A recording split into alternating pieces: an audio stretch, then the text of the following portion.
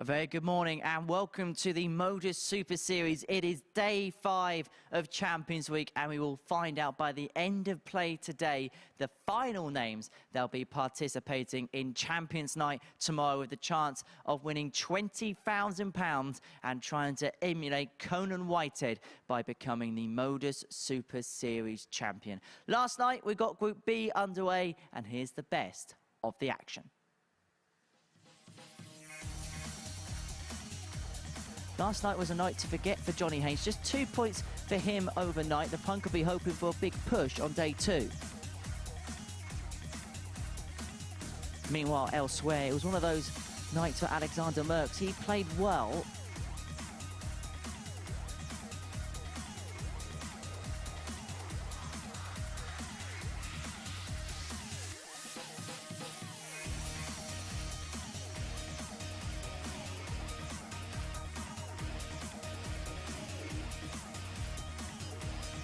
And Alexander Merckx, this 140 finish, a really impressive one for him here as he looks to harbour his place into finals night tomorrow evening. And then have a look at this 146 really was an impressive finish, wasn't it, last night as the race for Champions Night on Saturday evening continues to intensify. Well, apologies about that. We had a slight little problem with our monitor up here. Glenn Dunn is definitely up here with me up on the balcony. And last night, let's talk about Raymond Smith. How impressive. He could be a Pro Tour card player and hold his own in the PDC. That's the biggest accolade I could give him, and reminiscent of the sort of assessment I give of Scott Williams, who's going to go on and do big things. He's super impressive, and when you're up close and personal to players in the comms box, he just shines a light to me. Adam Mole, do you feel like after the start he had to the evening, he would have felt as if he should have got more out of it? I think if he'd have took 4 points beforehand, you know, he had a fantastic start. Very likeable player, good banter, you know, good character in there. And if I was him right now, you know, I'd be focused on the positives. He's got a real opportunity getting through this group. I mean, the 3 from 5 does give real opportunities, and he's right in the mix there, is the ADC player. Thoughts on Alexander Merckx? Absolutely superb. You know, opening game, he loses 4-0. I thought this was going to be a long night. When you do your stats on the guy and look at the information that we had, it was a case of, oh dear, you know, this could be a long week for him. I thought he was absolutely brilliant and probably the player of the night.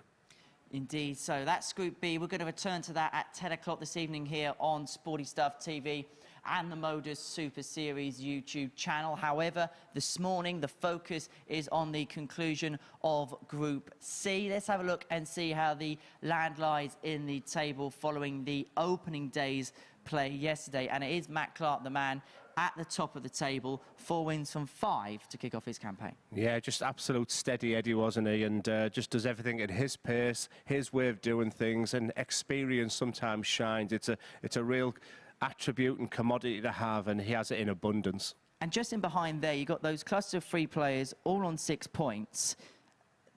It's going to be there for the taking, isn't it, today? Yeah, I mean, I've got a case for all of them, and I'd like to think Hendo or Adams, one of them two, could have one of them days where they get 5 out of 5. They still may rely on others to win. That's why this first game is absolutely crucial. Because you kind of get the sense that this is kind of an elimination game already. Yeah, I mean, you're the stat man as well, you know, so no doubt you'll be letting me know things of numbers, so I won't write anyone off too soon, but absolutely this game is the biggest game already, and what an opener, you know, 2 real legends of the game, and it shouldn't get started behind us. Talking about great performances, great players, Scott Walters yesterday broke the record for most maximums in a single session. 18, that's just ridiculous. Yeah, he popped his head in the comms box this morning, and I asked him, you know, did he know going into that final game, and he didn't. But the funny story of that is when he walked back in, Colin Osborne said, "You've just broke my record." So yeah, he said he was really happy with that, but he said records mean nothing to him. He's here to win it, and it'd be total disappointment if he does now play like he did yesterday, but doesn't get through the group. Most certainly. Let's see what the bookmakers then make of the running in this one, and perhaps not a surprise because he's got a 2-point lead and because the group's so tight, they've installed Matt Clark as the favourite.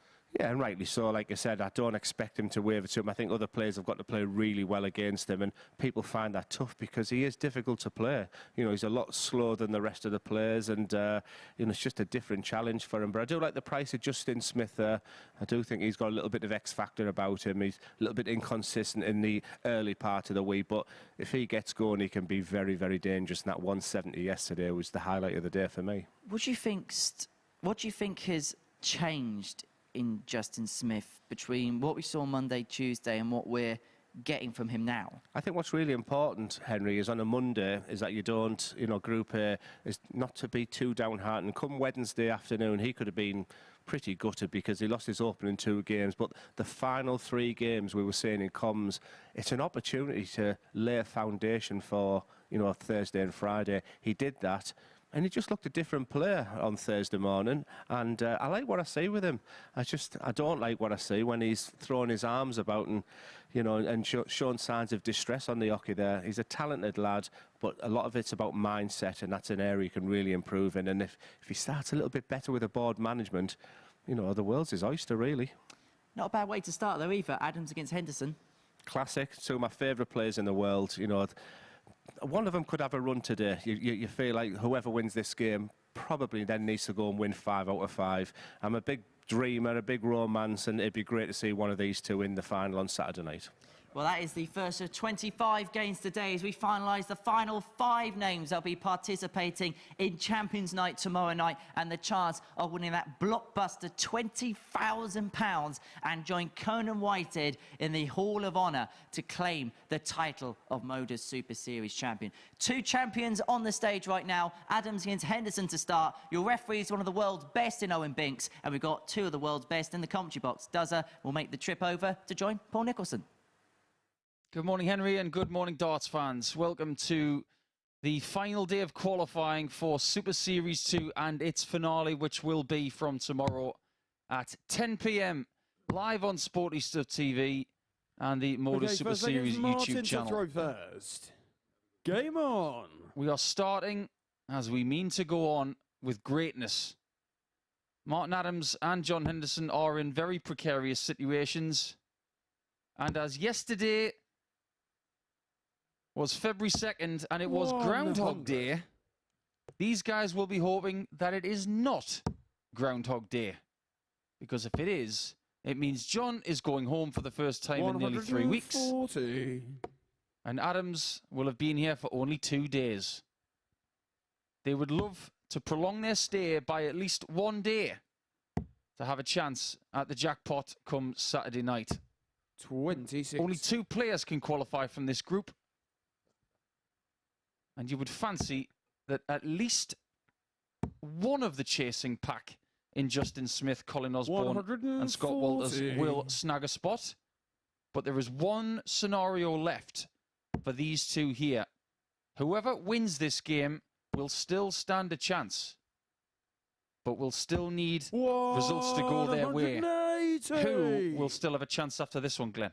Yeah, I mean, it was a great game between them yesterday. John Henderson saved his best till last, averaging over 100. Martin didn't do too bad, averaging, you know, 98 plus. It's just great to see these 2 guys on the hockey still, isn't it?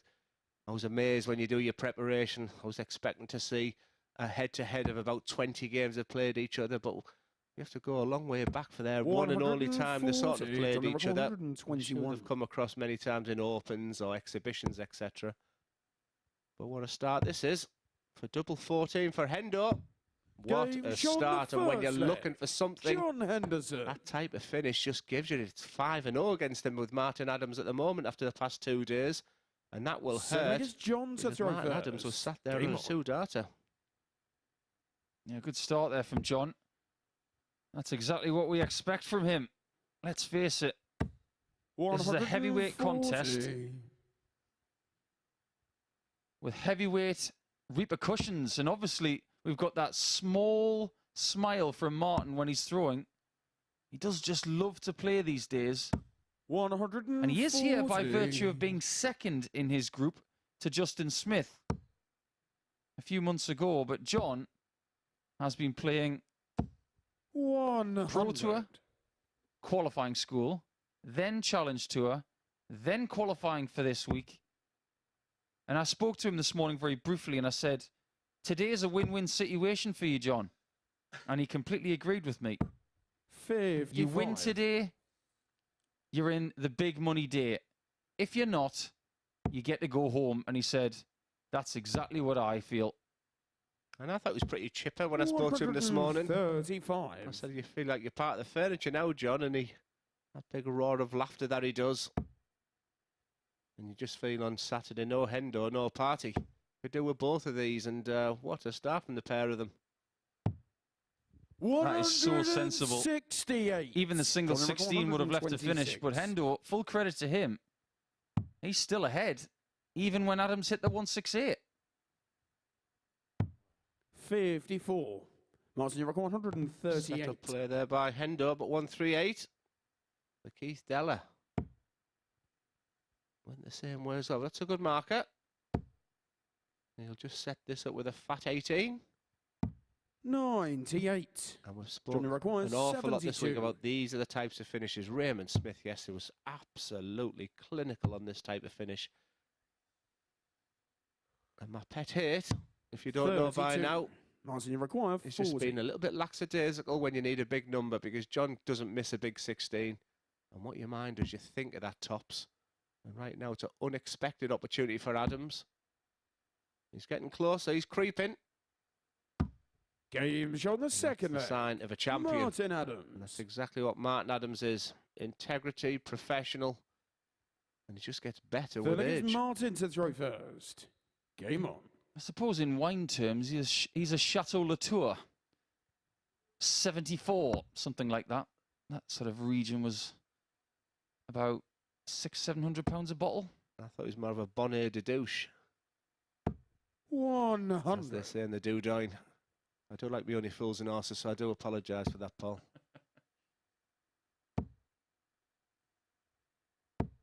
That was the noise that 100. that board at Lakeside used to make. Douche. Yeah. Well, I think Phil Taylor tried to trademark the word douche. He tried to put them on hats and everything. So, but I don't think he was very successful with it. So there must be trademarks somewhere. But I think he made about 150 caps he was trying to sell in Germany with the word douche on it. Are you being serious right now? Yes. Well, I hope he wasn't making bags. 100. Good point. I think the connotations of that might have been slightly different. But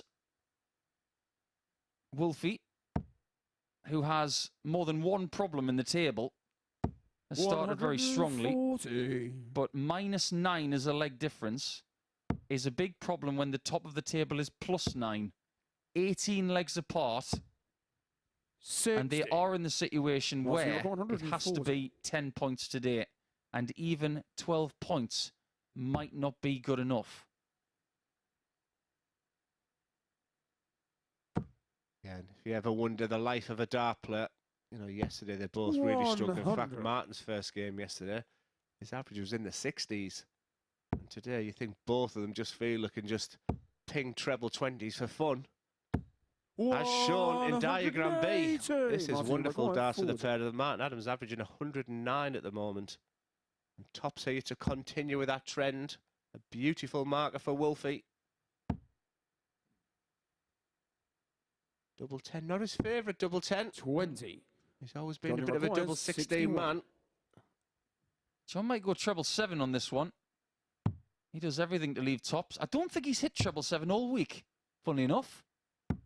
21. He missed tops for 2-1. Martin required 20. So this is proving to be a very key leg. After the hot start from Hendo, he's not able to back it up just yet, as Martin is displeased with that shot. The ideal backboard for that, Game show on the and beautifully third leg. executed for Adams to take the Martin lead Adams. for the first time in this contest. The closer this match is, the worse it is Fourth leg for is John both to throw players. first. What someone really needed was what John did to Martin yesterday by getting that 4-0 scoreline. 140. We're going to talk throughout the course of 15 matches in Group C today about what the result is good for in regards to the players that are on the Oki and who it's good for in the practice room, because this is such a tightly knit group that 41. there will be repercussions on either side of the practice room wall.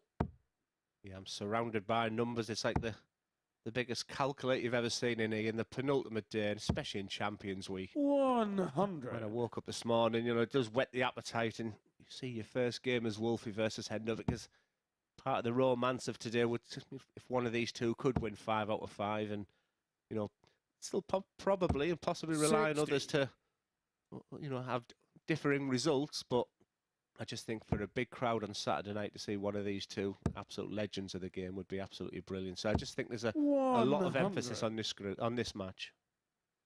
The scenario between these two is, for me, as such. Whoever wins this game must win their following 4.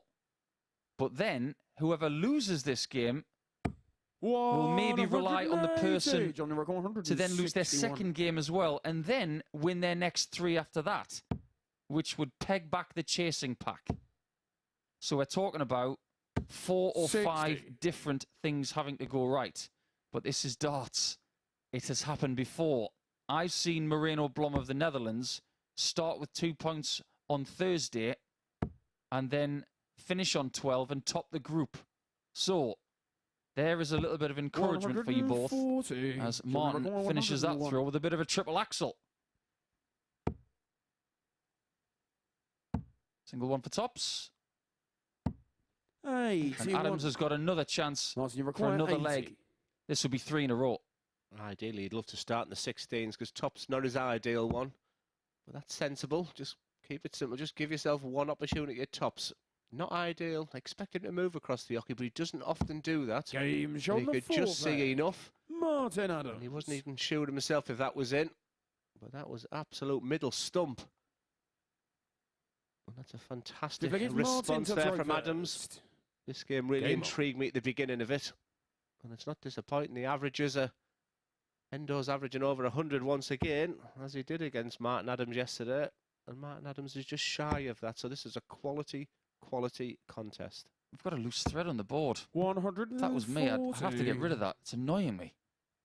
But then that's just me. I had a game and I'm trying to rack my brain and I refused to touch it because I was leading and there was something like that there. 121. You know, at one point, Paul, I think I was aiming for the piece of fluff.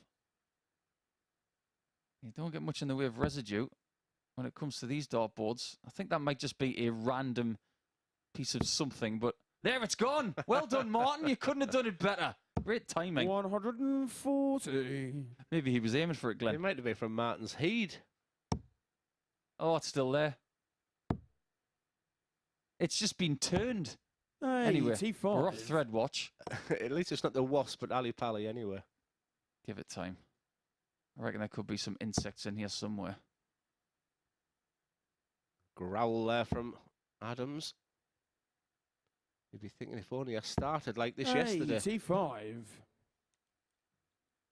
Just to put salt in the wound for John, if he's not going to get through this match, his participation in Saturday is down to about 150 to 1.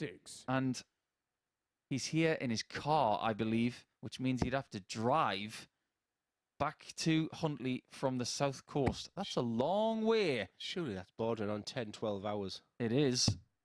And that was almost game set in the match for Adams in 12 darts. 55. I think we measured it. 612 miles. Same. It's 155 though, but you just feel, is that the last sort of bit of participation of John of hopes and expectations for Saturday night, because Wolfie is on 888 in this blockbuster of a match with 2 massive legends of the game. As Adam approaches, they're 2 good markers, surely. No score. I didn't even know there was a gap there. He missed by that thread. Well, that's a good miss, because now it's 2-2. Look at it this way, John. You've got 2 darts at a double instead of 1. Doesn't matter if it's double top or 2-2. Get it hit. It must be hit. 57. And because it's not, it could mean the end 16. for the Week 12 champion. And Adams' hopes would still be alive if he can find it from the angle. This is even more tricky than the last third dart. 8. Hence that. Johnny McGuire, Unbelievable. John Henderson will be thinking, the cat with 9 lives right now, because on the 5th just gives him the slimmest of hopes. As Adams with that traditional smile, but inside to be absolutely raging. John to throw first. If you don't give this man many chances, and with his darts here now, it would be a case of holding your own and then trying to break Wolfie in the last one. Game on. I hasten to say that these guys may have been quite happy with the way they performed statistically yesterday. 26. But then again, the stats have been lying to us all week. We'll get to Raymond Smith a little bit later on in Group B, and we will wax lyrical about how he statted last night. But Hendo, 88.48 for the week. I've seen people win entire phases or indeed a Super Series number with stats like that. But as far as Martin's concerned, who's finding another maximum there, the thing that really boggled my brain when I did the number crunching this morning was that Adams was at the bottom of the table with the second best running average yesterday of 91.26. Welcome to Champions Week, everyone, where a 91 and a bit average is good enough for 6th place. 140. And old money, that's averaging over 30. Wouldn't have expected. I think the two players I expected to be first and second were actually 5th and 6th, but that's been the story the whole week, really. Well, Matt Edgar made a massive point last week, which was so apt for Martin yesterday. His range was 111 at the top, and the bottom was 68. So in that regard, his range was too big. 97. If it was tighter knit, he probably would have got more points. Hendo to survive again is now looking at 14 ball. He's missing shots. But is he missing this one? 42. Another chance for Adams to close it out. Required 58. 4 legs to 2 is now the ideal score for him. Not his favourite dart is tops, but he's got 2 opportunities. He only needs the one, and a fantastic opener. And John just looks a little bit resigned. I think he knows his fate right now. For Adams, what a story it would be if he could just run through with another 4 victory today. I say just. It's a tough ask, but if any man can do it, Martin Adams kind of look at them stats. Look, between them yesterday, they averaged 198 between them. And this time, 95.97 for Adams, 98.22. A quality affair. Maybe just the checkout is an area that they both can improve on, but what a way to start the day. What a way to start for Group C. And next up, it's the 180 machine, Scott Walters, against top of the table, Matt Clark. A clash of styles. Don't miss that one.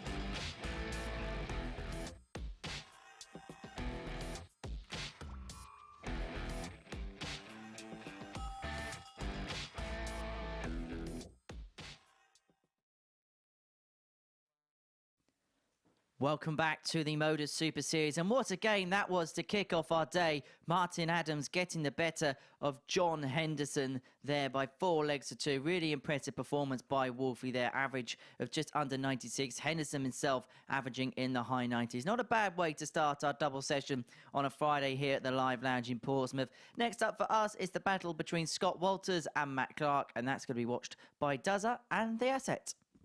Thanks, Henry. Yes, Matt Clark was absolutely superb yesterday. I felt like when Scott played him yesterday, he sort of beat him mentally. He was sort of shaking his head a little bit, and you know, that's, like I said, they're the types of challenges when you're playing a slow player. This guy's not going to change for anybody. He's top of the table for a reason, and he's maximising his strengths. And one of his biggest attributes is his experience. He's been there and done it. He's played on the biggest stages in the world. And he continues to enjoy his darts, and he's not going to throw it away and speed up because somebody else likes to play a bit quicker. That's going to be an interesting first game for Matt Clark. I don't think it's all done and dusted for him just yet. Game on. I think the common theme is that he's not going to throw away a top-of-the-table lead, but this guy yesterday was the story of the day. 18 180s in the session. A new record for the MODUS Super Series. It was 100. something to watch.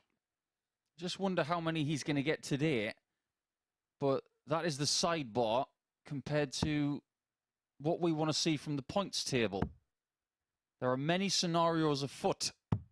But when it comes to Walters, if he can get the win against Matt Clark, and regardless of what happens in match 3, we could potentially have 3 players on 8 points going into round 2. I know somebody who wants that to be the case now. That's Martin Adams, because he's on 4 points and he wants the bridge between his place in 5th to the top to be 4 instead of 6 points. 43. Adams is not out of it, but maybe Hendo is, which, let's face it, sitting on the fence, being impartial, it's still sad. 140. Yeah, you've got a case for everyone. You want to do well, but John Henderson, Martin Adams, they just bring something just a little bit different. But it's great opportunities for these guys. You know, Scott Walters is due at County this week. 100. You know, the opportunity of being here on Saturday is absolutely massive. It's huge. You know, maybe life changes is a bit too extreme. So the reason he's looking at the board there is 164. He knows how to finish, but because Matt Clark's on 259, he's very sensibly just going to be playing up. And he does this a lot. I don't know if it's the way his darts sort of enter the board or it's them luminous flights, but that's a wonderful setup and job done. I actually do think that if he was to win the 20,000, it would be life-changing for him. I don't think it would be for a lot of the players this week. It would change maybe their year or potentially their 2-year plan. I think for Walters, 32. Considering what he's been through in his life over the last couple of years, I think it would be life-changing because it would give him impetus. Game shot in the first. And that's a great start. 13 darts. And he, like Richard North at this point last week, is talking a very strong game. And they're both delivering a very strong game. If you're not too familiar with Scott Walters, he's from the beautiful town of Winchester, which, funnily enough, used to be the capital of this country. Well back before London was. Welcome to history at the MODUS Super Series. But he used to take care of his ailing dad. He was a carer for quite a few years. And his darts were on the back burner a little bit, but since the sad passing of his father, he has had the opportunity to come to this venue and to Southampton, where he was given an invitation. He's had problems with injury, which almost killed him. So he's got a story to tell. And if he lifts that check tomorrow, I guarantee you, Henry might get a bonus 10 points in the interview because I think there'll be tears flowing. 140. Stuff in this week has been this is massive scoring. You know, Matt Clark had one objective, and that was to continue the winning streak from yesterday, and just maybe 2 wins he'd have probably been eyeing, getting himself to 12 points. And the last thing he wanted was to come out and a heavy defeat to Scott Walters, but his game on right now. And you just feel every time he goes to the board, Scott, he's got massive scores on him. And here we go again. 135. He won't mind if he gets 164. a few less 180s today, as long as he substitutes those 180s for maybe an extra few 140s on top of his score from yesterday. He will have a look at the 126 to double his lead. And if you look at that number 9 next to his name, that means that he's scoring extremely well in this first 60. match and is adapting to this pace 126. even better. And 126 is all about the 19s. He'll stay there to leave the bullseye. Now we'll reset. And realise the best thing he can do now is leave a 2 darter. 82. And that's what it's Make all your record about. 104. And for Matt Clark, 104 has now become a necessity. Pick your route. And he is a bit of a traditional cat. Going to stay on the 60 to good effect. Used that lie really well. I thought it was a blocker, but he used it as a side marker. 92. And Scott will have his chance Got your to record double that lead. 44. But this is even bigger than leg 1, because this is to break the throw. Double 16. Game Seems to have that one on the end of a string. Scott Walters. All is well if you're a Walters fan. And if he makes tomorrow night, there will be plenty of people to shout for him. He will be on home turf. He's one for you, Paul. 18 180s yesterday. How about if you complement that this week, today, sorry, with a massive checkout percentage rate? He was right. In the very, very early days of this game, it's a 2 darter a double and hit them both. Keep leaving double 16 then, Scott. And there's something we haven't spoken about throughout the course of this week yet, which is quite important. The winner of this week gets £20,000. If you make the final, you get £10,000, which is what Graham Usher received when he lost to Conan Whitehead in Super Series 1. Make the semi-finals and get through your group, 3,750, so you can see that the further you go, there is a bit of a gap between the prizes. It's the way it should be, in my opinion. By just making Saturday night here this week, £1,250. And there's something else. 180. I've mentioned the number 9, not because of the amount of darts thrown in a leg to leave a finish, but if you get a 9 darter this week, there's a bonus. 85. It is a rolling bonus. Nobody hit one in Champions Week in Super Series 1, which means the rollover is now £1,000. So the possibility over the next 36 hours is for £21,000. 100. Scott Walters with a 219 there. He should be thinking about the 19s with his last start. Doesn't look like he is. 140. Why should you when you pepper that treble 20 like he does? And for Matt Clark, who was in total control of this leg, very traditional. He'll go treble 20, treble 17. And all he can do now is set it up. And if I can give Scott Walters any advice on 79 97. Don't miss the 19. Scott 79. Just keep it simple and give yourself at least 1 dart at tops. And the treble 19 would be a bonus. Nice straight arm. And here's your chance for 3-0. 59. And if they go in at 3-0, and you can see the frustration, because he knew what the implications of that. That double top goes in and you're pretty much certain for the match. He's thinking possibly that he threw that dart just a little bit too quick. Game shot. Clark does get his first leg of the day, and it's a good one. It's a 13 darter. And the first time Scotty Walters shakes his head. Fourth leg, it's Matt. If there's any advice, I would say don't show Matt anything, because he'll smell the blood. And there's that snarl of Matt Clark. That usually means one thing. And that's a treble 20. 140. These two are the kings of the translucent flights, albeit Walters using flights that you could find in a cave. Probably with your eyes closed. 180. Well, he's finally in the 180 column. It's taken you a while, Scott. Come on. That's number 20 for the week. Oh, it's number 19. I do beg your pardon. I'm getting carried away. Maybe you've had a premonition. Here it comes then. 140. I was wrong. Not the first time. I couldn't use these things. Honestly, they'd blind me. And that is a dart that happened yesterday. 40. When he does collide with these one-piece stem and flight combinations, the material is quite rigid. And when you hit it with the barrel, and particularly the end of his barrel, which has a little bit of flattened nose on it next to the point, 180. the deflection possibility is there. I think he's just mulling it as he hears the call by Owen Binks of 180 for Clark, who was back in the match all of a sudden. He definitely prefers his dart underneath the treble 20 bed. 57. When he usually does go Right, over, then he required can incorporate 41. the 19s and the 17s. But it's all about Matt Clark all of a sudden. This would be for an 11 darter.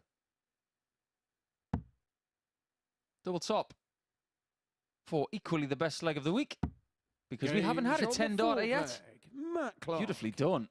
His average is starting to climb. Climb it does Fifth leg, to it's Scott to throw 107. first. Game on. Walter's on 103. Fascinating stuff.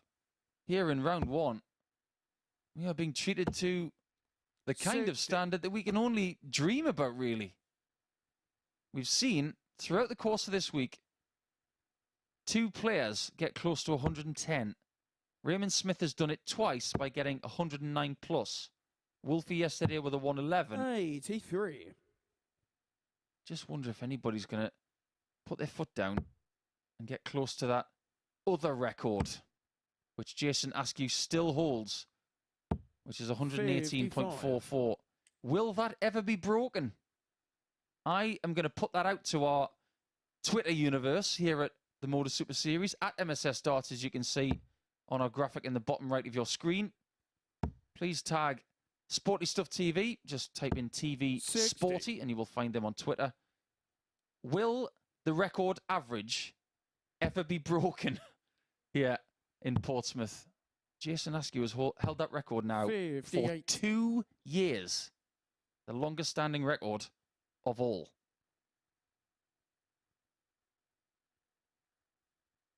Matt Clark has to break Scott. Once again, if he's going to win this game, and he's in a good position now with only being 30 behind, and with that another maxi, 180. he's looking absolutely fantastic. Any doubts that we had, and that's the effect when someone hitting 180s, your opponent then will start thinking, 26. and that 26 will be music to Matt Clark's ears. His previous leg was an 11 darter, and after 9, he's on 178. So quite simply, just a setup. He won't like that, but he'll stay there. That's the only time I've ever heard you quote a Newcastle United player there, Glenn. You said Maxi. That's what we call Alassa Maxima. 134. That's not far out, Paul. I've already had a message off Chris Dobie this morning. He must be in pretty good mood. He's in a very good mood and clearly let me know about it. 125. Telling you, if he wins the Premier League That record, overall, 44. that's it, I'm done. I've got no more comebacks to him. But if you're listening, Chris, well done last night. What a week in darts. Oh, that's a miss. That is 31. Considering how well he's played the last couple of legs, I didn't expect him to miss a single. For a 15. 36. He'll like them last 6 or 9 darts, but he's still in total control of this leg. And all Scott Walters can do was look at maybe a 137 here. 83. And all of a sudden, Matt, you require 8. it's Matt Clark. And if one double's been hit consistently this week, it's been this double 4. And it's eyes on the prize. Can he deliver? Surely. Did that get closer or further away? I couldn't quite tell. Oh, that's a Game great on the shot. Fifth leg.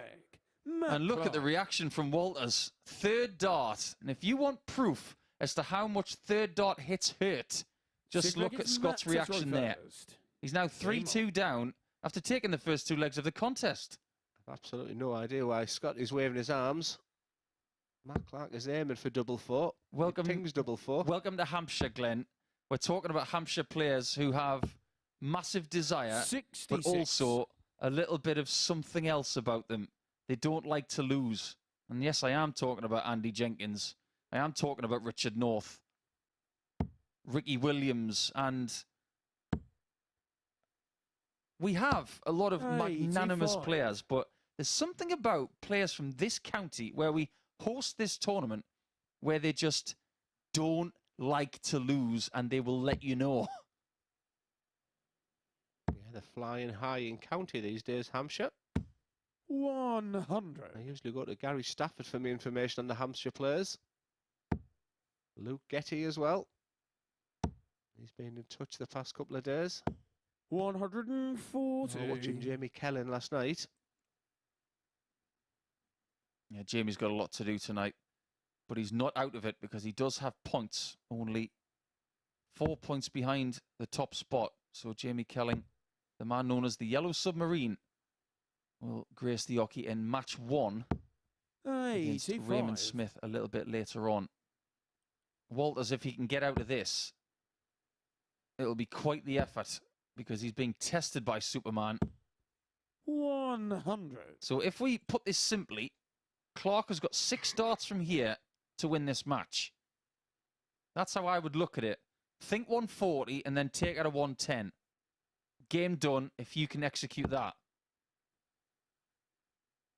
And I mirror them thoughts. If you wonder what a dart player is thinking right now. 140. There's the 140 that Paul alluded to. And you feel good. You feel like it's a free hit at it. But saying that, Scott Walters is doing everything he needed to do because he 140. needed to break Matt Clark in this Maguire, leg. 110. And after 12 darts to leave 36, you feel job done. And this 110 will be an outstanding finish considering what the situation is right now. Treble 18, surely. Beautiful dart. Double 18 is a match dart. And it's the only one he needs. He follows the script. He did get the 140 and he did get the 110 as well.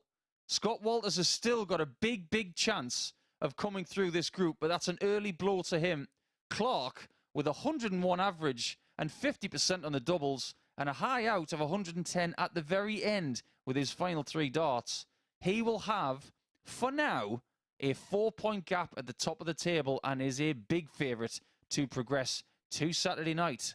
Justin Smith and Colin Osborne will have their 5th match against each other in game number 3, and one of those players is about to get to 8 points after the break.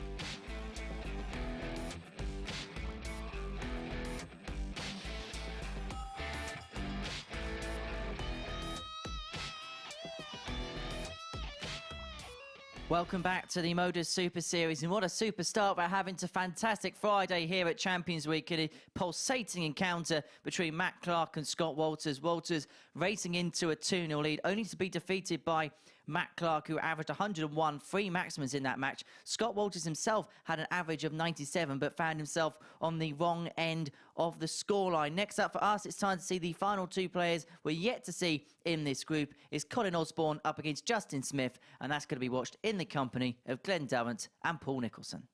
Yes, thank you, Henry. If the scenario is that Matt Clark is running away with this competition, and this game here between Justin Smith and Colin Osborne is massive for second place. Both are currently lying in second and third. I guess a Scott Walters defeat in the last game really suited these players. Or would it have been better for it to bunch up? I mean, the focus right on now is if whoever wins this game has got a real big opportunity. The guy in your picture there had a dreadful Monday and Tuesday. Big concerns for Justin. But on Wednesday, he found something. And then he took that into yesterday. And he looks like he's up for the challenge today, whereas the guy in your picture was absolutely sensational, was Colin Osborne on Monday. But very, very critical of his own performances on Tuesday, Wednesday. We just felt in the comms box he was playing just a little bit too quick when he was at his worst. But he found something again yesterday. And today's a huge game for him. He is desperate to be here on Saturday night. He said it's his priority right now for the season. And his focus is there. Okay, first leg is Justin. That's right Business first. starts right Game now, Paul. on. Yeah, this is the time where you've got to kick on. And that's one thing that Justin has done over the last couple of days. 60. Getting pretty much exactly the same from his day on Wednesday and Thursday. 6 points and +3. But what he's looking for here is only his second win against Osborne this week. But again, the bright side for him is that he got that first win yesterday. 45. Every single metric I can find seems to be improving Wednesday, Thursday, and leading into Friday. That must continue. Otherwise, he will not 140. make Saturday for me, because I am going to stick my neck out. I don't think both of these guys make Saturday. I think only one of them can, because Clark is in the distance. Yes, and after that 100 average, a 2-0 down Clark, you know, part of me was thinking, could this be a really tough day for him? Because people will feel that it's more talented than Matt. 45. It's just very, very difficult to beat. But he demonstrated both there. His attributes have been very, very solid match player. But when you're banging 100 averages as well, you've got to be playing well to beat that. And that's why this caveat game here is just all of a sudden become really important for second place. Colin Osborne, his throw's definitely speeded up since the last time I saw him. I don't know if that's a conscious effort for him, or if he's just playing sometimes the player. But Smith, who had a 156 this week. He's also had the biggest finish of the week, which came yesterday. The 156 and the 170 came yesterday on a day where of the 6 players in this group, 5 of them had their biggest finish of the week in yesterday's session. The only person who didn't? Colin Osborne. He had his 135 quite a few days ago.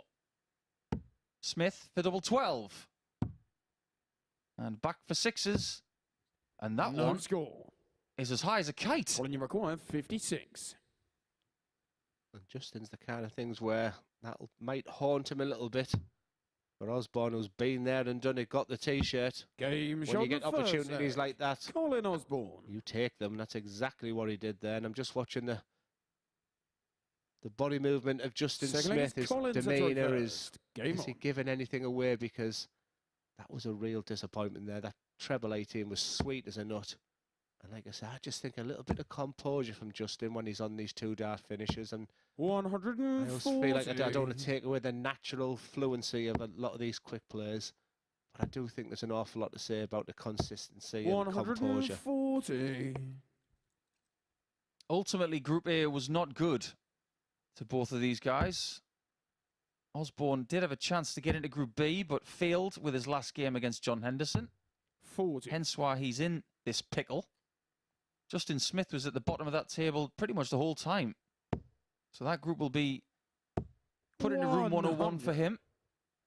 But if he can make Saturday night, all will be well. It's a big ask to try and snag that second spot, because I do believe that Matt Clark might be in a very comfortable position. 99. Maybe only 2 wins away from getting the top spot.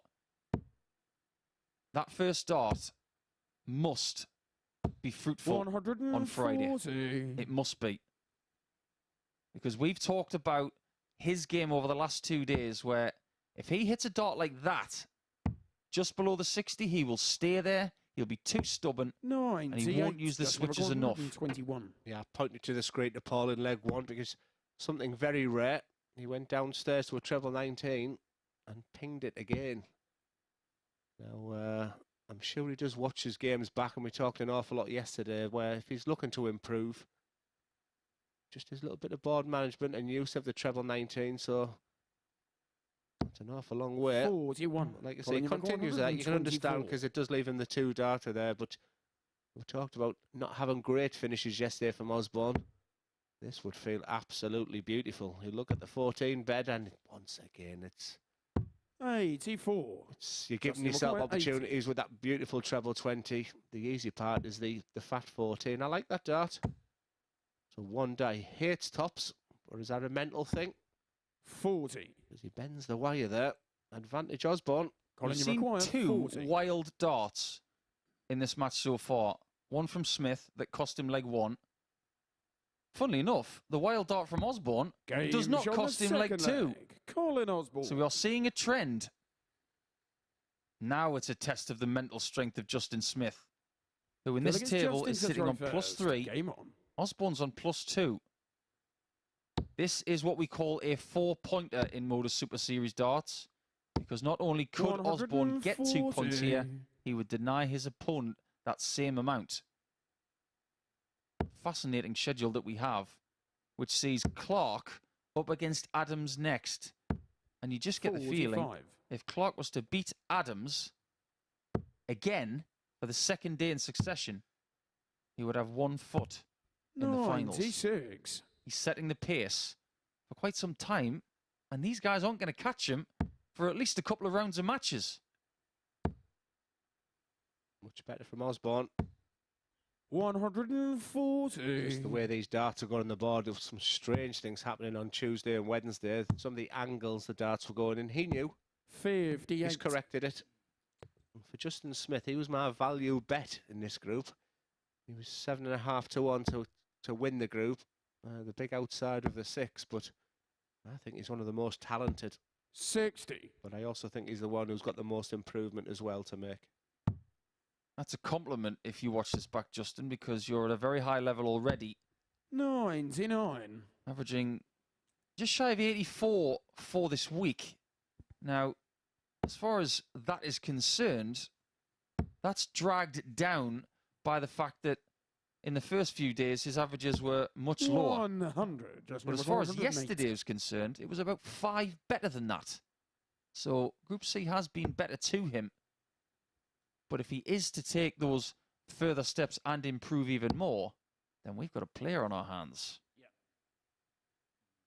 I'd use the bullseye with the last dart because I wouldn't even attempt to go for treble 18. 42. I would have left double 13. The bullseye would have left double 18. The dart he likes. And Osborne, who's never in this leg. It's not the end of the world, that dart for Colin, the way he plays, but he's just got line and length. A little bit skewed there. So not 40. Too much damage for Justin Smith. And on 66, we'd be looking at treble 10 or bullseye. And I think he changed his mind there, but it's treble 14 he went for last second. I believe double 12. He bends the wire again. Game shot. What a dart that is, because sometimes Justin you think Smith. Everything's going against you when you're bending wires and you're 2-0 down, and today's not my day. And you're fighting yourself internally. Game was a big dart. Now he sips his water and he's thinking, now's the time to break Osborne. I don't want to hear that dulcet tone of 180. 125. If you're not prepared or willing to hear certain calls from referees that you haven't hit something by a mere 1 or 2 millimeters, if you can't take those swings, those big hits, not literally to the jaw, but metaphorically, then you're in the wrong sport. This is a sport where you have to have a strong chin, a 100. strong mind. But if you can't take that, my advice is to try a team sport, to try and share 100. that kind of thing. This singles sport is brutal. It's very, very tough if you take things to heart. Trust me. Wonderful. 180. The man who used to hold the 180 record for a day has now just got himself into that column. 100. Colin, you require 96. 96 would give him equalising the best leg of the day so far from Matt Clark, who had an 11 darter. He'll take the 12. 60. Darts is all about timing, and that 180 was absolutely crucial because Justin Smith was just beginning to lay some foundations to win this 59. game, but Colin Osborne has required been absolutely 36. brilliant in this leg. It was his 21st maximum of the week, but it's all about this double 18 now. Game shown the fourth He leg. had two Colin eyes Osborne. open at the first two darts, but that one was pretty clinical and a 3-1. This is a big move from the Middlesbrough man. It's Justin to throw first. Game on. Speaking to him before the competition, he said this week he's been geared for a long, long time. He's had to wait a long time to get back here. Maybe not as long as 134. Justin or Martin or indeed Jim McEwen, who's in Saturday night already. I wonder what he's been doing yesterday and what will he do today. But it was week 4 that Colin 100. Osborne came through. And when we've had our traditional video package that shows all of the winning moments, 58. the thing that overshadowed Colin's performance in that final game in week 4 was the reaction of the person he beat in Aaron Monk, who was in the background looking like 100. he was trying to pull some sort of abs move at Mr. Olympia. I don't know what's more box office, the reactions of Monk 99. or the fact that Osborne wins. He's wearing the Blue Stars today. They'll be hoping that they will shine for him in a quest for the top 2. And trust me when I say this, 100. he doesn't care whether he finishes first or second. He just wants to be in Saturday night. Yeah, I don't think it's about coming first or second today, apart from the fact it could give you 100. that confidence when you play against that player tomorrow night. At this stage, it's just given me the opportunity to go from 12 to 6. 12 players start of the week, and at 6 we'll see on Saturday night. Hopefully in front of a 60. bumper Just crowd. 110. Don't forget, tickets are free. Come and join us tomorrow night. Simply just go to dartshop.tv. We're expecting absolute fireworks tomorrow night. 74. Maybe fireworks for Smith Colin, there you require on double 18. 141. And this would be for the match, and what a way it would be to win the game. Can you, Aussie? Can you take it out? Can you finish the job and get yourself some more legs in the bank? Not yet. And Smith, who has 97. left Doesn't double require 18 probably more than 36. anybody else this week, goes for it again and again misses it low. Double 8. 20. Hands Osborne Colin, you require 44. his best chance of winning this match by 4 legs to 1. You can't do that against classy players like this. As he goes for Motown on tops. He knows this is big. 34.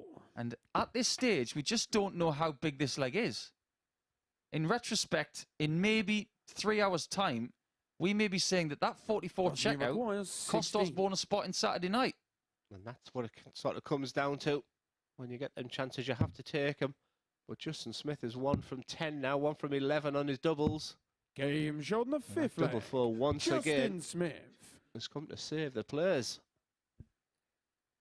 Colin Osborne will be thinking, oh no, back to 5 or 1 again. First. Game on. Like I said, when you talk about skills and attributes, the fact that you can brush that aside is one of the biggest things you can have, because if that leg is still on your mind going into this one, you've got real 99. problems. And 99 is acceptable start.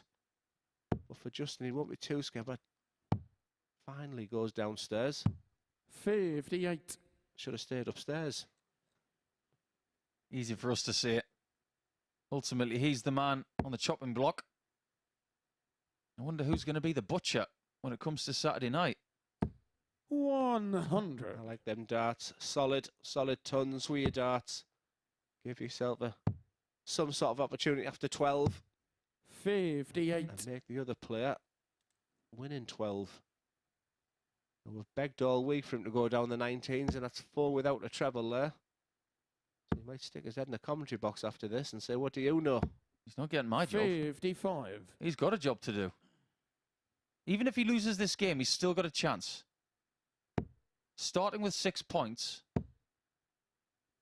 on a Friday morning does give you the luxury 100. of maybe one loss. I said maybe.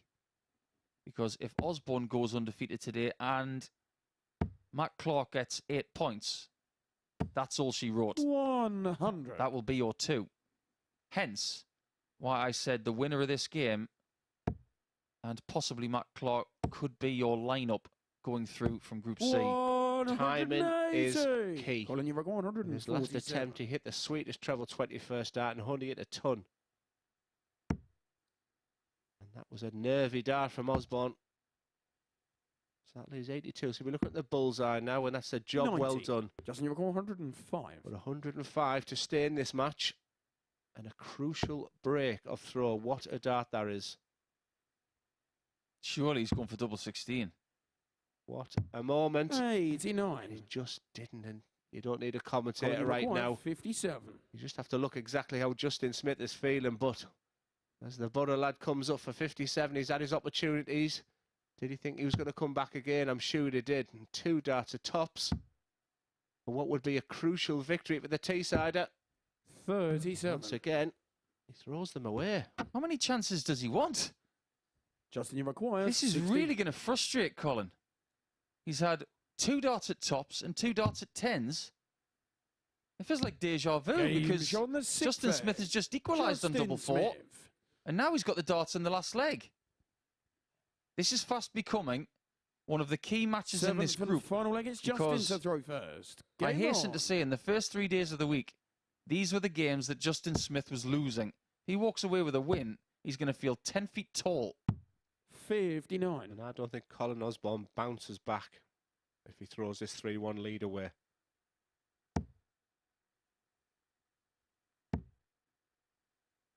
Time will tell. It's easy for us to say 100. it.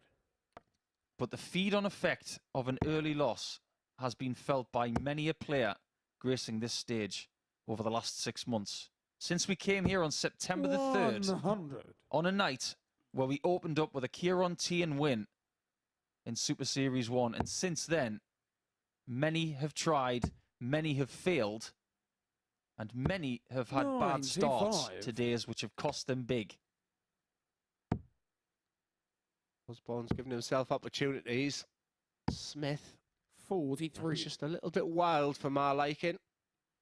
Colin Osborne, 306 would normally start in the 19s, but at this stage, even 100 at this point would be acceptable to the player. Now, Justin, you've got to start 19s here. You must. There are no caveats to this. Unless... Surely now he's going to go downstairs. Well, Justin, you were just about to put pie in my face by saying there is a caveat. And what did you do with your last dart? And I want you to watch this back. Don't ever do that again, because that could cost you 105. monstrously. What a conclusion to this game. It would have been even worse if you'd got 2 treble 20s there. Yeah.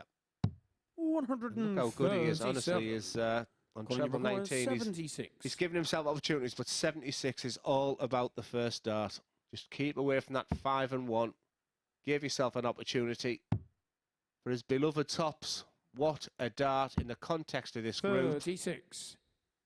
Well, He looks to the Justin, you heavens. require 22. 3 legs he could have won to win the match. Could have won 4-1, 4-2 or 4-3. And he ends up losing it by 4 legs to 3. Justin Smith was dicing with game death throughout that contest. He made errors, but he did get enough chances in the end. And he could do one thing that Osborne could not, and that's finish it off. very even in the metrics there. Apart from the average, as you can see, Justin is a good 5 points under that of Colin Osborne. But ultimately, him having 4 legs gives him 8 points in the table, and Osborne will have to settle for 6 for now. That's round 1 over. Plenty of drama there, and there will be plenty when we come back for round 2 after this.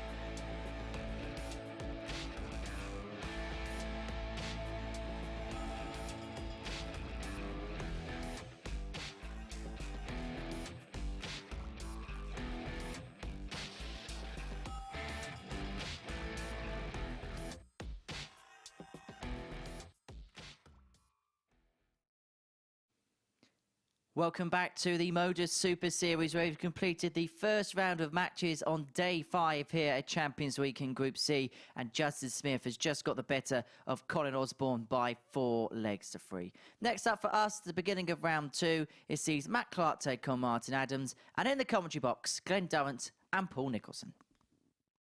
Thanks again, Henry. Oh, how things have changed a little bit in the table through round 1. The stranglehold that Matt Clark has on Group C is a little bit stronger now, and Justin Smith survives his first game to stay 2 points behind him. Superman by name, we're about to find out over the course of the next 4 matches whether he can be Superman of Group C. Osborne and Walters will stay on 6 points. Adams is now in search of a 2nd consecutive win for the day to get to that very point. And if he can, he will be in the mix. Okay, first leg is Matt to throw first. Game on. We had a little bit of a chuckle just now, Glenn and I, because we looked at the times of the matches in round 1, and surprisingly, Matt Clark's game was the shortest in time, which 60 is unusual because he's probably the most deliberate player. He said he's going to put it to right here and going to have a 30-minute game, so he doesn't want to ruin his reputation. I'm really impressed already. I know it's very early doors. I just think Martin Adams has just got the bit between his teeth today. I think he's got right in the wrongs from yesterday too. And it's a strong possibility if he gets through this game that something just could happen to Martin Adams today. Just one loss for me, and all of a sudden, you know, both Henderson and Adams are now detached. But what a fairy tale it would be if the great man could Could go all day, 5 out of 5. For him to grace Saturday night would just make it, for me, extra special. If the game is going to be about half an hour, that might give us a bit more time to talk about 140. some things that people may ask. Adams has got his idiosyncrasies, and he's never someone to change much, but it seems to me like he's got new shoes on this week, which, let's face it, you have to do now and again. But there are things that don't change. 137. And if you look at the back part of his right leg, he has a darts case strapped to his belt. You don't see many people do that. It's a rather old school thing to do. And you don't see many players 60. these days with the amount of jewellery on their hands in the same way that Martin's got here. You used to, with Bobby George, Mervyn King, some others. But nowadays you see more along the lines of what we have from Matt Clark here. No bracelets, no rings. In fact, as we see our first 180 of the game, if you took one of the rings off the hand of Martin Adams, that's effectively like changing the weight of the dart. I was going to say that. And something else that hasn't changed 39. is that beautiful throw of his. 35. And there's the dark case. It's like a holster, isn't it? I think it's cool. What do you think? I think Martin Adams would have made a great cowboy, you know. He's got that look of that cowboy that you just wouldn't mess with. Jesse James is muttering to himself. But right now, it's all about Superman. 19. This is gettable. 62. Would be for a breakthrough as well. Adams has currently a leg difference of -7. He's still 18 legs behind Matt Clark. That was the same at the start of play. 88. Game shot. Beautifully executed for a 15 darter, so mission 1 accomplished. Every time I see him miss a fat double 16 like he did there and hit a double 8, just take me back to that amazing semi-final that I had. Game on.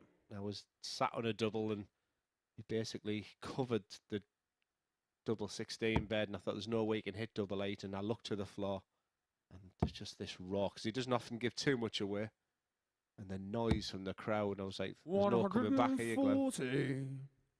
Is that the dart that has hurt you the most?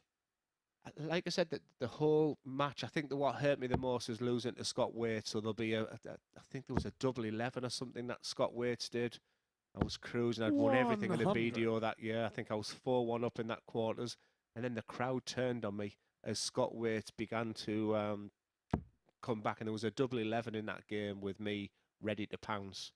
I think that hurt more than anything, because the funniest thing of everything that I've ever achieved in darts, it's if you go on YouTube, the best video, the most watched video is Suicidal Darts Player, and it's me being interviewed by BBC or Channel 4 after that game with Scott Waite. It was absolutely devastating. I thought at that moment, I'm never going to win Lakeside. I've never actually agreed with those interview processes when the player was upset. 60. And the one that really got me was when Scott Waite beat Andy Barton's at Lakeside, and Andy was in tears. I thought that interview was very unnecessary. And Andy Barton's is somebody, without giving anything away, because I don't know, 41. he's someone I want to see here this year, because I think he can do serious, serious damage. The man who's been to Lakeside quarterfinals twice and to the Dutch Open final last weekend, where he lost out to Barry Van Peer. Well, he's very, very talented. And even at my best in the BDO, if I come across Andy and he played his best. I remember him having his family behind me in one, and honestly, he was absolutely sensational. But it just sort of lacks when it comes to the, whether it's a Q school, whether it's a one dart to win a match, he's sort of a bit like Martin Schindler. Historically, how he's been, where when it just comes to the nitty gritty, he just misses out. But Martin Schindler, I think, is going to have a tremendous year this year. He's, he impresses me every time I see him now. Clark will be ruining missed shots at the start of this match to take the lead. 100. Martin, you've got Adams, 161. so far, is doing pretty good stuff. And in his second match yesterday, he was at his peak. The peak of anybody this week, average-wise, 111.33. And also 100% on the doubles. That equalised 30. his Now you personal require best average with us. 101. So he's done that, not once but twice. There's the grimace. I mean, this guy's highest average going into today was 93 and change. Already this morning he's had 101 and he's averaging just shy of 100 here. So any thoughts that being top of the table is going to be to his 21. detriment? Martin, you've got 131. But that's a disappointing setup. Because 131's actually a finish we like. But you do need that treble. For 20, so many players now going treble 17 and 2 tops, but he's going to set this up with a fat 19. It's one of the biggest finishes, actually, to 99. win any World Championship, Now you 131. require 80. Philip Taylor, 2010 against Simon Whitlock. 140 is the biggest to win a world title in the PDC. Yeah. Rob Cross. Matt Clark's going for tops. 40. And Adams is going for the double that's been hit Martin, the you require most to win any 32. World Championship. In fact, it guided the man to my left to 2 of them. Double 8 again. Can he find it Come on, with a Wolfie. dart in the way? And he does it Games on the again. Second leg. 2-0. Martin Adams is starting to howl. I can envisage in just over around So look, it's Matt 30 to throw hours' first. time, Game this on. place starting to fill up. And when he's hitting things like that, there is a chorus of howls. But if that is going to be the case, someone's going to have to lose out in this table. Someone's going to be 44. watching from afar thinking, that could have been me. I'll tell you how old school this game is. Can't remember the last time I've seen both players wearing proper shoes. Never mind these trainers rubbish. It used to be the rule. The rule was black trousers, black shoes. 95. There was no giving in, apart from one player who had medical reasons, and that was Andy Fordham. But these guys stick to the old rule of black trousers, black shoes, and a traditional style dart shirt. Yeah, Peter Wright changed everything really, didn't he? 100. To be fair, the horizon on clothes, tungsten, you name it. And Peter Wright changed things. He got express permission to wear those trousers, in fact, from the PDC's chief executive officer. But before that, there was somebody who dabbled a little bit at the 2010 Grand Prix in James Wade. He wore a pair of shiny, dark grey trousers. And we all just turned to each other and said, what are those naughty-looking things? And since then, he's had a couple of shockers, James Wade. He had those crimson-looking things about 4 years ago. They were awful. He's suffering with gout terribly in a Pro Tour game with Stephen Bunting, and he's actually wearing a soft trainer now. And when you talk about people and longevity and people's throws, I think James Wade's right up there with the best of them, along with the man in your picture right now. Well, if he's getting gout, you've got to tell him to stop eating scallops and having fancy champagne then. 140. You know what they say, it's a rich person's disease. Well, the referee, Owen Binks there, had a beautiful scallop. Was it a curry? Scallop? Yeah, it was a Thai Stir-fry. scallop dish on Wednesday night. I know I'll be getting it next time I go. My pad thai was just a little bit too much for me after my soup. I think he's trying to get us back, you know, because after last week when he had his famous jam sandwich for 55. dinner, I think he was Martin, trying to you've got overcompensate. 126. There's some good order in there, Mr. Binks. But this would be some good checking out. He doesn't have to go bullseye if he gets the 57, but he will if he gets it. That might have actually done him a favour.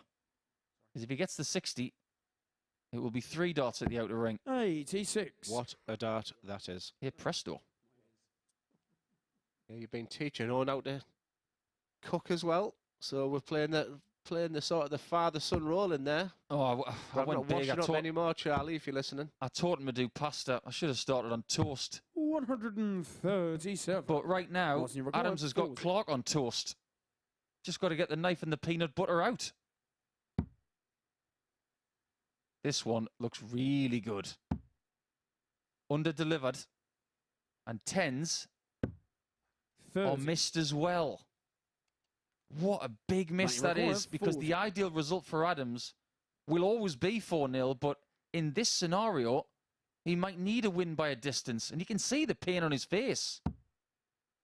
Because you just don't fancy this guy missing right now. all because of the eyes. Game shot in the third leg. So how I read Clark. players, the focus and intensity of this guy. He would Fourth win leg, this it's Martin competition to on throw Saturday first. with Raymond Smith in the Game final. on. The focus is just unbelievable. Then when you watch a Justin Smith where, you know, the concentration really of a fly, but uber talented, you know, that's why all these dart players are so different.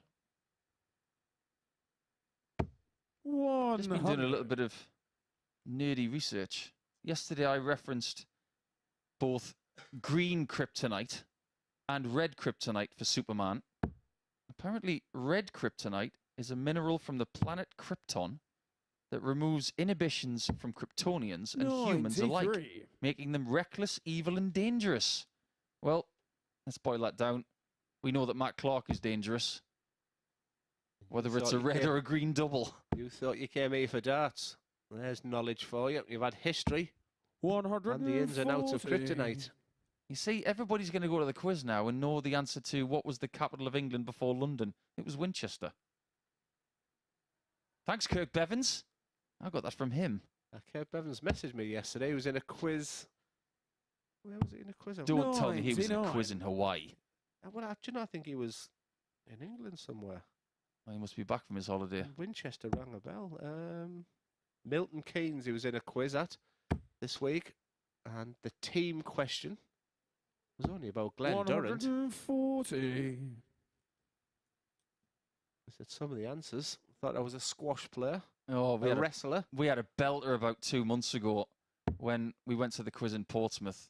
And the question was, which Welsh darts company provides the Professional Darts Corporation with dartboards? And the answer was W. And I thought, if I get this wrong, I'm for the chop. Martin Adams has had the chance for 3-0. He fluffed his lines, but he might be trying to give Matt Clark the chop still. I don't think he looks at what an opponent wants, because no matter what was happening there, it was treble 17 bull. Even if Matt was on 300 plus, I'm not so sure he'd do. But what Matt can do is put some pressure on the 69. 99. Gives him an outside chance still. And Wolfie 69. could be ruining those and still thinking about them darted tops last time. But it's typical of a dart player.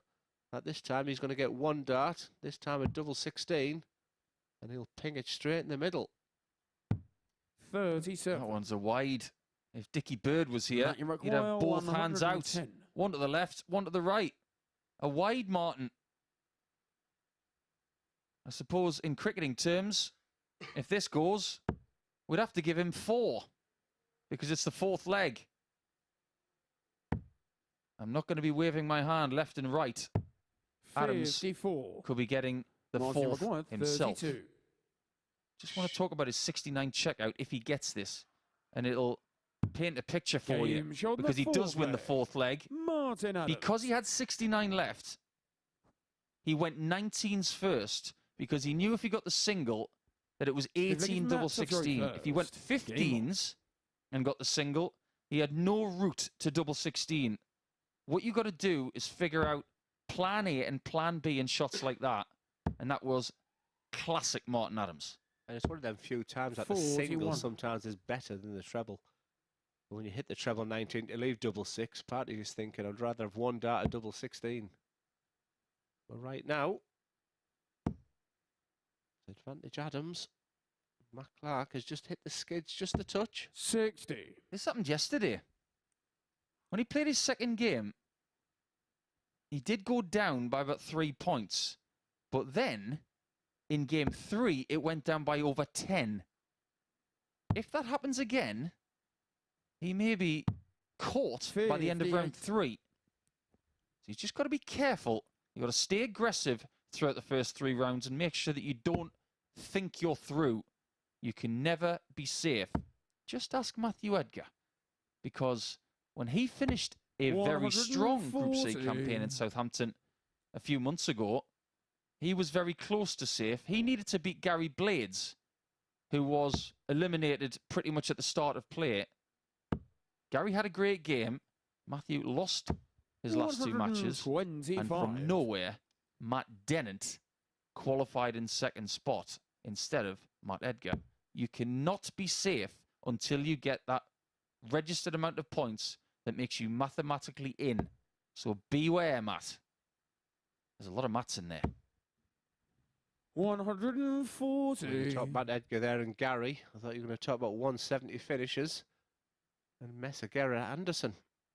Not that he ever talks about it much. No, we referenced that 5, 6, 7, 8, 9 times last week. And what about in game 2? Trust me, if I'd done that to Gary Anderson, I'd probably say the same. 161. For the match, 161, which has only been hit once this week by Raymond Smith. He's not going to go for the bullseye here. It's not his style. 100. That is a marvellous dart. It's a fantastic dart, that last one, because he's actually throwing well and not getting the rewards. For Matt Clark, this 140, well, what's a great start.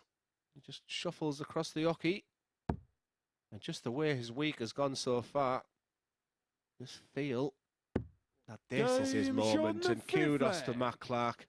You can have all your opinions in the world about the way he plays, his demeanour, everything about him, his personality, but my God, he can throw a fantastic dart. This is Champions Week.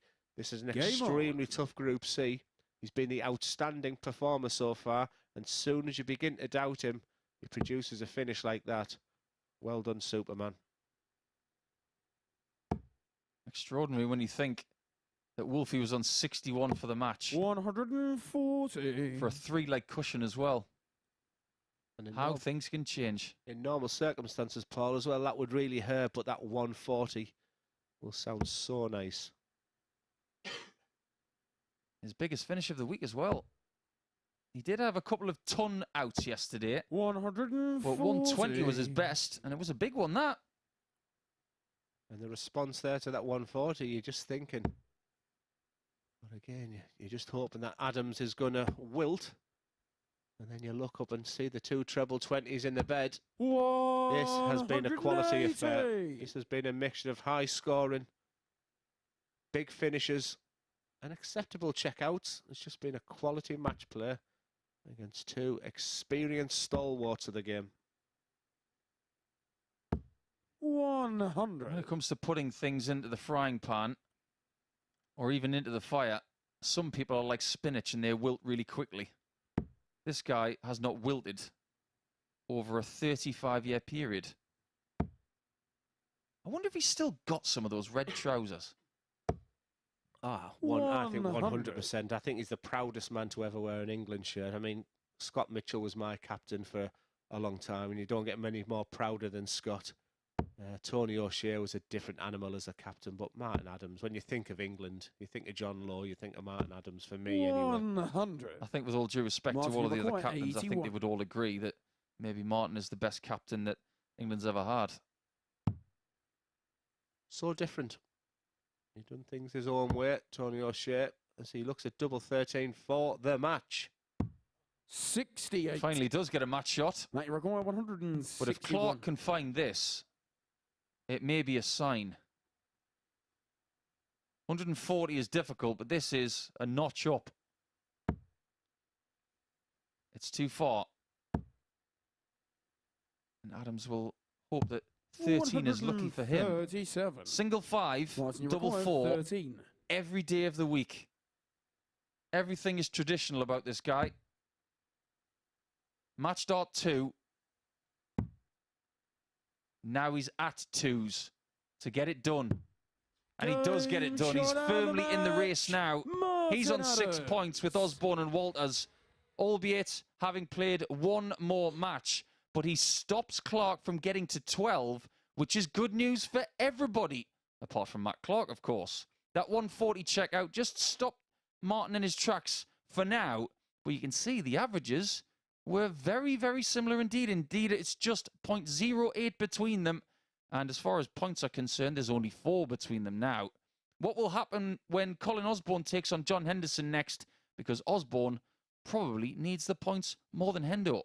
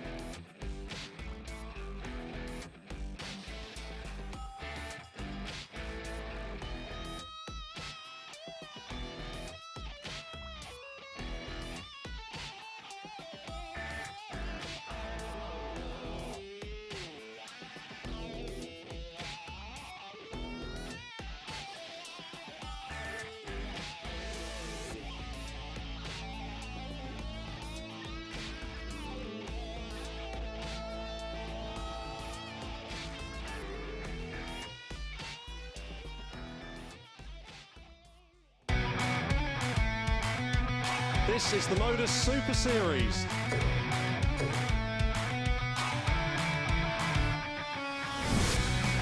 $180.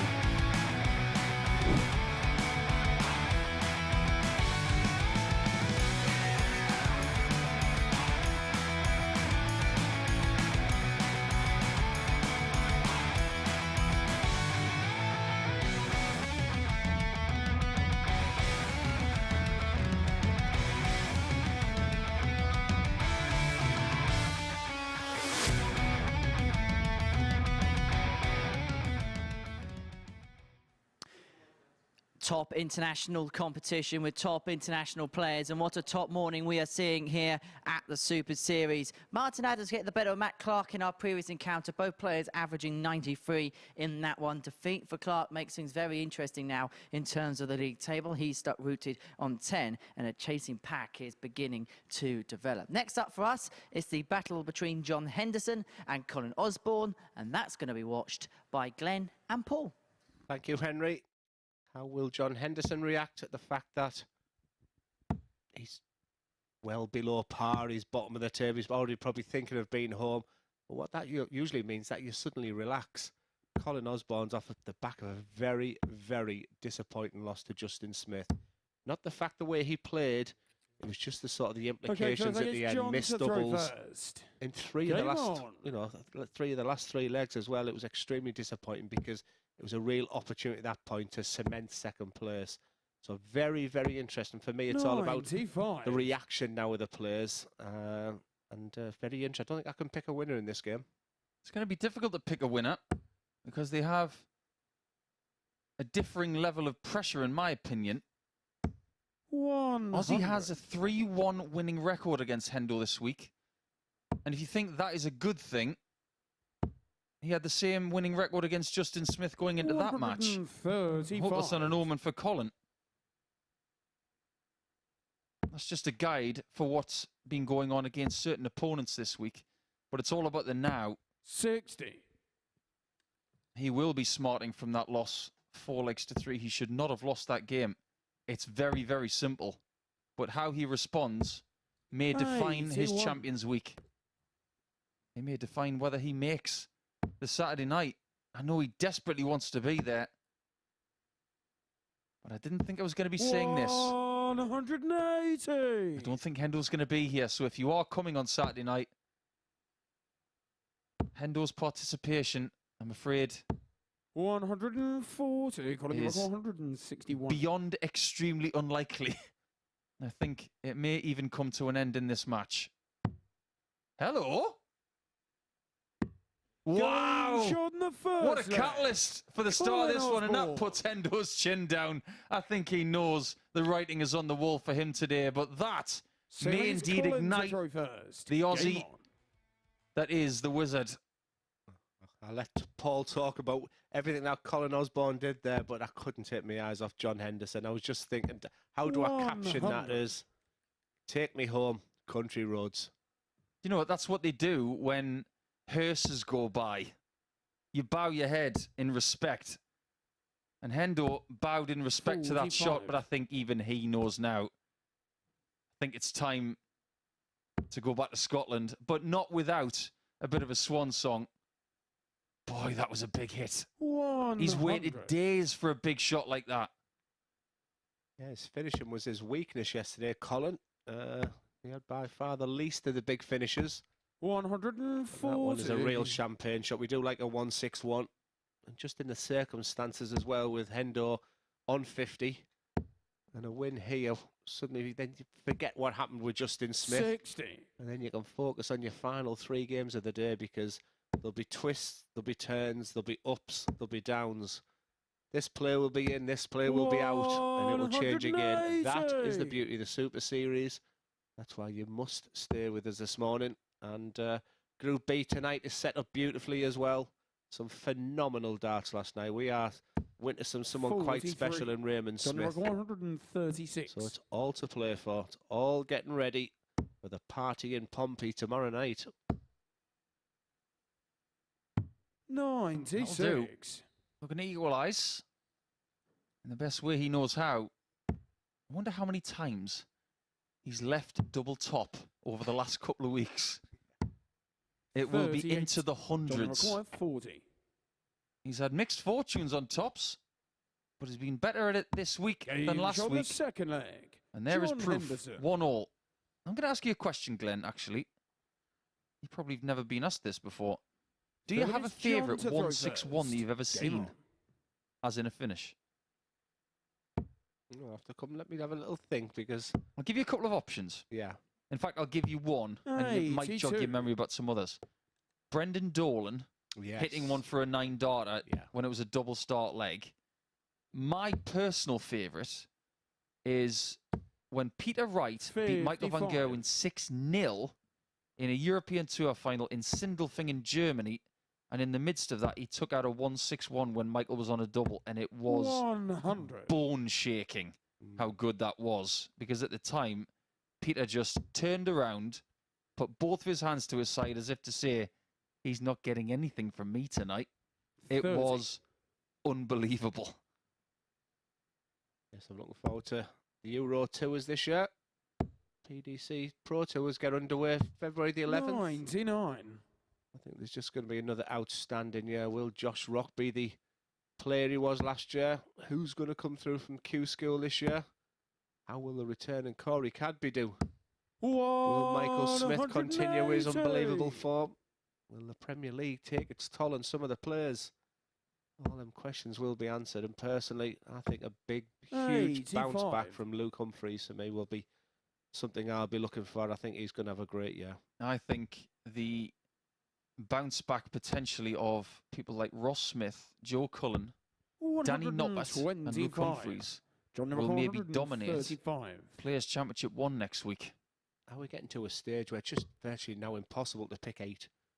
Is there a case for 12? Is it a case for 16 in a sense where similar to the MODUS Super Series, you know, where you're bringing players back over a period of time? I don't know.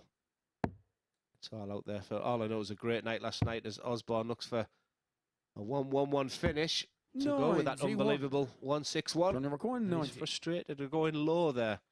He's had a bit of a word with Tops there, as if to say, who do you think you are? You're supposed to do what I'm going to tell you. You will give what I receive. Or some 5. Game it's usually done by John. 18-darter. John Henderson. But ultimately, Osborne is having a tiff with Tops. Yeah, and as Colin Osborne's probably feeling every dart because he knows the 2 points is important. One of the most frustrating things I find about darts is that when you're relaxed, the game is so easy. I mean, look at Hendo smiling behind there. You know, when you're in the heat of battle, it's not often you see players with a smile on the face. And honestly, the game is just so much easier. But then if you think, right, next time I'm going to play, I'm going to focus on being so relaxed. And if your mentality is about being unrelaxed, you'll tighten up even more. It's a frustrating feeling, unless you're someone like Chris Dobie. I think the words Paul used yesterday was 100. People are just wired differently. Some people have just got a heart rate of 50 beats a minute, and some of us have 120. It's just, we all have strengths and weaknesses, and Chris Dobie is just one of the most relaxed people in the world. And right now it's suiting him right down to the ground. There are uncertainties over the next few months and the next few days. We don't know who's going to win here this week. We don't know who's going to start the PDC Pro Tour well. One thing we do know is that Chris Dobie's not going to be going to Germany for the first European Tour event because Newcastle are going to Wembley. And he's going to Wembley. Do you agree with that? I mean, I absolutely do. Because he's going to have a long career. It's the start of the season, but it's been 24 years since Newcastle were at Wembley, and it's important to him. And I admire that he wants to do that. If I was in his shoes, I'd do exactly the same. I've missed, for my career, weddings, meetings with friends, all sorts. We sacrifice an awful lot for what we do. 84. And when something comes around and you think, I don't want to miss that, fair enough. Well, Osborne missed double 12. On the 4th leg. Colin Osborne. That's absolutely fantastic darts from Colin Osborne. We've got parity here at 2-2. Another quality affair. Game on. Today has been tight, very tight. Nearly virtually every single leg has been played this morning. Have you ever had a situation like that Chris Dobie situation where you thought, there's something I want to be at, and I'm going to choose that over darts. Middle ground. A little bit of middle ground. I think we talked about the Middlesbrough Football Club. They had a reunion of 1987-88 side. And that's when I was home and away in them days. And I agreed with Mac Elkin that I would fly in on the morning. I played a Euro tour. Luckily, I was drawn on the night. And who did I play? Alexander Merckx. And that was a funny story last night. A guy in the Group B, Alexander. As a commentator, just get the opportunity. Just can I find a little bit about you, Alexander? You know, nice to meet you for the first time. I noticed you played in the Euro tour. Who did you play? How did you feel? And he went, Glenn, I played you. But honestly, my memory of games, you know, you get some people who've just got this incredible photographic memory, and can't remember. I remember Danny Noppert game at Lakeside. I remember, the Mark McGeaney, the end of it, and apart from that, I don't remember much of my career at all. That's not exactly a bad thing, because it means you're in your bubble. And then you've got players like Alex Roy, who'll be able to tell you what they did on the 3rd of February, 1999. Not again. 142. Not again. John number 160. Data 161, data 167 and 111 for Osborne. It's only 1 out of 3. It's only 1 out of 3 of the trebles here required, and it's double 18 for Henderson. Game absolutely exhibition of high finishing. And just look at Colin Osborne. Colin Osborne's probably thinking, not today. Of all days, people are doing this against me. That wry smile is, you miss 167 and I'll ping 116. Another quality match. Yeah, great effort from John, even though he's at the back of the pack. And the Wizard has had many an opportunity today that he has missed. We can wax lyrical about that 161, but ultimately, when you're only getting shots at 161 and 167, something is missing in the first half of a leg. Or is it the quality of the opponent forcing you to do that? In this regard, it probably is a little bit of quality from John Henderson, because he's averaging 99. Osborne is losing with over 100. 61. This is what you should expect in Champions Week. I remember that there were some spectacular performances in the Champions Week of Super Series 1. And ultimately, it was a test of the endurance at the end. And the man who was left standing, Conan Whitehead, went a little bit berserk in the final. And he was brimming with confidence against Graham Usher. Was the crowd, good atmosphere? Could you sense the whole night? It was different. I walked in here, jacket on, thinking, I don't know what we're going to get tonight. And I went on the balcony and I looked down and I thought, this is very different to any other Saturday night we've had. You'll find out tomorrow, Glenn. It's very, very different. So come and join us. Tickets are absolutely free. These players deserve a wonderful atmosphere. You've been great this year. Turning up regular on a Saturday night here. Dartshop.tv. The live lounge here in Portsmouth. You can't miss us. There's a big banner outside that says Modus Live Lounge. I took a photo of that this morning. 85, John number 155. Yeah, we're in the Hillsea region of Portsmouth. It's a fantastic venue. Just gives me quickly the opportunity to serve, you know, the ADC players. 97. You know, it's big news in the Northeast. That's all I can try and get across to people. They all want to be here. As Osborne looks at 48 for his beloved tops. Not at the minute. He likes tens, though. Colin Osborne. And you can see from his mannerisms, they're not massive changes of mood, but he is not happy with tops at all. Against John to throw and first. Again, I have to say, the closer that this game is, the worse it is for Osborne, because his leg difference is +1. 140. Justin Smith on 8 points already has got +4, and Clark is at +9. Having said that, that could have been worse had he beaten Wolfie. I just wonder what's going to happen next when it comes to Walters and Justin Smith. That's such a big game. I honestly thought it was a serious advantage to Henderson after that wonderful 140 opener. I thought it was going to make Osborne wilt a little bit. But unlike the spinach, he come back with a 1-3-4, and this is the chance that he needed, but he needs a treble. Earlier in the week, 100. Matt Edgar actually put something together that I'm thinking about getting made. We talked about Hendo Hour, which was early in the day, where he plays his best stuff usually. And he put a picture of Hendo's face on a clock at 10:10 in the morning, because I don't know whether you know this, but when you go to jewelers, they always set the time to 10:10 100. because it looks like a smile. It makes it look like it's a happy watch. That's a true story. Tell you what, I learn something new every day with you, Paul. Yep. And 60. that clock with Hendo's face on it, Colin, you require I'm seriously 167. considering getting it made. That's a big seller, that, isn't it? I think I won't be the only person who'd want one. The Hendo clock. Osborne is at it again. And he got closer this time. 142. So he's hit the 161 and missed two 167s on the bull. You know what that means now, don't you? And I think Hendo's got a smile. I think he knows that this 156 is coming. And look at, I think so does in the church as well. He was praying to somebody there, was Colin Osborne. He was praying to some sort of 45. celestial being. Colin, you require Well, 25. If you believe in that sort of thing, Ozzy, it's just come true. This is your chance. Or like Martin McCutcheon said, this is your moment. I think he thought that was him, but how many times have we said about this double four? He takes his time. That's the experience shown from Colin Osborne.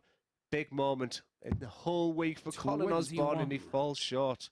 Johnny require 111. Could this be a big knockout blow in match number 5? Hendo will hope for a shot at tops.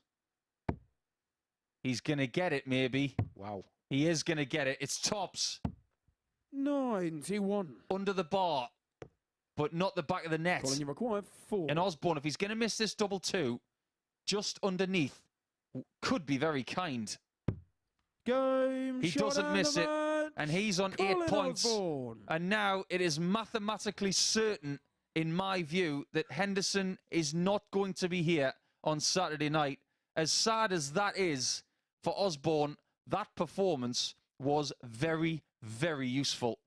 3 really big attempts at big finishes. He hit one of them and missed 2 of them, but the 97 average ultimately was enough to get the win against the darts and get those 2 valuable points to get to 8 in the table. Like I said, it's going to be Scott Walters against Justin Smith next, and that is another battle from the chasing pack after the break.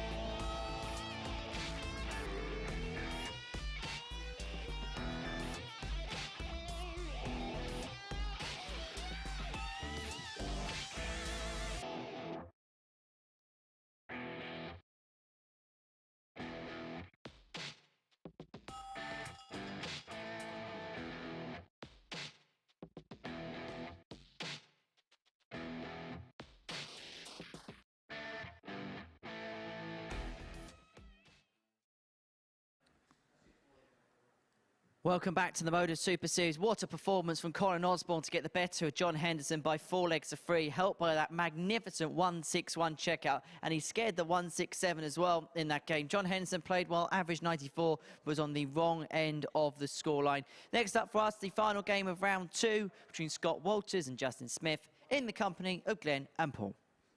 Thank you very much. Big game in the chasing pack then.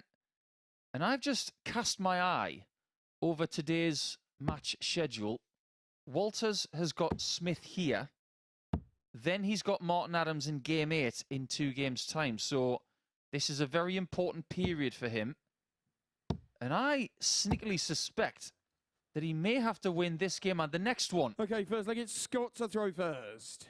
Game on. Reasons for that being, he needs to get to 8 points in this game and he needs to stop Justin Smith from getting to 10. Then, when we get to his next match, when he won't have the darts against 60. Wolfie, he's got to stop his charge. You might think that the most important people in getting through this group 140. are the top 2 in Justin Smith and Matt Clark. But in this period of play, I think the most important player is this guy in blue. 60. Yeah, so far we've played 32 legs out of 35. So we had a feeling it was going to be really tight, this group. Just a little problem there, which will be corrected very soon, no doubt. I think the score is just frozen, and whilst that happens, we do have to pause. How do you think the sort of players will deal with this here now? Because all of a sudden when you say game on, that's when your adrenaline rushes in, doesn't it? And to have a break like this, I always used to ask, can I just continue practicing, please? But, you know, to not throw a dart for a minute, you might think is absolutely crazy for, you know, to say that. But, you know, all of a sudden you can tighten up a little bit. Yeah, I'm the same. I would want to continue to throw, but at this juncture, they're not allowed to because they are mid-game. So if you're reading their facial expressions and their body language, well, crossing arms is classic defensive. So I think Scott is just wondering when things are going to get started, but the facial expressions tell us that they're quite relaxed, which is good. I suppose if this is going to happen, it might as well be at the very start of the game instead of the end. Who's the big winner so far this morning? I think the fact Wolfie's gone 2 out of 2 just makes it interesting, but I guess that win for Justin Smith was pretty big against Colin Osborne, wasn't it? But maybe you could begin to doubt Colin Osborne, but that performance there against John Henderson was superb. Yeah, I think the big loser this morning has been Hendo because 43. the exit door is nigh for him. The best he can do now is 8 points. We've already got 2 players on 8 points with vastly better leg differences. So it will be us bidding adieu to the Highlander over the next 3 hours or so, which, I don't know about you, Glenn, but that's made me pretty sad. 97. It's been great to spend a couple of weeks with him to see where his game is at, and I think by the time he takes stock of the last 3 weeks, I think he can assume that his game is in a pretty good place 40. to kick on throughout the middle of the year, whether it be Challenge Tour, coming back here, or other events that he will grace. 57. I might cheer myself up and buy a Hendo watch. A Hendolex. Hendolex. I've already had somebody on Twitter just now saying if there's a Hendo clock, I want to buy one. So there you go, John. Free marketing for you. It's not all doom and gloom. You might make your millions from Hendo clocks. You might have to pay a little bit of a royalty to Matt Edgar, though, because he came up with the idea. Justin Smith is on a very interesting number, but he might not get a look at it. 61. Now he does. Justin McGuire, But what we call in the industry, the 127. 127 in game. Well, if I was on Binks right now, that's exactly what I would do. I would steal the Hinks. Big chance.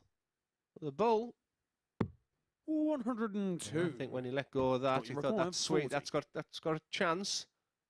Walters, we talked about players who've had a good start and bad start. First leg. We had the feeling if he didn't win this game, it could be a very difficult rest of the day. But if he could beat Justin Smith here, and win his next game Second leg is against Justin to Martin throw Adams, first. and all of a sudden it's Game all on. about Scotty Walters. So you're going to hear these permutations right throughout the day. What's fascinating to me 140. about the first game from Walters is that if you'd have spoken to him at around 8:45 this morning and said, 85. you're going to average 97.5 and have 67% on your doubles against Matt Clark in game 1, 60. he'll have probably thought, that's a win. But welcome to Champions Week, where that doesn't win a game every now and again. Somebody can win a game with a 78 average 60. throughout the course of most weeks. But when you come here, this is the peak. And more often this week than ever in this chair, I've 60. seen people losing with high 90s averages. You have to take those on the chin. I know that was only 60 there from Justin Smith, but I do like the timing of his throw today. Right now, the massive score in Scott Walters. 180. Surprisingly, he's gone 15 minutes without a 180. He was telling us this morning he pinged a 9-darter earlier, didn't he? Yeah, that's true. He came into the commentary box 41. and he was reveling in the fact that John Henderson was saying, will you stop hitting those 180s? Then he hit one, and then he hit another one, and he turned to Hendo and said, would you like another 180 or would you like a 9-darter? The gauntlet was laid down, and Hendo said, go on, then hit the 9-darter, and he went and hit it. Well, here's the bad news, 100. Scott. Require 95. A, you don't get a leg for it, and B, it doesn't count for the £1,000 bonus. Unless we'll go on halves. He's thinking here, because there's two options. You can go up with the bull, or treble 19's the aggressive way. That leaves 74, so treble 14 or treble 18, once again, is these options. And the fat 20 will leave a 55. single digit. Justin, you require 100. We've seen this finish an awful lot this week, and it's all about that first start. Now he's got options again. I'm surprised that No he didn't go for score. treble 16 Scott, because you require 40. in the early portion of the week, he did go that route for 5/16s. That's probably the reason why, because he's busted, because he's hit the barrel. Hit the barrel and bust. Game Some shot lovely the dart from second leg. Scott. Scott Walters. When you do throw your dart quite flat like he does, doubles like double 16, you can use the dart So to look at skid Scott to throw first. in, but right there, you've got to go Game left on. or right when you get that wire bender on that first dart. 2-0 Walters. This is turning into the ideal result, and if he can turn on the turbo boosters, he might put Justin Smith 85. in a portion of the table which is quite precarious all of a sudden, because if Walters wins, we'll have 3 players on 8 points and Clark on 10. 81. It will be fascinating in round 3 if Walters gets the win. Abacus, fingers, toes at the ready as we try to work out who's going to be getting through this group right now. 125. We talked about a clock for Hendo. I've been harping on for about 4 months now that I'm going to get a MODUS Super Series abacus made. 100. I've got to start finding out who can make me an abacus. And it's going to have to be black and yellow. Did you ever use an abacus at school? 85. Yeah, we didn't have fancy calculators. We had abacuses. Because that is the plural of abacus. I looked into it. 81. It's not abaci.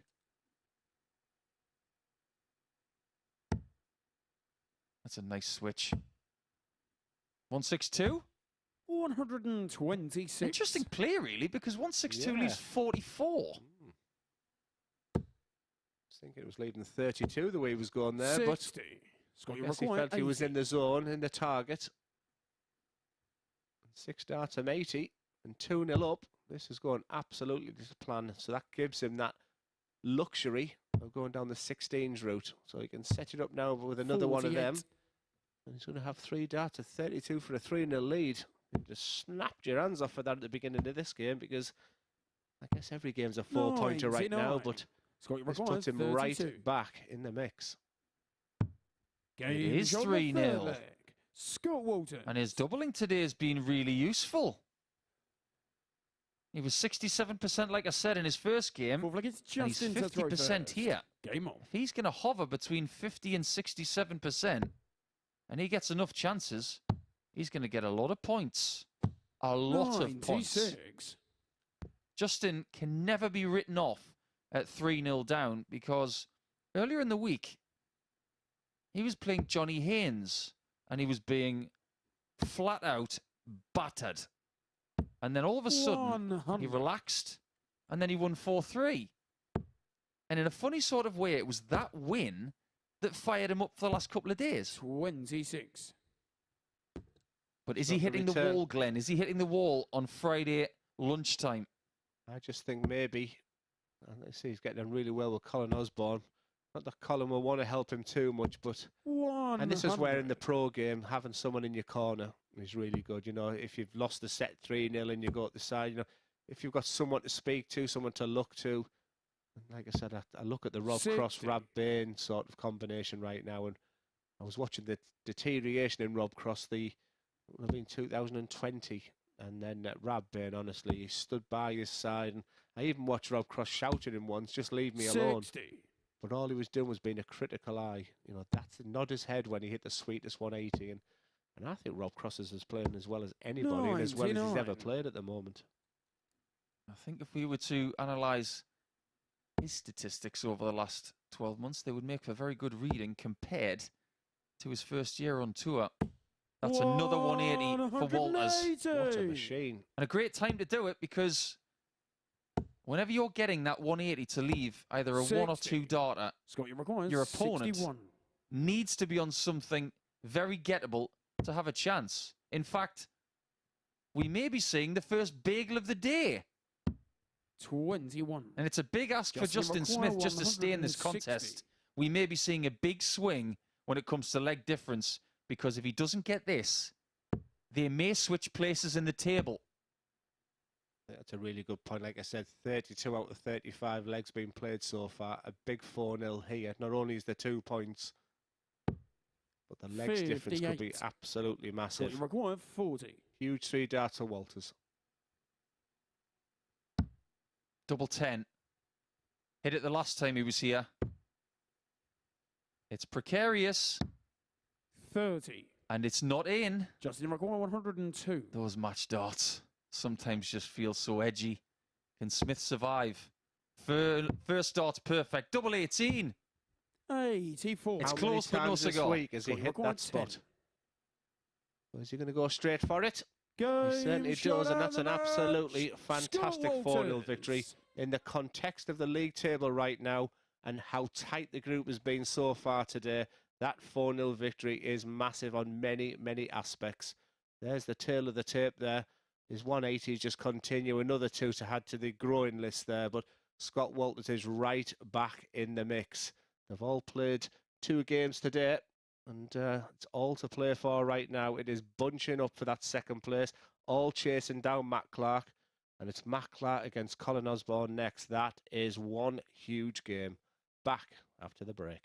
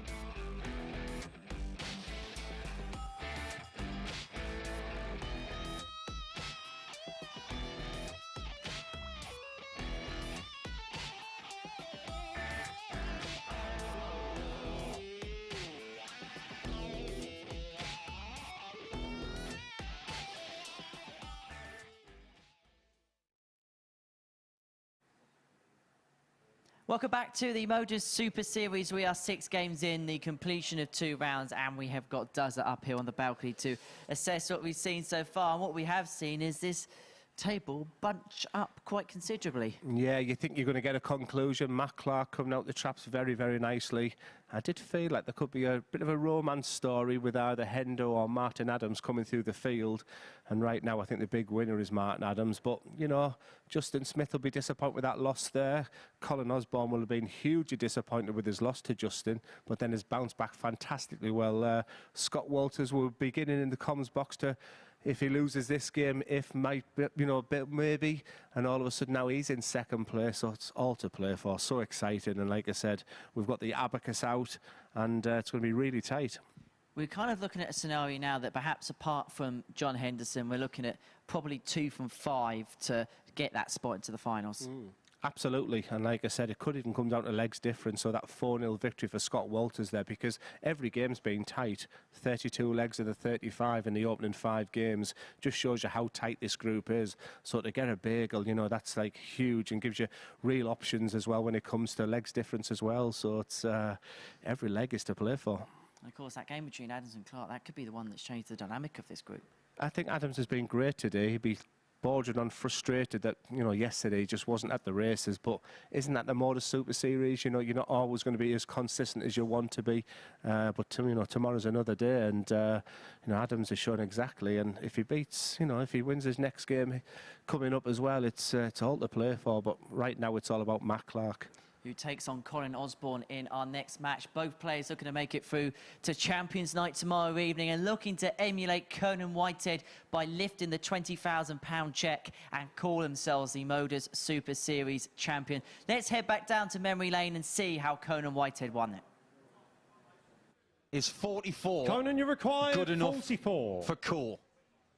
I bet his heart is pumping at 1,000,000 miles an hour at this point. Double 16.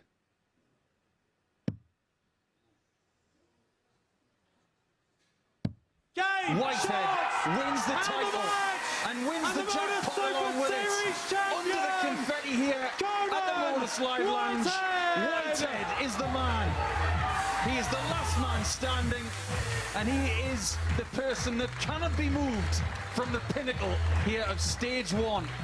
4-0 in the final. He just had too much in the arsenal for the gambler. What a stage. What a Champions Week. What a finals night. And that may be the catalyst for the career of Conan the Barbarian. Great stuff, great memories. And we're going to do it all again tomorrow. Whether you're going to be tuning in on Sporty Stuff TV, the MODUS Super Series YouTube channel internationally, or whether you're going to be under these roof tiles. It's going to be spectacular, but we still don't know which players are going to be in the yellow zone. It's Colin to throw first. Game on. Only time will tell, and we are in the middle portion of our schedule. Round 3 imminent now, as Osborne now takes on Matt Clark. These are the possibilities for these 2 players in this third round. Clark can get to 12 points to re-establish a 4-point cushion, albeit just for now. As for Osborne, he could equalise the points total of Matt Clark. 83. We are now in the midst of the 4-point games. Adams Walters next, where Adams is trying to make that final charge. And Justin Smith and Henderson in game 9, that is 95. all about the bearded dragon. Because if he loses that one, he will lose ground in his challenge to make the top 2. Only 2 can go through from a possible 5 now that John Henderson is gone. Osborne has the darts, 44. and Clark must respond after losing to Wolfie in game 4. Tell you what, fatigue might just still come into it, even for the guys who are pretty fresh, because I've just walked into the players' area there. Nobody's practicing, they're just sort of chatting around the table there, but a couple were yawning. So, like I said, it could be the survival of the fittest in there. I mean, the good news for John Hendo, I said, what time are you driving home tomorrow? So he's actually flying. Ah, so he's decided to fly. So 99. yeah, that 12-hour drive, I was beginning to feel sorry for him there. So he's already thinking of that. But, you know, integrity and professionalism, everything, he just wants to finish. And he wants to come back to the MODUS Super Series, you know, so he wants to show exactly what he can do. Not that he needs to do 83. press anybody. I'm sure it's going to be nice for John to go home after what has been a really tumultuous 3 weeks. In fact, a tumultuous month, throwing Q School into that mix as well. A big, large dose of perspective as he goes on to other challenges in 2023. But Osborne, he's had a tumultuous hour. When he was playing in his previous match, he was in trouble against Henderson, but came through shining. Does he shine in leg one? Yes, he does, with a ton plus out. Great start. Osborne. Tell you what, Paul, after that Justin Smith game, I had concerns. I thought that potentially could even finish him off. Second against Matt to throw first. I thought he was absolutely superb against Hendo. I thought it was a real good, great game. I thoroughly enjoyed that. And Matt Clark, would he be looking over his shoulder if he lost here? Undoubtedly. Well, let's talk about resilience, shall we? 180. Let's give that a little bit of a nod. Let's say that's a really good visit from Matt Clark. He's not noted as a big 180 hitter. He only got 7 yesterday. And throughout the course of today, that's his 5th already. So he's on track to beat yesterday's total. But when I mention the word resilience, which dart player comes to mind first? Because I go with Mark Walsh, because he went through dartitis and came back better. 50. Closely followed by Osborne. The amount of work he put in just to get back to this level is something that really, really inspires me and a lot of others. Do you know, I'm going to shot a couple for the MODUS Super Series that's helped them resilient. The Robert Owens, the Josh Paynes of this world, where, you know, you look at them on the Pro Tours. At my best in 2019, there's players who have played in the Super Series and they were just beating players. You know, Matt Clark being one of them. You know, they just were hating everything on there. But, you know, you can dust yourselves down. And like I said, we've talked an awful lot about what the MODUS Super Series can do to players. And it just helps that resilience. Aaron Monk, you know, they're all sort of rejuvenated, revitalised. And, you know, so many are now winning their Pro Tour card because of success, because winning breeds success. If you can learn to win again, because Matt, you reckon that Pro Tour was horrible when you're not 100%. That Pro Tour was difficult when you're 99%. I remember what they call the young Canadian lad, good friends with Ted Everts. Dawson Marshall. I used to just look at him thinking, you know, he's come over and he was just getting beat 6-0, 6-1 week in, week out. He's doing fantastic in life again now. You know, maybe dart is not his 100% priority, but it's just awful. And then, you know, obviously I suffered that fate last year myself, and it's not pleasant. It's all these people have won their golden ticket, have been a Pro Tour card holder, a professional player. Unless you get in the top 32 and top 16 if you want the riches. It's actually hard going. It's hard school. So to see 64. resilience from these people who won it and come back, I think fair play to you. Clock 164. The draw level. Right, Doesn't want to be continuing to miss shots like this. Not when Osborne's been scaring shots like 157 in his previous match. 32. Let's see what he can do with this one. This one doesn't end on a bull. Now, this would be a real turning point of the whole week, because he's had attempts at 167, 161 and 111 in the last match, but he'll be disappointed with that. But it's a good setup. That leaves 77, so he'll be looking at treble 19 or treble 15. I've got another good question for you in the next leg, relating to Matt Clark. Let's see if he can win this second leg on double 16. The front of that shirt looks like he's been mauled by a wolf. It does. Well, he was. He was beaten by Wolfie. 4 legs to 2. But he's 1-1 in this one. And my question to you is this. I'm always fascinated to hear from players like yourself it's Colin to throw about this subject. Who do you think is the best player never to win a PDC Pro Tour title? Because there are plenty who are currently still on tour. But for me, there are better players who have never won, who are currently at this level. Matt Clark is one of them.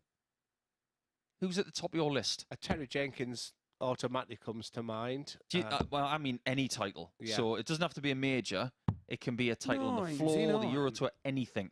Clark has only got Challenge Tour level, and I mean anything on the Pro Tour. So have a little think about it. Have a little think of that. For example, you could go with someone like Gabriel Clemens. Yeah. Crystal Reyes of 100. Spain. Top of my list. Clemens never won a Pro Tour yet. Nope. He's been to 6 finals, but not won one. Top of my list, Wayne Jones. Yeah. And he did have 2 darts to win one in 2009 against Philip Taylor in the 60. final. Never won one. Lost in 2 finals to Vincent van der Voort as well. Osborne, as you've seen via our graphic at the start of the match, has won 7 titles in multiple countries as well. 95. In fact, I do believe he's won one in the beautiful town of Gateshead. Slightly ironic.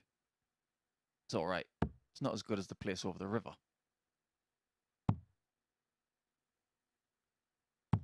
Good switch there from Matt to get himself back in touch with Colin. Colin's last PDC Pro Tour title came in the wonderfully named town of Gladbeck, beating James Richardson in the final. That was in the autumn of 2011. Doesn't feel like 11 and a half years ago. I'm sure it doesn't to him either. But a lot has happened in that time. Yeah, 40 scored there. And what does he want to do? 17s, 25 maybe? Stay on the 20s? He's had a 161 today, so 100. staying on the 20s was a prudent play, but he doesn't leave 161. He leaves something a little bit easier. Yeah, the fence was up there, and he sometimes about a little bit of luck and judgment where you can hit a bit of tungsten, but I think he'll be delighted with the outcome. But Matt Clark as well behind on 2-8, so you're always thinking a couple of trebles. I said yesterday, Colin 52. Osborne actually doesn't mind Colin, you playing require the methodical player. 121. He's not someone who's going to be beaten mentally, and I always feel confident when Colin is playing Matt Clark, and he can actually come through it. Whereas someone like Scott Walters has demonstrated the weaker side of things mentally when he's played someone like Matt Clark. And right now, this game is coming to a standstill. And he was thinking there, but it's double 14. Once again, you 107. see the wire actually move there, and he was thinking because Matt, you require 156. Matt Clark wants 156, so does he go for the bull? And he showed the ultimate respect to the person who's top of the table at the moment. Yeah, I think he What did the right a thing first considering start. that first start.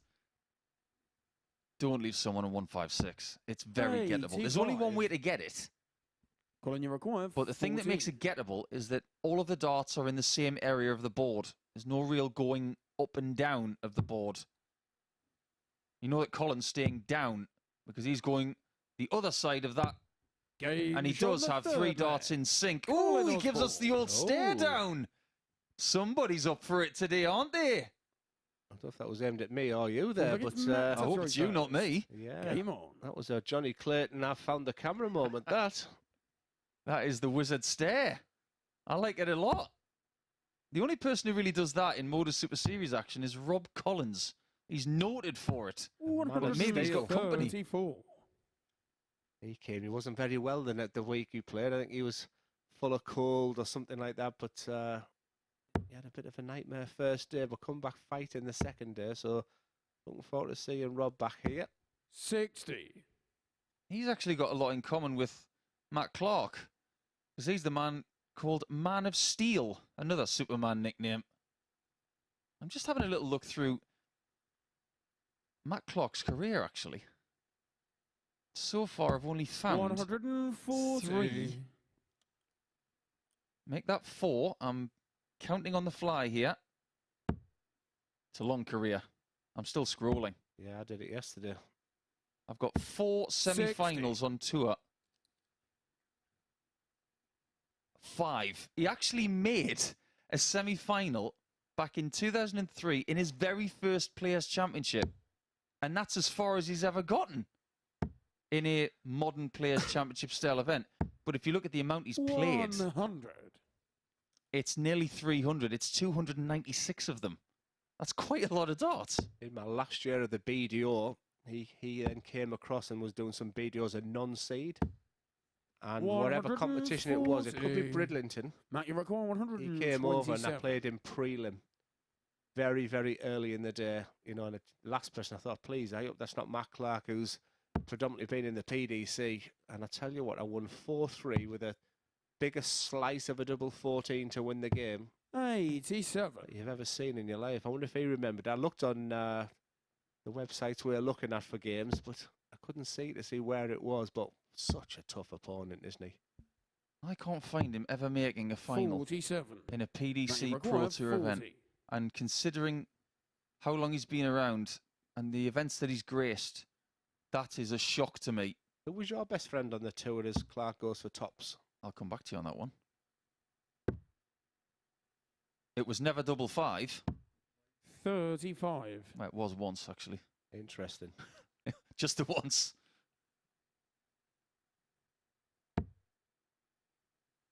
Tell you what, this leg has taken a new switch because 5 is definitely not a gimme. 100.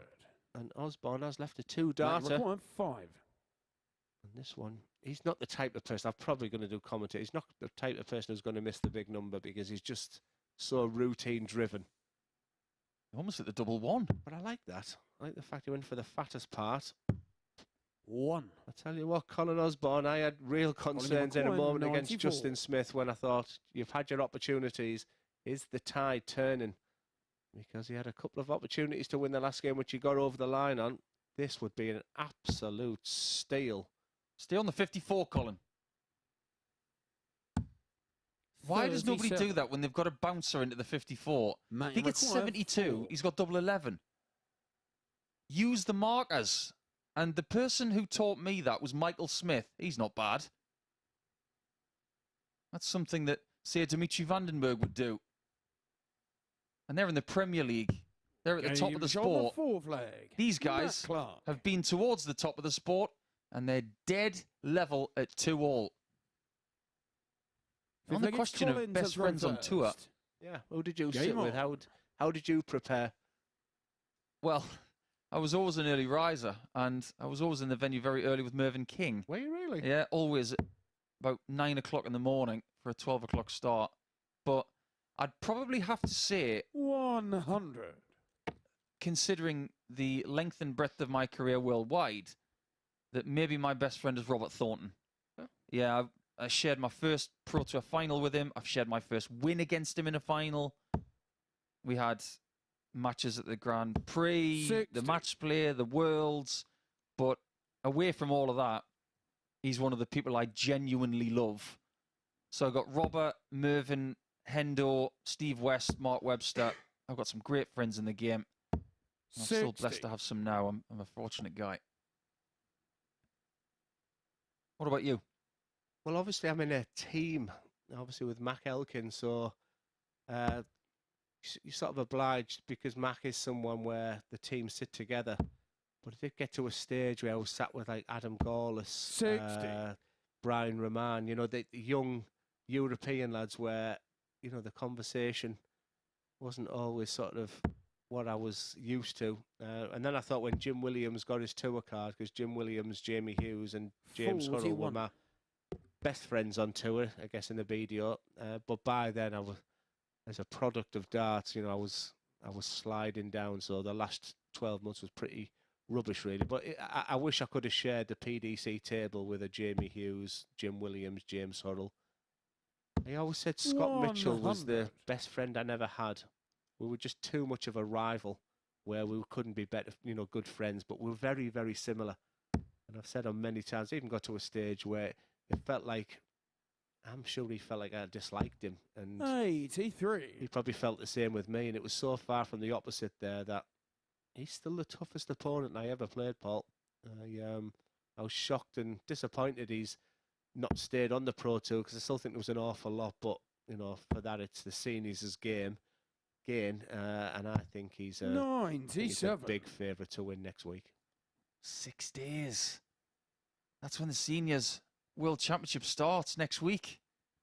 You don't want to miss that.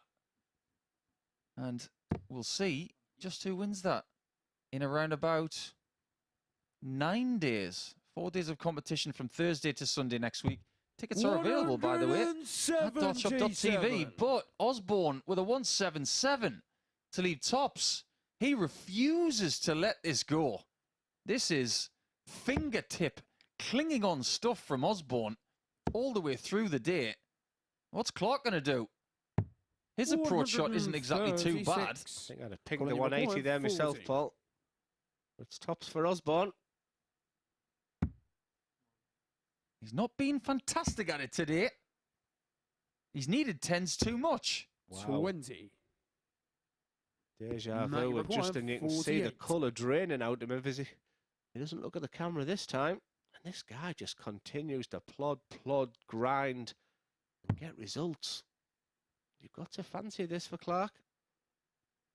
There's the exhale equals confidence. Now it's about belief. He just shuffles across. 16. Fancied that.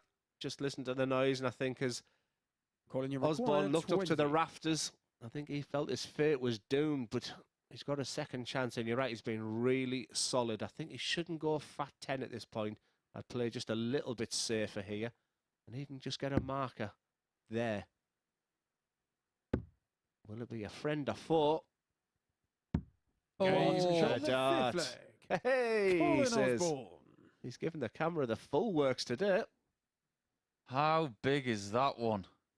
Dodged a bullet in leg 5. Matt to throw first. And a third dart conversion to get the lead. He's doing everything the hard way because he won 4-3 against Henderson and he lost 4-3 against Justin Smith. This is a long slog for Aussie. Yes, it's in the 19th minute, this game. And still potentially 2 legs to go, but they are the trials and tribulations when you play Matt Clark. Don't expect to play and be concluded in 5 to 7 minutes because it just doesn't happen. Deal with it. Do you remember a game where you've played that was so long and you just didn't think it was ever going to end? Sorry for repeating it, but Martin Adams, 3 hours, 16, 17 minutes. My wife wasn't there because she was at a wedding. She said, and the bride still to this day, because the crowd, you know, the guests were watching the darts. So she saw me in a supermarket once and said, I blame you. Everyone was watching the darts that night. I remember playing Justin Pike in a last 16 match in Barnsley. It was actually a day where I lost to Colin Osborne in the semi-finals, funny enough. And there were 10 legs in that game, and it's at 47 minutes. I didn't think that game was ever going to end. And when I played Dennis Ovens in the quarterfinals, and bearing in mind Dennis was never the quickest, that felt like I was playing against Michael van Gerwen. I'll never forget that game as long as I live. In fact, I'll never forget that day as long as I live.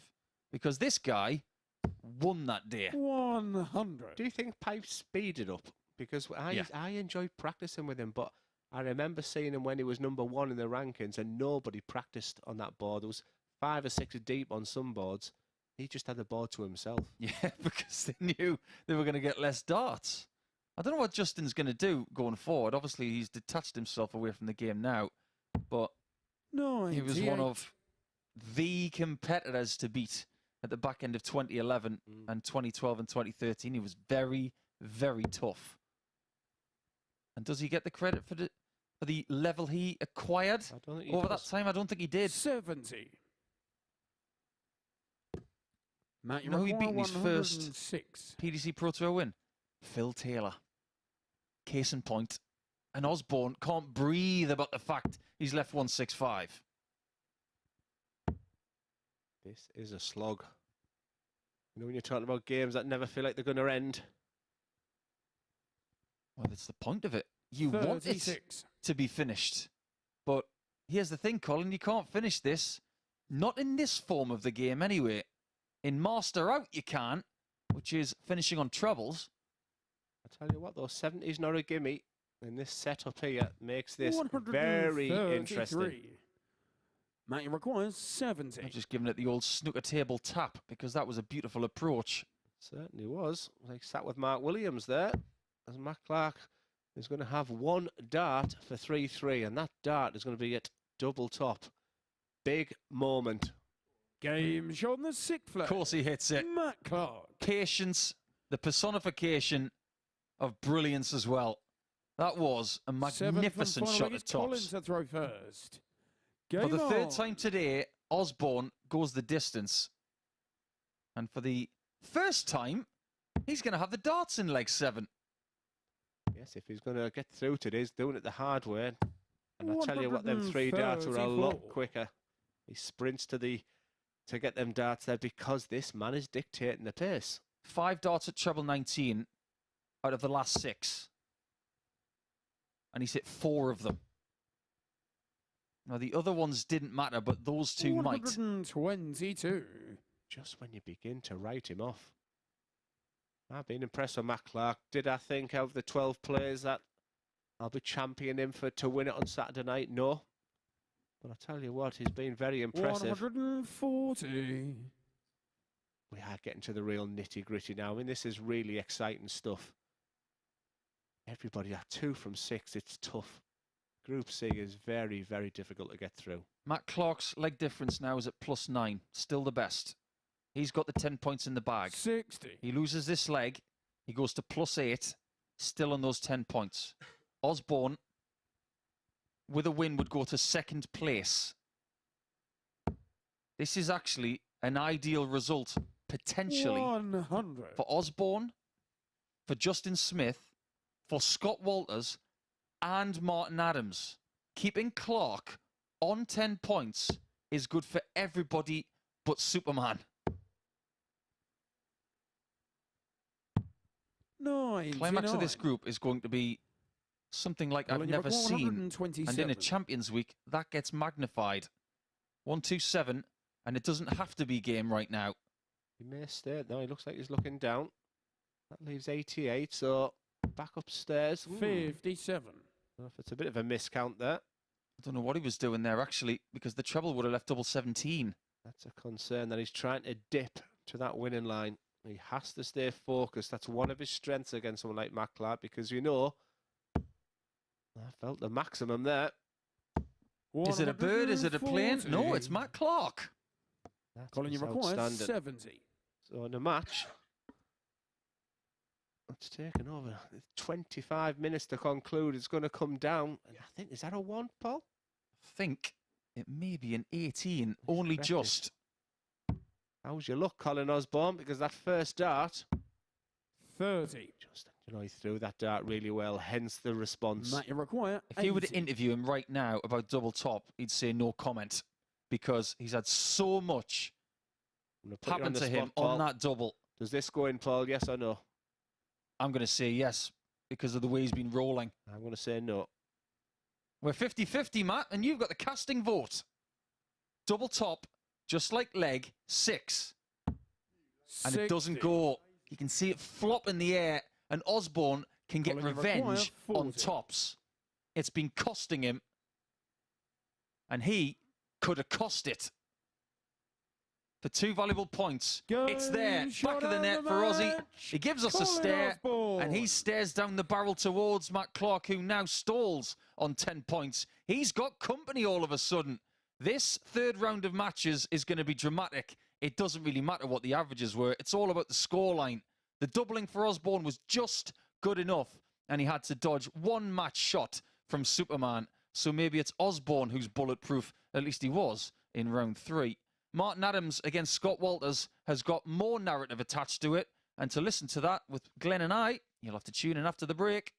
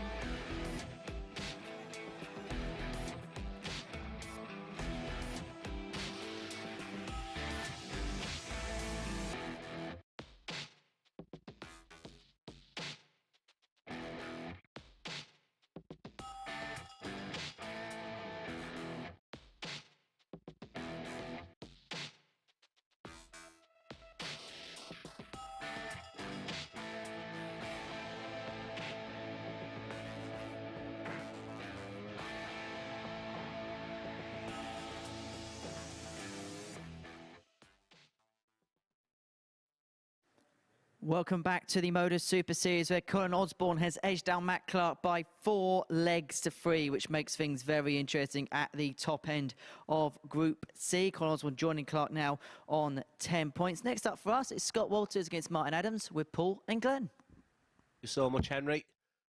What a match that last one was. Colin Osborne is the one that actually come through in the end. And the big winners there, the two people that's in your screen right now. What a story it would be if Martin Adams could win the 5 out of 5 today. Not an easy task, because not only is it a Champions Week proven winners, you're up against the man in your picture there who's just scoring for fun. 21 180s already. I mean, he's just breaking record after record right now. Martin to throw first. But if anyone can do it, Game on. Wolfie can. He has the dart in this leg. For Scott Walters, that was the perfect result for him, because he can join Osborne and Clark on 10 points and make this very, very interesting, because Matt Clark, not once for the past day and a half have we talked about not qualifying. All of a sudden, he's got people breathing down his neck. And at this moment, it's all to play for. Very much so.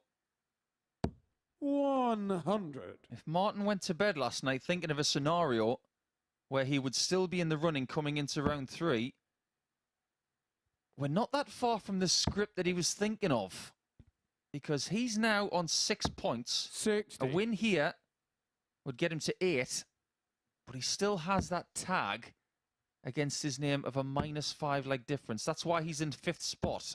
81. So if things are going to go his way, maybe throughout the course of the next couple of games, he needs a big win against Walters, and he could really use Henderson doing him a favour against Justin Smith.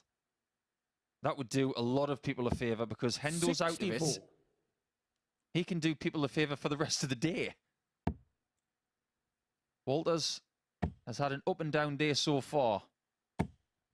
Losing to Matt Clark, but then winning against Justin Smith and putting him to the sword by 4 legs to 0. That was good for his leg difference, which is now at +2. But he is still outside the top 2 in the table in 3rd. Yes, I've definitely been impressed with Walters. 47. He's the one guy I had to do the most research, and I even added him on social media this week. Asked him a couple of cheeky questions yesterday. 100. There's no cheekier question than, why have you got a tattoo of England on your arm? And he put us straight this morning, in fact.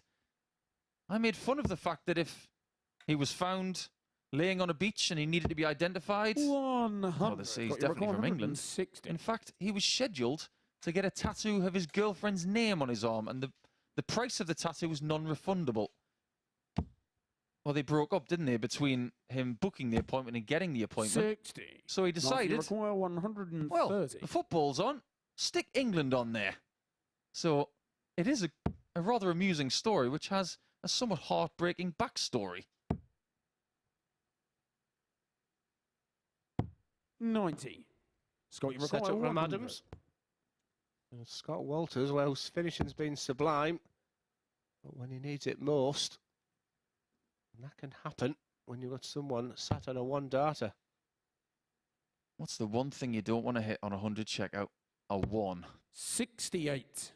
Martin, you require 40. And after 18 darts, Adams will be delighted to be returning for tops. Not his favourite double, and he hates double 10.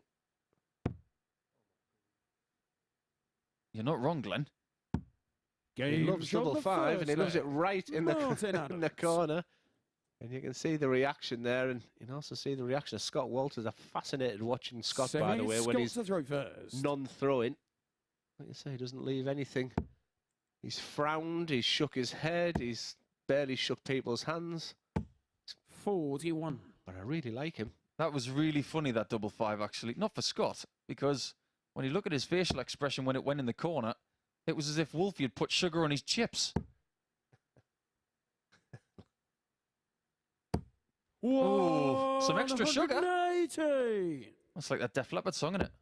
When I get my voice properly back, if there's one thing I'm going to pinch off Paul Nicholson's style of commentating, it's a hello. 100. I just can't reach at the moment. I'm still quite baritone. Nothing wrong with baritone. Makes a good saxophone.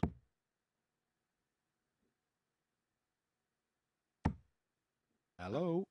Getting there. Hang on a minute. 140. I wonder if he knows there's a bonus up for grabs. I wonder if any of the players do. Maybe not knowing is the thing, because Walters didn't know about that record yesterday, and he got there. 140. We still have only had one 9-darter under this roof since we came here in early September. What's your best one you've commentated on? Which one? And can I ask a question on a professional level? Did the words just come out in the game, or have you never thought of words in 100. preparation of someone Never. doing a 9? No, every situation's different. I actually got accused once by a fan that my reaction to a Dimitri van den Berg 9-darter on the tour wasn't enough. But the way he was playing in the game, he was playing so well. It was a predictable 9-darter. But as for the best one I've ever commentated on, I'll have to come back to you on that one. I'll have a think. What about predicting? You know, that he's going to go for the bull, but that's disappointing. And that leaves 67, is it? Do you remember the 9-darter he missed against me in that semi-final? Yeah, we haven't had one at Lakeside since 1990. And I won the leg.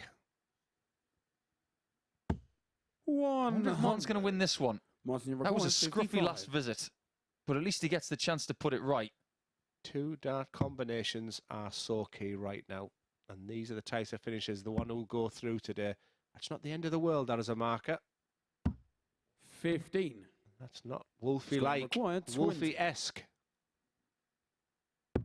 Game shot on the second leg. Very Scott Walters, Scott that Walters. one. 1-all when he knows it should have been 2-0. You're a lucky boy, Scott.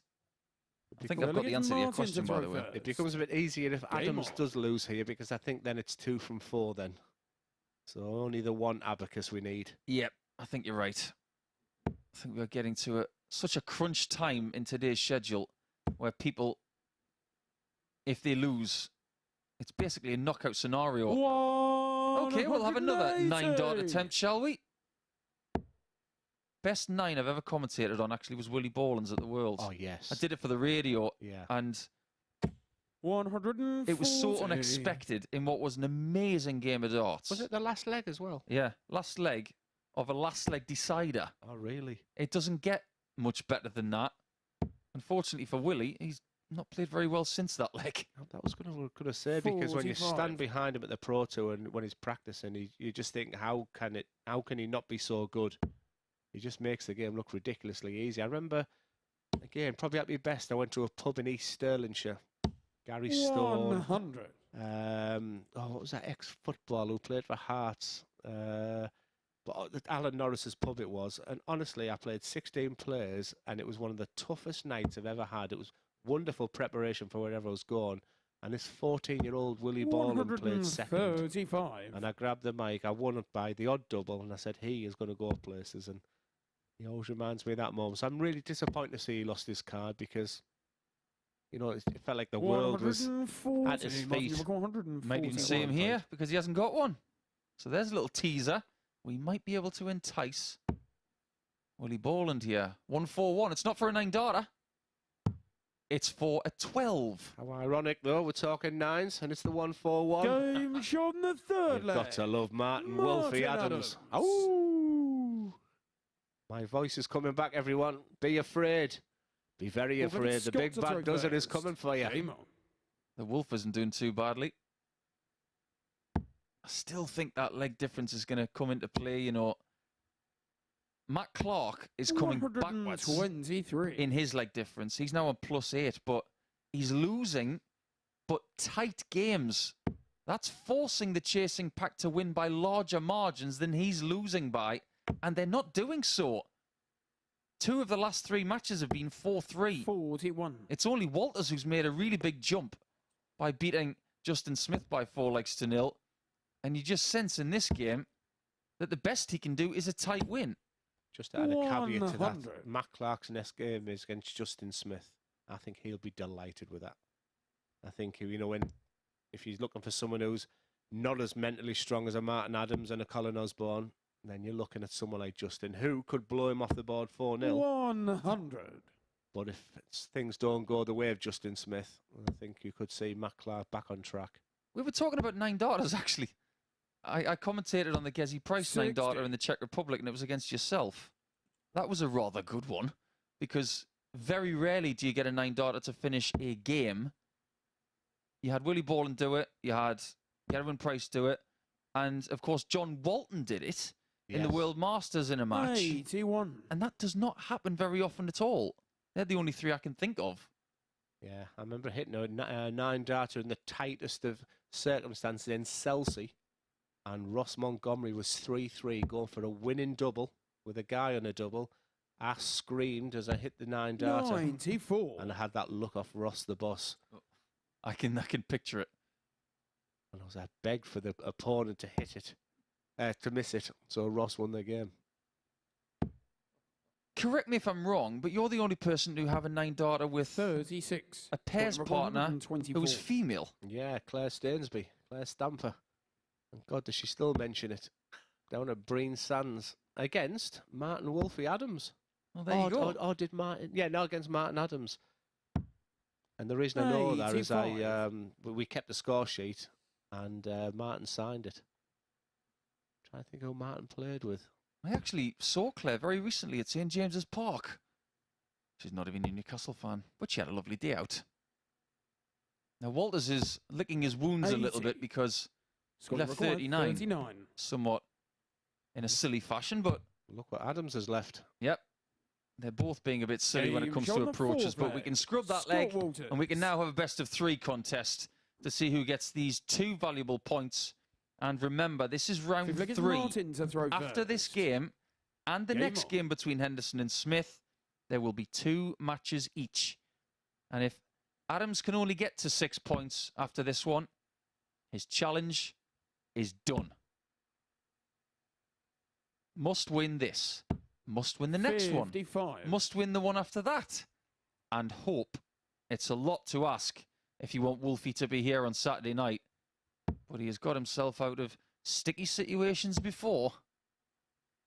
Yesterday was all about Scott Walters' 180s, 59. 18, the new record on the MODUS Super Series. Today, his finishing has been absolutely fantastic. He'll be going away now if I can compliment my high scoring from Thursday and my unbelievable prowess on the outer ring on the Friday. 41. He would be super dangerous tomorrow night. It's funny how things come in hot spells. He's got 3 maximums today, Scott. In his first game yesterday, he had 5. Could be 4th one coming. 180. We'll give him a helicopter finger, a la Brendan Dolan, who's probably watching at home, because Brendan does tend to watch this when he's practicing at home, getting ready for the season. So if you are Brendan, that helicopter finger was for you. 100. And he did want me to say hello to you when he texted me the other day, so there you go. Hello from Brendan Dolan. Hello, Brendan. And we've already mentioned him twice today because we mentioned his glorious double start 9 darter with a 161 at the end. Yeah, well, I haven't thought of a better one since. 140. Oh, I tell you what, I've just thought of one. Rob Cross, semi-final of Ali Pali against Michael van Gerwen to win a set. It was not the traditional route. Yeah, he went treble 19 first. That's right. What an amazing 161 that was, and that unleashed 140. a really pepped up voltage in that semi. One of the best games ever, and indeed the best game of darts that's ever graced Ali Pali. I'll have that argument with anybody. Come on, little Richard, if you're watching, help me out. Best 161. 54. Oh, Martin's left 165. He left 163 in the previous leg. It can't happen. It can't keep happening. Yeah, he only scored 40 points last time, 2 single 20s. 45. It's starting to fall apart. He's running out of lives. And Walters is looking to take full advantage. This is for a break of throw at double 16. 36. He may be back. Martin, if this doesn't go out. 20. Martin is in a big pile of trouble. This is still going to be the 60. He's not going to do the bull trick. A very small margin. But what a dart that is. And Scott looks up and looks resigned. 100. The only good thing on his side is the fact 32. tops is not his favourite double. We've talked an awful lot how good this guy's finishing's been today. Game shot on the fifth leg. Continues that trend. Scott Very Walters. impressive. 2 from 3 on the outer ring from Scott Walters. He's making his move. He's going to Six-legged join Scott Colin to throw Osborne and first. Matt on 10 points. And we're beginning to think it's 2 from 3 now. Or has Justin Game on. Smith got something to say about that in his game against John Henderson next? Well, let's massage that, shall we? Because we have a possibility at the end of round 3 that could 140. make this maybe the best Group C we've ever seen. Walters wins one more leg in this contest. He's on 10 points. Justin Smith beats Hendo. He's on 10 points. With Osborne and Clark both on 10 points. Hey, 2-1. I don't remember in all of my time being with the MODUS Super Series and what was the Live League before this, a Group C like this before. And what happens then is Adams and Henderson 100. then become the spoilers. Because on any given day, they can beat any player. Can you imagine 2 better spoilers than the former England captain and the legend from Scotland, Hendo?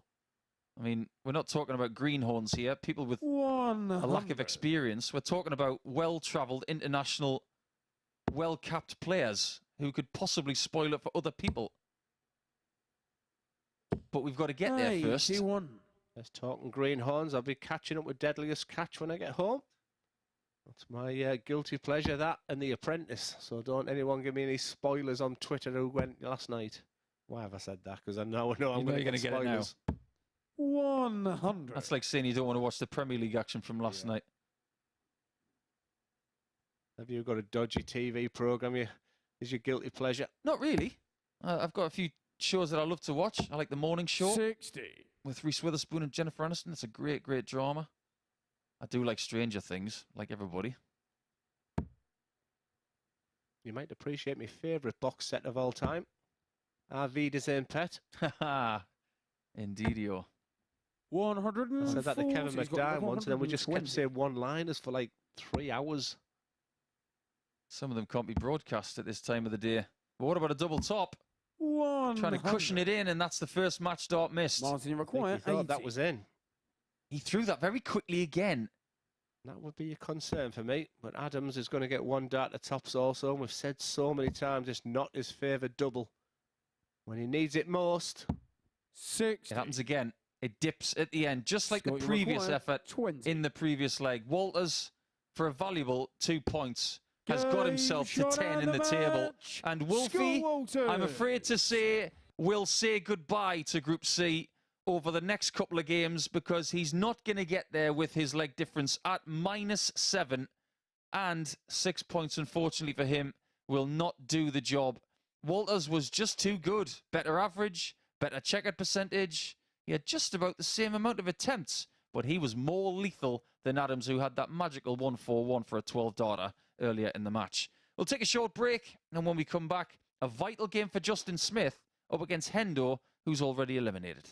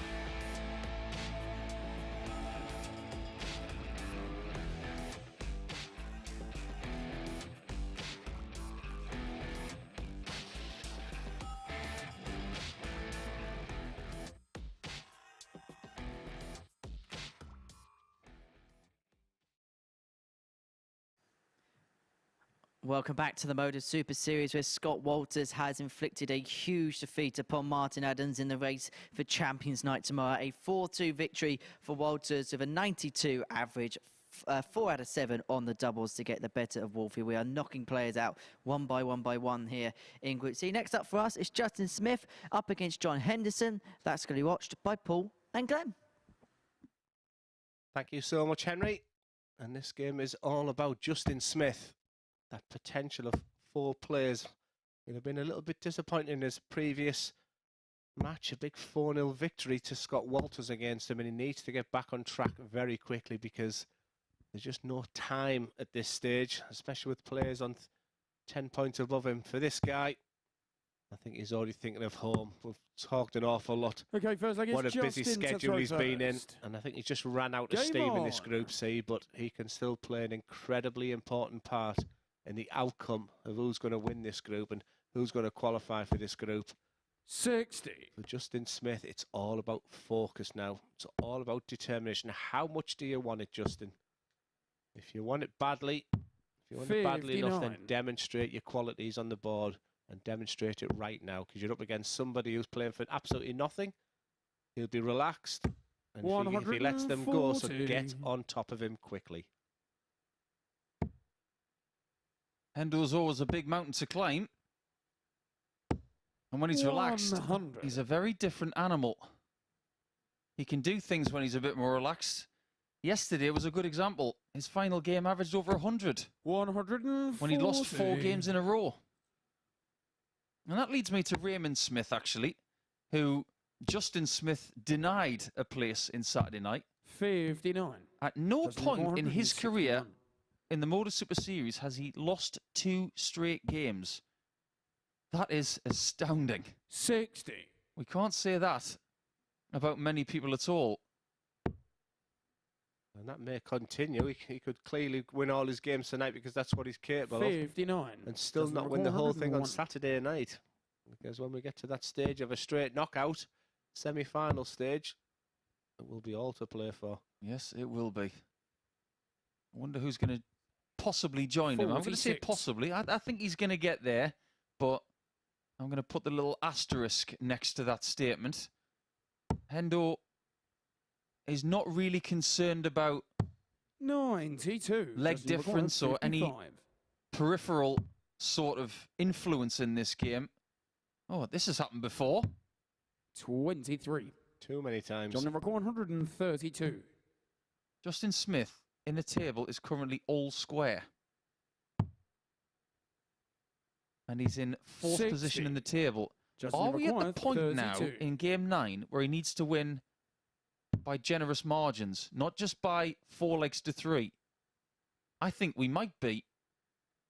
Because it would hurt more than normal. Well, he needs to put this to bed first of all.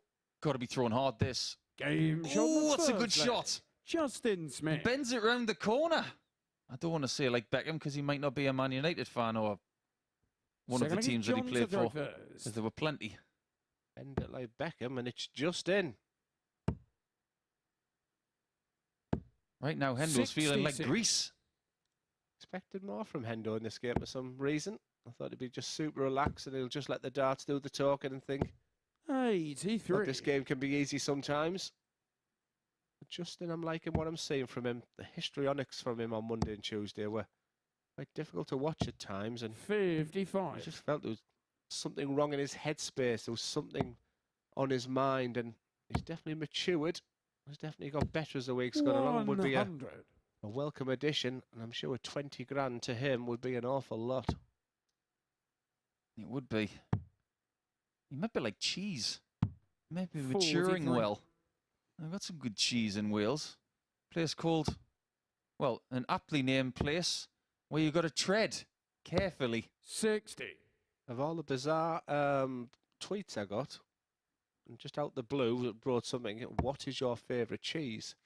And then when I looked at his Twitter page, he does it to lots and lots of famous people. 180. And he must have some sort of spreadsheet of people's favourite cheese. Justin?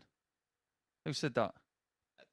Some guy on Twitter is the most, I say it was the most bizarre one. 85. Oh, well. John number I suppose you've got to...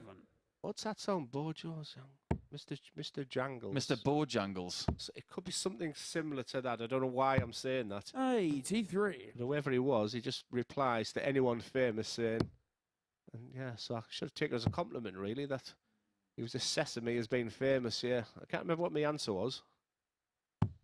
69.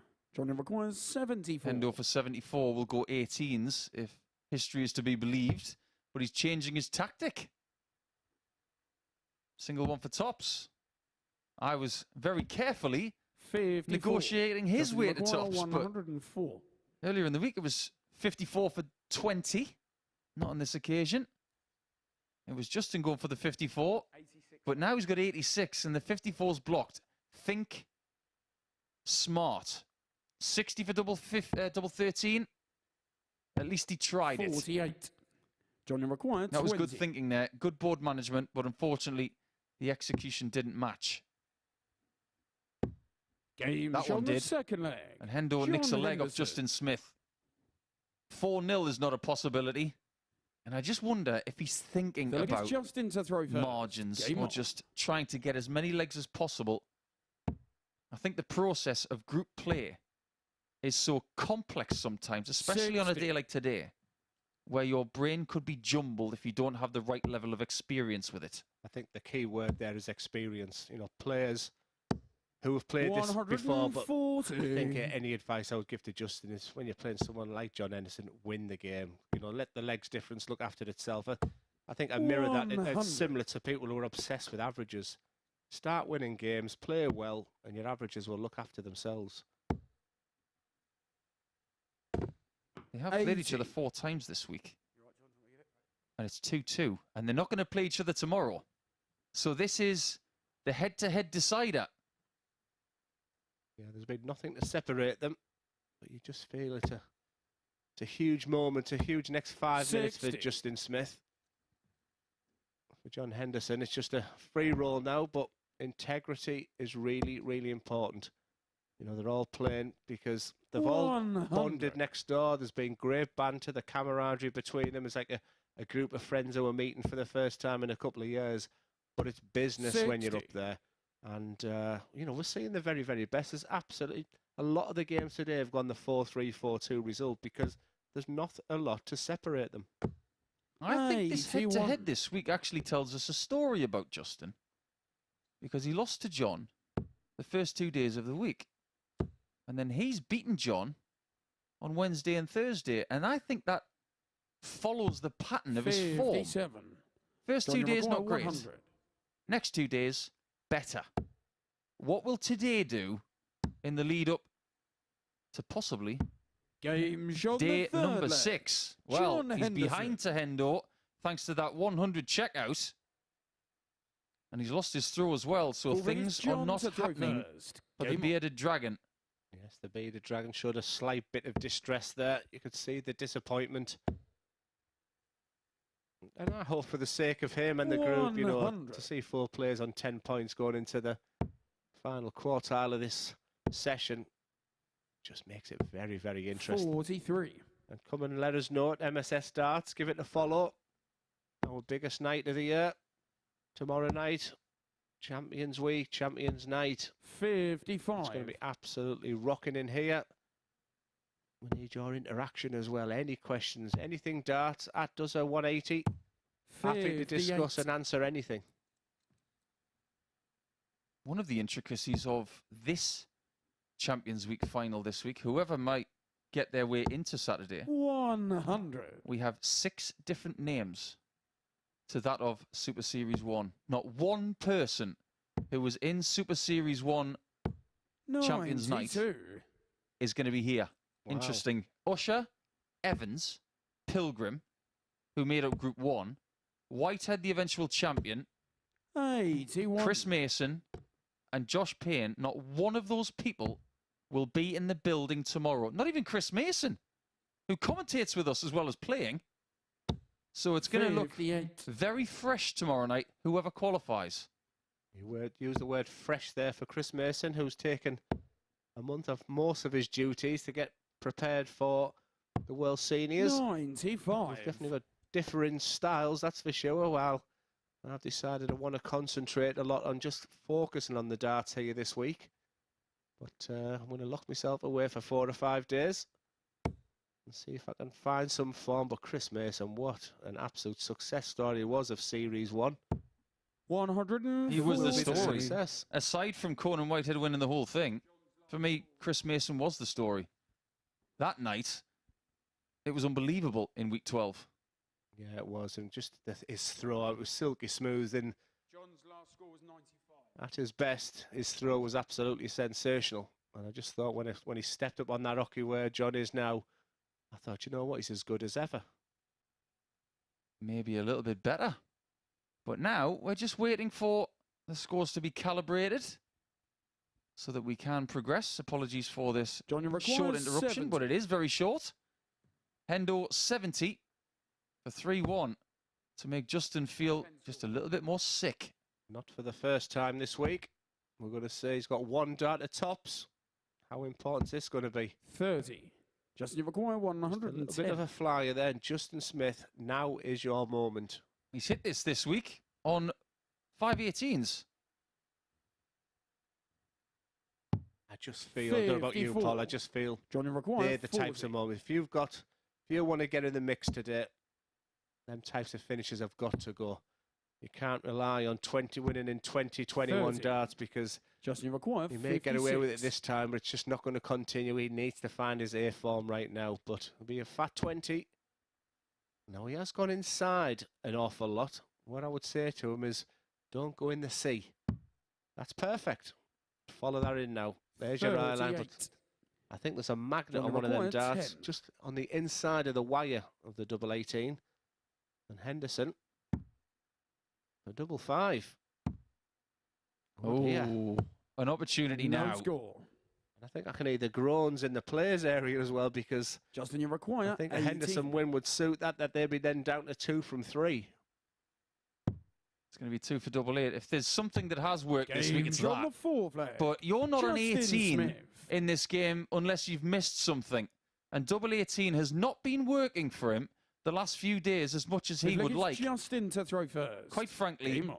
the game plan, if he is to kick on, whatever happens this week, I think it needs a bit of tweaking. Justin still retains the throw going 78. into the final, possibly 3 legs. Hendo knows that chances have been missed, but I'm with Glenn. Big, big movements in the practice room 180. when Henderson failed to get that 3-1 lead. But that will make them feel a little bit better. Henderson's still a favourite with the bookies going into this last leg, and that 59. 180 will cement that. But Justin Smith, I just think it's an average performance. Let's have a little look at the tail of the 60. tape. I mean, John's only averaging it late 70s. If you'd have said, right, as you're walking onto the stage, you're going to play John Henderson, his average is going to be late 70s. 60. Only 2 from 11 on the checkout ratio. You'd think advantage Smith. The only This is a good thing bit about the late disappointing. 70s was Abbott, not an average.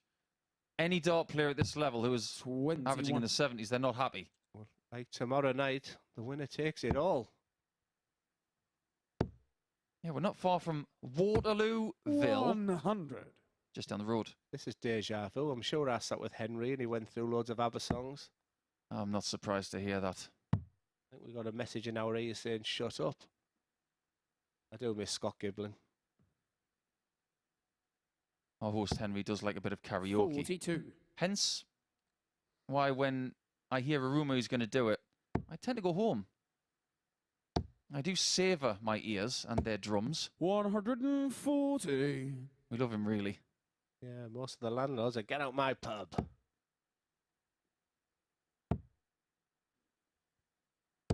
Great 125. 125.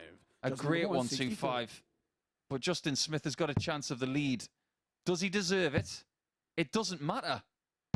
Because he's Game got shot it. on the 5th flag. That's a dagger to the Justin heart of Smith. Hendo and a bit of a scythe to the chasing pack. Because we could have See if like it's 4 John to players throw on 10 first. points at the end of this game, which will make for a very interesting 4th round. And the 4th round is as such. I'm not getting ahead of 85. myself. But we have Adams versus Osborne, Clark versus Smith, And Walters versus Hendo, there is one match out there that really stands out. It's Clark 60. versus Smith, I think because so. both of them would be on 10 points playing each other if Justin gets another leg.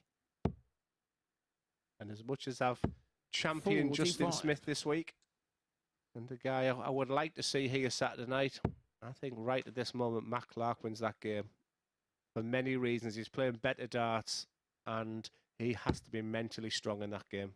He has to really believe. He's got to think, this is the opportunity. This is why I practice. This is why I go to local league. This is why I've played Super League. For opportunities with 2 matches to go. I'm right in the mix. 95. I've got Matt Clark in my way, and you've just got to put everything out there.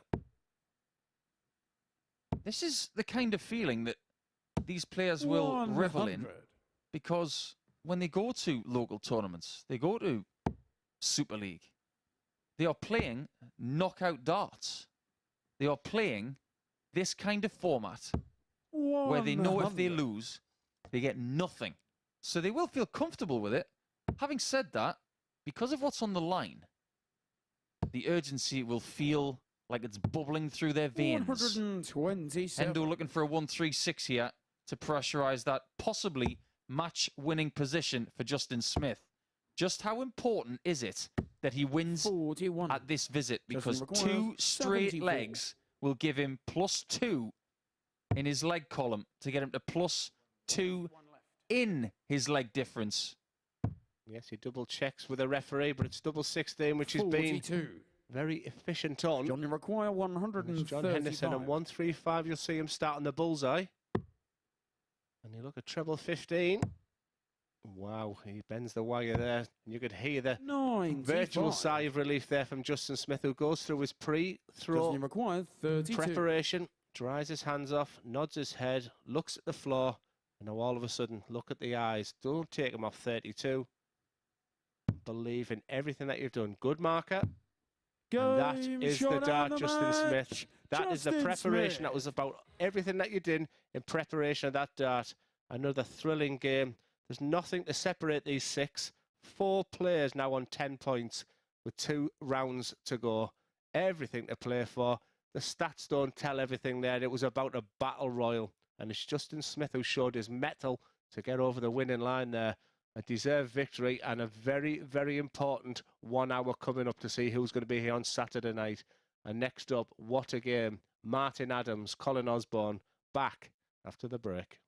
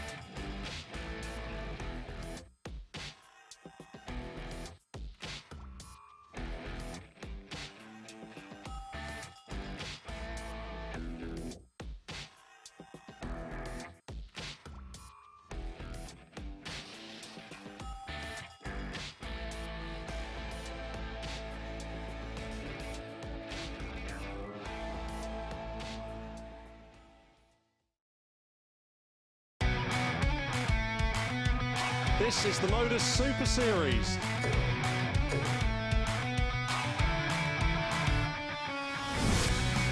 $182.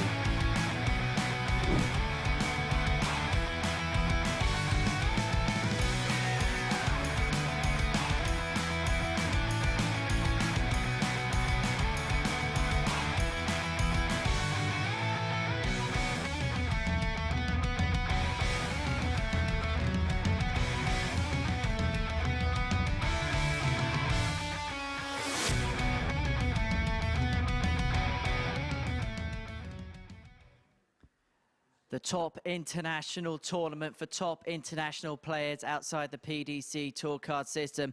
And we are getting right to the heart of Champions Week here at the MODUS Super Series. We are 8 rounds down out of 10 in Group C, and it really is tight at the top. 4 players tied on 10 points. Only 2 can progress their way through to Champions Night tomorrow, and the chance of emulating Conan Whitehead by picking up the £20,000 cheque. Another big game in that race for the top 2 places about to get underway as we see Colin Osborne in action up against Martin Wolfie Adams, and in the commentary box we have Glenn Durrant and Paul Nicholson. Thank you, Henry. We're going into these last 2 rounds with a great sense of anticipation. And we are going to start with Martin Adams against Colin Osborne, like you said. And this was the fixture yesterday that yielded the biggest average of the year. 111.33 for Wolfie, in direct contradiction to what he did in his first game on Thursday. But now that he's out, he could be the spoiler. It's Martin to throw first. Everybody doesn't want. Game on. So here he goes, Osborne trying to take his place at the top for now. And I say that loosely because someone is going to make 12 points in the next match between Walters and Smith. Leg difference, all of a sudden, is 60. becoming as important as ever in the MODUS Super Series. Clark +8, Osborne +3, Walters +4, and Justin Smith +2. 55. They are all separated by a margin of 4 legs from first to second, and then another leg, and then another leg. So overall, it's only 6 legs. Those swings can be bridged in 1 match.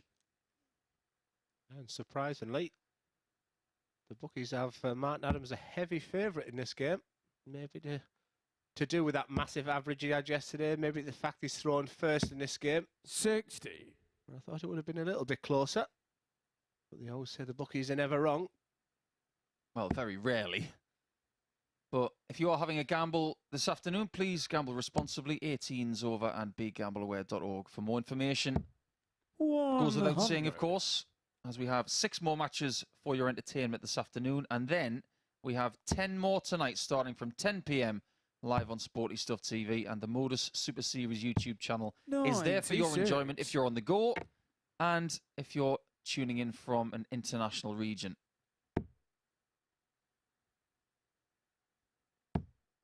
Yes, there's plenty of people getting in contact today. Hope you're enjoying everything 100. about this as much as we are in the comms box here. I've got every stat I'm looking at, but the one that's beating right across my eyes is first, second, third and fourth, all on 10 points. How sick would you be not to be there Saturday night because of legs difference? It's looking a distinct possibility that that might be the case. But Colin Osborne, he has the opportunity right now, but it's Adams on 1-4-1 again. And I emphasise the word again because he did this earlier. Game shot in the first leg. Correct me if I'm wrong, but I think that's every same hole that he hit last time. The man just gets better and better and better. Second leg is Colin to throw first. It's a wonderful shot. Game on. So traditional in its nature, but never, ever unspectacular. Osborne is going to have to go great guns from here. 140. First, he's got to take out Wolfie, and then he will have a 4-pointer against Scott Walters in game 14.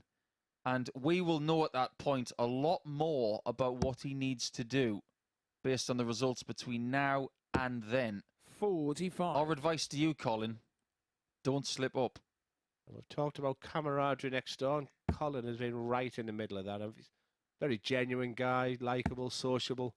But right now, as happy as everyone. Matt Clark, 60. Scott Walters and Justin Smith right now are massive Wolfie fans because they just want to take Osborne out the equation so it's back in their hands. It's as simple as that. I actually attribute one of my worst hangovers ever 100. to two people in this group. Or should I say two hangovers, the worst of my life. One was for Osborne, because it was his birthday. And secondly, the other one was Hendo's wedding. Now the wedding is fine. 131. Drinking with a Middlesbrough man. Oh, it wasn't his fault. Trust me, it was Andy Hamilton's fault. They used to be thick as thieves, those two. Yes. No, I used to bring Andy to tournaments in Teesside. 180. Never go to a dart player's Colin birthday McCoy, party. 170. It'll all end in a headache. Oh, hold the phone. That we're going to go hello there. 94. It was the bull he was looking for, but he doesn't find it.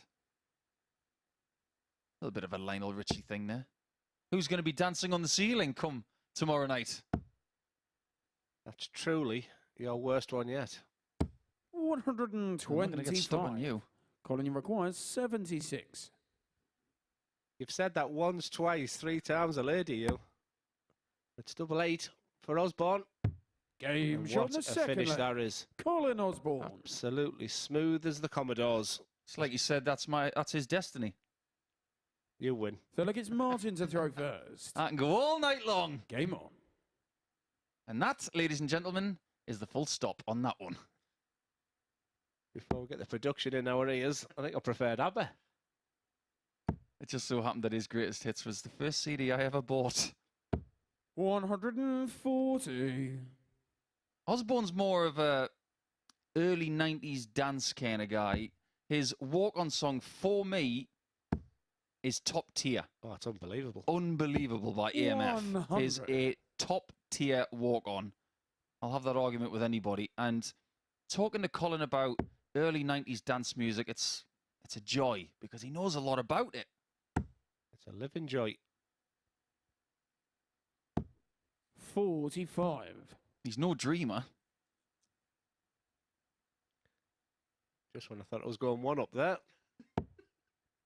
Honestly, I'm probably one of the people you want to go up against when it comes to that. You don't want to do Chris Murphy or one of our former colleagues, Mark Walker, 180. because they know more about music than anybody I've ever met. I tell you, Mark, I mean, Chris Murphy was good. Very, very, very good. My God, Mark Walker just won us a quiz. Just on his own, just reached over, pressed W for Wigfield. 83. I think that was on a Saturday night. That would have been the question of who took over from Wet, Wet, Wet as number one after Love Is All Around. He told me about that. Now, what are you telling Martin, Colin? Are you telling him maximum? 140. Not quite. We could just have a quick look at the averages. Both over 102 right now. Or should I say it? 105 in the case of Colin 95. Osborne. Colin, you require If you are 81. going to peak, this is a pretty good time to do it. Treble 19 for double 12 would have been for an 11. Bullseye for the 12. Wonderful. Game shot in the third leg. Wizardry Colin from Colin. Osborne. Break of throw in a classic sense. You always think a 12 darter is going to be enough for a It's break of Colin throw to throw because first. Game 4 visit legs are premium stuff here at the MODUS Super Series. And that was very, very welcomed. He's starting to time these shots to perfection. 140. I think Adams is very much a spectator in a game that is currently all about Colin. But he's playing at a very high level and getting only 1 dart at a double in the first 3 legs. 60. Coincidentally, there have only been 3 shots at a double in this match, and they've all been hit. Colin's proximity to that treble 20 has been 100. really impressive so far in this game. He must maintain that for the rest of today.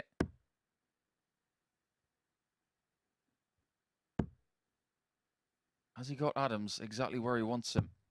144. He weathered the storm. And now taking control just at the right time. The MODUS Super Series is about time, and you don't win it on day one. On the Thursday, you can lose it, and I felt that's where sort of Henderson and Adams, you know, they were always going to struggle today.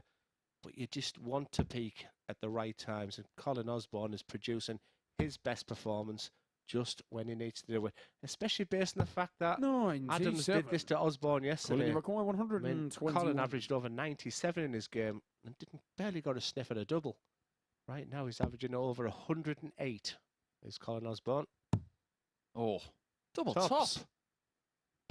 Is there anything he can't do? That's consecutive Colin 12 Osborne. darters.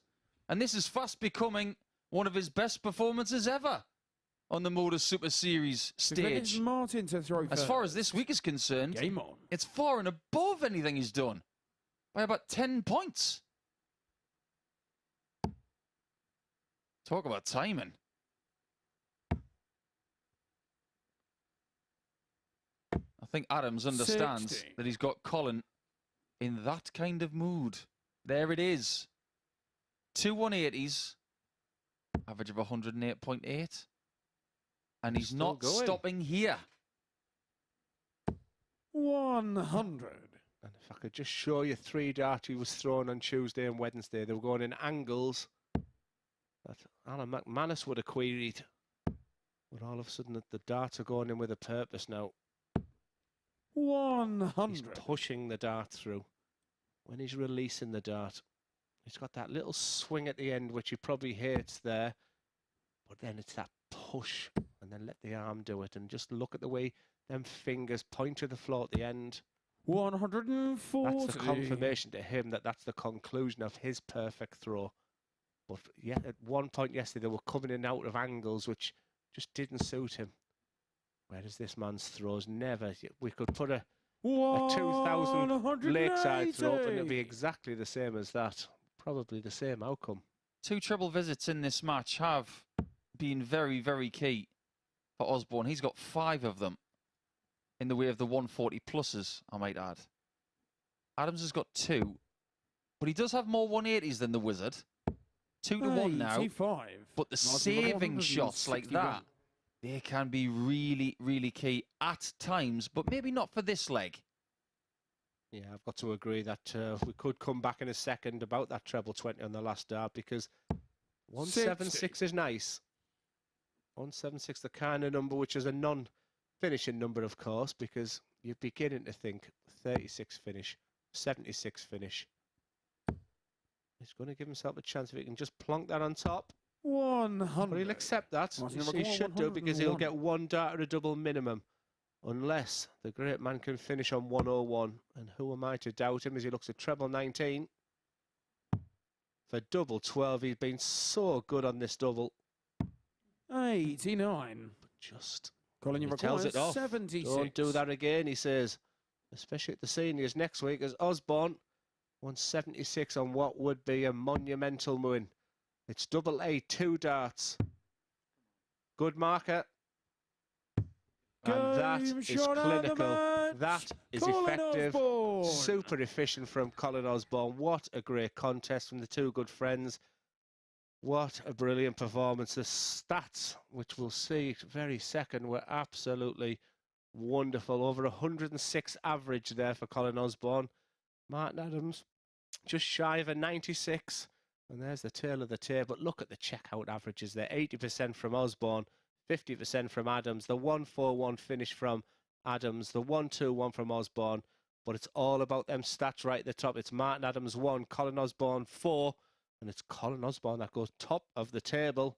And the first player on 12 points. Matt Clark, Justin Smith, over to you. Up next.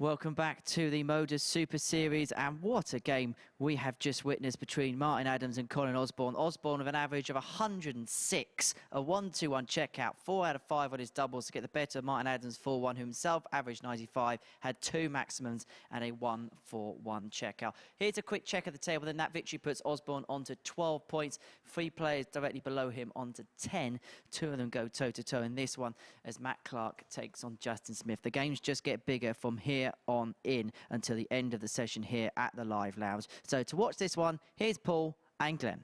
Thank you so much, Henry. Here's Colin Osborne just timing his run perfectly to the winning line. He'll be delighted. That was a game that we all enjoyed there. And in particular, Game Colin. on. Matt Clark, who's been the leader, the front runner of this match, of this tournament, has all of a sudden been pegged back. This now becomes a really, really big game by one of his challengers, Justin Smith. 99. Justin Smith is the type of player who could bang 110 averaging, but is also capable of 70 average as well. Inconsistency is his consistency. 95. And this is one of the biggest games. I might regret being going over the top. This is probably one of the biggest games of his life, because if he can get over this game, it's not only the fact that he's beaten someone like Matt Clark, who's so much more deliberate than the players he's used to. It's a real 70. tough challenge for him mentally on this dartboard, because he can beat anybody if he believes. It's just sometimes some of his demeanours, some of his body language lets himself down. I've been interested to watch this game for a while now, so over to you, boys. 41. In a financial sense, because these players will be thinking about the financial implications, this may be one of the biggest clusters of games for Justin Smith and for Matt Clark. 57. Even though he's had a career spanning 30 years, he's played in the BDO in the 90s when the money wasn't that great, and in the PDC when it wasn't at the heights of right now. So he may have played for a few thousand here, a few thousand there. But the chance of getting £20,000, I'm not so sure if he's got there before, and I'm going to dig that out before his final game today against John Henderson, and he will know exactly what he needs to do when he plays Hendo in the final game of the session. Well, we did have a good look at the Pro Tours, didn't we? Obviously only got to semi-final, so that would nowhere near reach the 20 grand minimum. 46. We have some fantastic websites and information on our hands there, but I think 20 grand will be his biggest prize. This is him in your picture.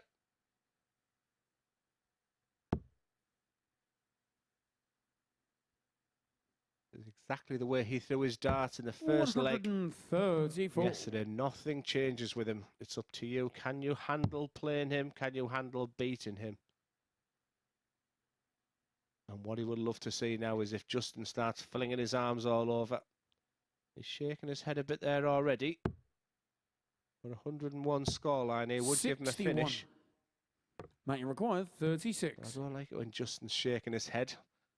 I really like that. There was a little part of him yesterday which he just looks so super focused. Game shot in the first leg. He mustn't panic Matt right now. Clark. He knows nothing about Dad's army, Glenn, so he won't know what Clive Dunn said all that time. Don't panic, don't panic. We'll feel like he's up against Mr. Mannering right now. Don't be a stupid boy, 100. Justin. Don't be a stupid boy. I have it on good authority via one of the websites that we use is from a wonderful gentleman in the Netherlands called Jacques Newlat, who knows more about darts than your average cat. But judging by his website, it tells me that Matt Clark's biggest payday in his career is £12,000, which was for the 2008 quarterfinals of the World Match Play, which 60. Makes sense. But he has not got anywhere closer to 20,000, so he could, in a long 3-decade career, get his biggest payday in 2023. But He's got to get there first. 96. Don't you think that's a measure, a yardstick of where the MODUS Super Series has come in such a short time? That Oh, yeah. players who have played the game 30 years are on the cusp of getting their highest payday in 3 60. decades. Let me put it to you this way. I've been with this project since the very first dart. And when we were in Southampton and we started doing the bonus at the end of the week for £2,000, I could hear the neck 94. bones of amateur players turning as if to say, how much? And then all of a sudden, people started paying attention. Money gets people's attention. Now that that bonus at the end of the rainbow here is 10 times that amount, game-changing, career-changing, in some people's case, life-changing. And then the partnerships of the World Seniors and the ADC as well. I'm sure there's other projects, other areas, because they want to see fresh faces. 100. They want to see new people coming through. And like I say, the best example we could give is Richie Parkin coming through from Whitby, and what big news it was up north. And you know, Scott Hunt is doing an amazing 59. job with the ADC. Matt, and, you require 152. you know, people are winning tournaments thinking, I wonder where that puts me for an invite for MODUS Super Series. It's an exciting year ahead. Especially when we consider what is going to happen later this season, because we've already 55. broken the news Just to you require this week. 128. That ADC Oceania will be sending players our way in early May. Not just British-based players, not just 63. players from the Netherlands or Matt, you Ireland. require 97. We are talking about getting players from all over the planet for the rest of the year. So watch out for further announcements of that. Clark looking to double his lead. And he was tempted by double 19 just for a second. No such luck in getting a shot at the outer ring for leg number 2. 65. Not yet, at least. Something interesting, Justin Smith was averaging in the 60s an awful lot last game as he goes for this double 4. Game shot in the second. During this game, he's Justin averaging Smith. in the 60s. Now, that could be a game changer. I liked what he was doing, stood behind. I was expecting So the, look, it's Matt to throw first. the usual shaking of the Game head, on. and but he just seemed to be focused on a part of the carpet or just looking down. He looked really focused. You know, and part of me, that could be the what he needs to get through this game. But the last thing he wants to do when you hit a double like that is to look up and the opponent's banging in a 180, but he has to remain positive. Big game. One thing I know for sure, at 60. the end of this week, players like Justin, like Raymond Smith, like Hendo, come Sunday, wherever they are, they're going to crash. They're going to sleep well. And in fact, Raymond Smith's probably going to sleep well on his flight home, which I'm informed is on Sunday after the final. 60. He's looking for a smash and grab this week. Take the money and run. That's a bad dart. Can't be ignored. Timing's 40. off. Needs to fix it quick. And I just think he's trying too quickly now. He's doing the opposite of what he wants to do. I think he's sped up there by a second, and there's my concern, the shake of the head. This is what Mark Clark's done for 30 years. This is his pace, his way of playing the game. 100. He's not breaching one rule whatsoever. It's up to you to deal with it. But he sort of looks in disgust that Matt is taking 20 seconds to throw a dart, and it's affecting him. Why do players win tournaments of this magnitude? Because they have things that they stick by that are reliable. I just get the feeling that Justin has been experimenting with a few things this week, and he doesn't have a definitive process. So when it comes to crunch time, he's got nothing to rely on, nothing to remember. This guy's pretty wise. Superman has always had this deliberate style, and he's always had something to count on, whether it's a portion of his grip that he remembers, his rhythm, that ever-present upright stance. He has things that don't break down. But Justin has maybe not looked as twitchy and as nervous as right now because he knows exactly what's at stake. He may not know it, but he's learning a lot about himself right now. The one word I think we missed there. Just says, we'll see Matt's go for this one. But you have to be adaptable as well. You know, it's great playing. You know, the super quick players of Scott Walters, You know, he probably loves the pace of that one. But you've got to be prepared to adapt your game 100. and be mentally strong when you That play required against someone 20. like Matt Clark. And that's the one area for me. And there's 2 or 3 areas I'd love to sit down with Justin about because he has the talent. 2 10s for the lead, and he gets that. Game shot in I the can't third actually leg. remember the Matt last Clark. time Matt Clark was not at the top of the leaderboard. It's been that long ago. He currently sits Fourth leg, it's Justin in to throw second place first. on Game on. leg difference, courtesy of Osborne winning that previous match. If we look through yesterday, he beat Osborne. He actually beat John 97. Henderson first, 4 legs to 0. Then after that, he did beat Justin Smith as well. So at that point, he was on 4 points and hasn't really been off the top since. So this is the first time since the start of playing Group C. But I think it's credit to him that all of a 60. sudden he could probably see the headlines being written how he's lost this lead. Because he has been the best player in this group, whether people like that or not. He probably hasn't got the gears. 120. I had a feeling he looked away on that third dart there. I don't know what he's thinking about, but that is what's called a hat stand, where the dart hangs from the other 2 darts and dangles, a bit like a pendulum in a grandfather clock, and it's cost him possibly 60 42. valuable points. Having said that, in this leg, he's still well in front, so look at the glass half full as opposed to empty. Is Matt Clark taking his darts out even slower now? Experience. 40. Old school. Love it. Well, if he does do that, and Justin doesn't appreciate it, he might tell him. You might not want to do that with an old experienced player. Sorry, Matt, I didn't mean to call you old. 99. I meant to say experienced. I see it with quite a few players. They take the time. Scott Mitchell takes his time. And 41. obviously Matt does as well. Some players are slower players, but then retrieve quite quickly. We mentioned Justin Piper. He was like that. Michael Barnard's like that. You have to do things part of your process. If you can't accept that somebody is a little bit slower, then it's not their weakness. It's 55. your weakness. It's the ability to accept the situation and, like you said, Glenn, adapt. He's winning the mental game here. And this was my fear, because who's the better dart player? I would even say Justin Smith. 43.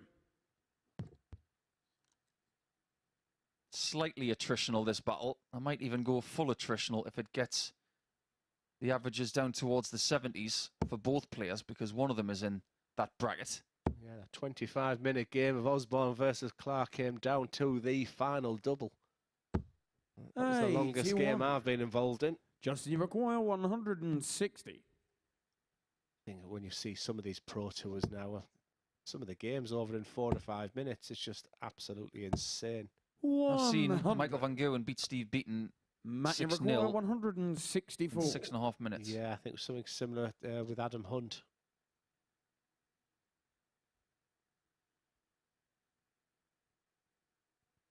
Superman 164. This would be superhuman. That dart was not. 80. Now this is tricky Justin, because he requires doesn't like 60. tops. He's had barely any joy in it all week long. Well, just use it as an approach shot instead. Double 5. I think he thought that was in. Do you know what? He's 1 double away here from 2-2 when he's been second best. 50. Well, that one is a Chris Waddle penalty. That one is still Matt, climbing. you require 84. And this one would really sting. If he is slowing the pace down, it's for his own benefit. He's definitely reduced speed. And this double 11 would be a full acceleration 73. to get to the winning line, but he didn't like that. And Justin Smith needs to look at the bigger picture here, Paul, because Justin, you require 10. he's been second best. And here he is with 3 darts. He'll go 2 double 4. And he's right back in this contest. What's going on in his head?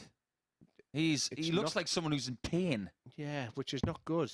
And it's the fact he's visually shown all of us it. 8. Keep it internally. He's living every dart. Now you No more require chances 11. now, I fear. You can't really blame anyone but yourself, unfortunately, when you've had 8 visits to the board. That's the crux of this sport. If you're giving your opponent an 8th visit to break your throat, there is Game shot nobody to before blame play. but yourself, Matt unfortunately. Clark. Hand on heart, that's the way it is. And Superman does get a 3-1 lead. Looks like it's Matt to throw first. And after everything he's Game been on. through this week, Justin Smith is in a little bit of trouble in the table. He started at +2 in leg difference. And of the 4 players on 10 points, he was the worst off. That's probably why he 84. thinks he needs to get out of this with a win. But that's becoming a slimmer chance by the visit. 96. If he loses this leg, and Scott Walters beats John Henderson by a considerable margin, we may be looking at somebody joining Hendo and Adams out of the door. 135. We're not going to speculate who is safe and who is not until we have exact confirmation, because this is a tight 59. scenario. Superman. Strength, stamina, endurance, intelligence, longevity. All linked to this man in front of you, but I have to laugh at this one. Speed. It is not his forte. Faster than a speeding bullet, apparently. 100. Maybe he's so fast that, you know how it is with the Doppler effect? When it goes so fast, it starts to look slow. Maybe that's what he's like. Maybe that's a bit... Oh, it's 57 on the floor. 77. But then again, he's had that dart slapping against his own marker all week long. It's a shame. It's a shame, but you only see one winner from here right now because Matt Clark just doesn't give up positions like this. He's just too solid. I like it. Just looking at that 140. little blue disc in his left hand. Yeah. We've had some questions about what it is. To me, it looks like wax, just to keep his fingers tacky enough to feel the grip in the dart the way he wants. 59. And unlike some other Man players, required he doesn't put it in his 42. pocket or on the table. He keeps it in his hand. And It's actually part of his feel. and confirm it's not a speedometer as he looks for 42. But a very, very impressive performance. I think he highlighted the weaknesses of Justin Smith Game and shot out of the absolutely took them match, to the fore. Matt Clark. He took him to school there, and that's a big, big win for Matt Clark, as Paul alluded to. He's been on top of this group for an awful long time, and to see Colin Osborne reach the summit, it could have affected some people, but the biggest strength of Matt Clark is his mental side of the game. So it was just a solid performance. 57.14% as the checkout ratio is the highlight for that game. He returns to top of the table. Another big game coming up, this time for Scott Walters. This time it's up against John Henderson, back after the short break.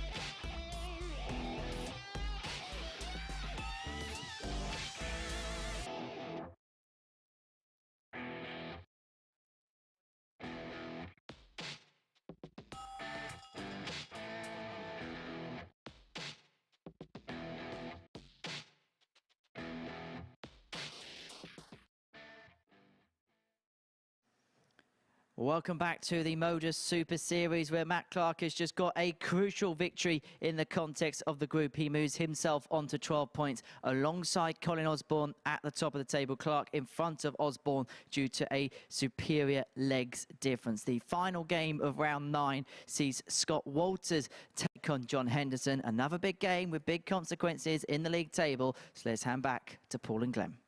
Yeah, thank you so much, Henry. Yeah, big consequences for the guy in your picture there, Scott Walters. You feel like job done, Matt Clark. Job done, Colin Osborne. Justin Smith must do better and is now struggling to get to that top 2 position. We'll be looking at sort of results going his way as well, because that -1 deficit there could be a case where there's no point of no return for Scott Walters. You've got to focus on yourself, and a big win over here. A big win over John Henderson would actually take him into 2nd place over Colin Osborne. A tight victory would leave it very, very close. So every single game today has got something which is linked to this league table that's going to make a difference. But the simple fact is, Scott Walters, go and do your job of winning this match. Simple.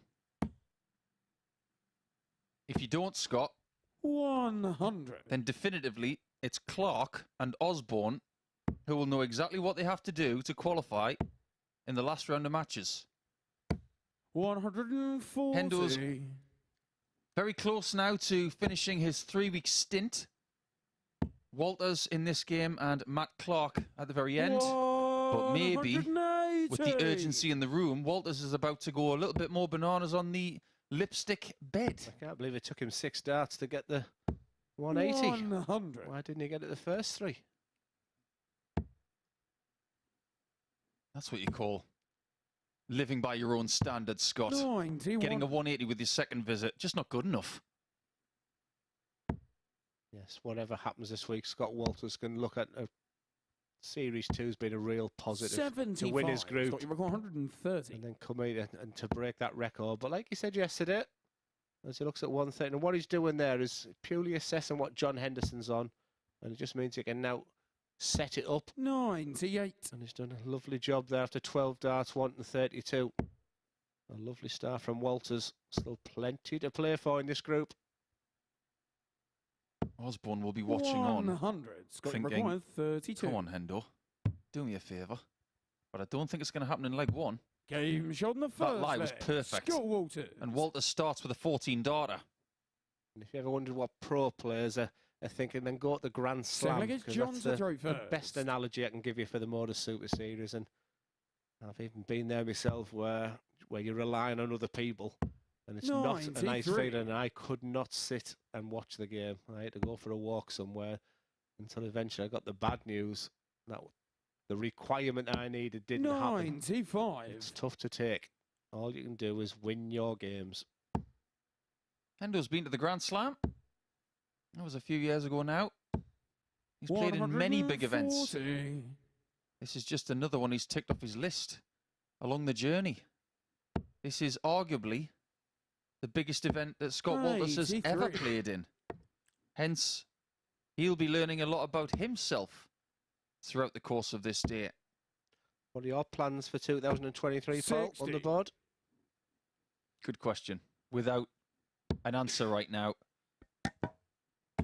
I'm going to go and get some darts refitted, I think. 60. Need a few tweaks. Been having a practice the last couple of days. Had a few decent legs. Quite happy with that. But when they're behind closed doors, they don't mean anything. It's all about getting some feel and 43. then maybe getting some plans in place to play some stuff. Yeah, I'm hoping to have a couple of hours in the house tomorrow. 125. I'm going to get away and start putting some graft in. Totally different to what a lot of the players are doing. I've seen people go to Benidorm to get themselves ready. I've seen people take a month off work to 43. get themselves ready. But a lot of the players have used the MODUS Super Series as a barometer of exactly where they're at. People like Terry Jenkins went from the sublime to the 98. ridiculous. Johnny Rock, 122. Tony O'Shea, Daryl Fitton must do better. Still possible. If he hits the ball. Game Oh, shot in the second leg. That's John so Henderson. strange, but so brilliant at the same time. I guarantee you that wasn't intentional, because nobody goes for a treble 4 on purpose. Game on. But it is a somewhat happy accident, as he takes 110 more afterwards. 140. So he's had a bit of banter earlier as he continued to smash the 180s on the practice board. And John said, oh, yeah, go for the 9 then. 123. I wonder if he's thinking about that when he stepped on the yoke with him, because that 1-2-2 there, that really, really hurt. He was very magnanimous and sportsmanlike. 121. As he held a fist pump out, but a 2-0 lead for Scott Walters at that point would have been pretty important. I'm informed that the darts that Walters uses 135. are a signature model of another Jenkins, Andrew Jenkins. 180. We have another 180 from Walters, who's not getting as many today as he did yesterday, and I think that's a bit of an understatement, because 64 he's got 2 in this game, 60. and that adds to 4 from earlier, meaning he's got 6. But he has got the leg, third leg, which is definitely the most important thing in 12 darts. Yes, Wonderfully done. If he hasn't hit the 180s, he's certainly improved on his finishing, and he could be so dangerous tomorrow night, because I mean, he's averaging over 107 at the moment. So You didn't know much about Scott before this week, did you? You do now.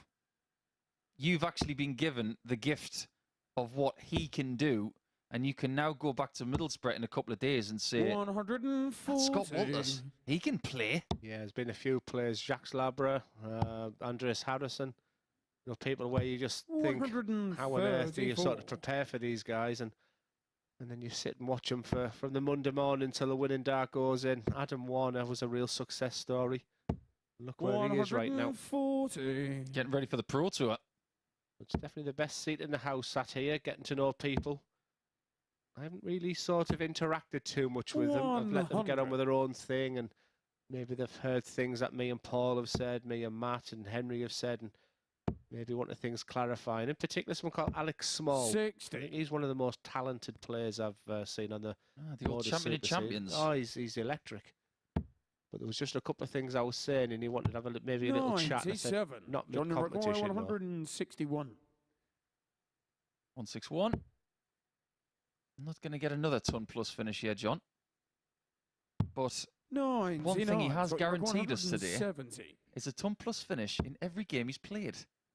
121, 116, 100, and now a 122 in this game. 26. But he couldn't get the biggest one of his day. 62. We'll draw level and make Scott Walters think of it more.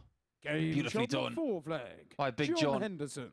Big Bad John. Here's a question for you. When does John pick up his darts next after this? Fifth leg, it's Scott to throw first. I reckon it'll be at least a week. He might have local league up in Scotland. I think he plays in Aberdeen at some point early in the week. It's usually Mondays. But I think if you're expecting him at darts on Monday night, think again. He might have a week off. I think that's the right thing to do, to just let his body relax a bit and let the adrenaline disappear. 121. He's worked so hard. I think he might do a bit of work on his schedule for the rest of the year and try and pick and choose what he does, whether he comes back here, goes to some independent events. I know that the Portland Open in Inverness is quite an important tournament to him. He's won it on multiple occasions. There's no real point in going to WDF, is there? Because the guys who qualified last year, the guys are going to be playing in December this year. But I wonder if he was thinking of Isle of Man or, you know, things like that, which are one-off tournaments, very prestigious titles to win still. 100. I guess that'll be a really good interview to see what his plans are for the year ahead. But we know that he's not going to be here tomorrow, which has made us all very sad, actually. 50. But Walters, again, on his own throws, defending really well. Just to refresh your memory, his leg difference in his penultimate match of the day is currently sitting at +4. If he was to win 4-2, he'd be in exactly the same position as Osborne on +6, double 10. He's gone around the houses again, but this time it is with success. One more leg to be on the same amount of points and the same leg difference it's as the John to person throw he will first. play in the final round. I wonder what Hampshire County you're thinking, because they're probably desperate for him to be there to get away to 85. Staffordshire. Yep. Look at the reserve list. Hopefully I'm not giving people my cough. I've been really concerned for Nico this week as we're sat in quite a confined area. I'm fine. I told my wife, and to be honest with you, I did tell George Noble as well that these are my concerns, but I just couldn't miss this week. 180. I just had to be here, you know, for my commentary. Infancy, this has been my highlight, you know, being here tomorrow night. I'm even bringing the old white shirt out tomorrow night. I've even got a jacket. 100. And I will be presenting the check as well, so I'm looking forward to getting involved in anything and hopefully meet the crowd as well. I'll be popping in and 46. out, so get yourself down to the live lounge tomorrow night and make this party the best in Pompey. And tickets are free, dartshop.tv. Be great to see 95. because we've been well supported this year, but a full house would be absolutely amazing. 105 plus. He'd love another maximum. 140. Nearly gets it, but it will be a guaranteed look for 135. I've just looked at the penultimate game. Let's say he wins 4-2 here. Penultimate game of the day, Scott Walters versus Colin Osborne. Lovely jubbly. That's my southern accent. Let me just clarify 44. something else Got as you at well. 135. The average of Walters is over 105. This is one of his best performances ever under this roof. And considering some of the things he's already done, that is quite the statement. 95. He sets up a potential 13 darter to then set up an incredible duel with Osborne in match 14. 57. And we don't even know the Got you repercussions at yet 40. because we have to look at Justin Smith, Martin Adams after this first. However, before we get there, we have to see Scott Walters get the job done. It couldn't be finer. The details of this final round are going to be so complicated, but yet so fun. 103.2 for the average. And at the right time, both Osborne and Walters have found their best averages of the entire week towards the climax. They will play each other in game 14. Before we get there, we will start the final round with Justin Smith and Martin Adams, and we'll find out what Justin needs to do after the break.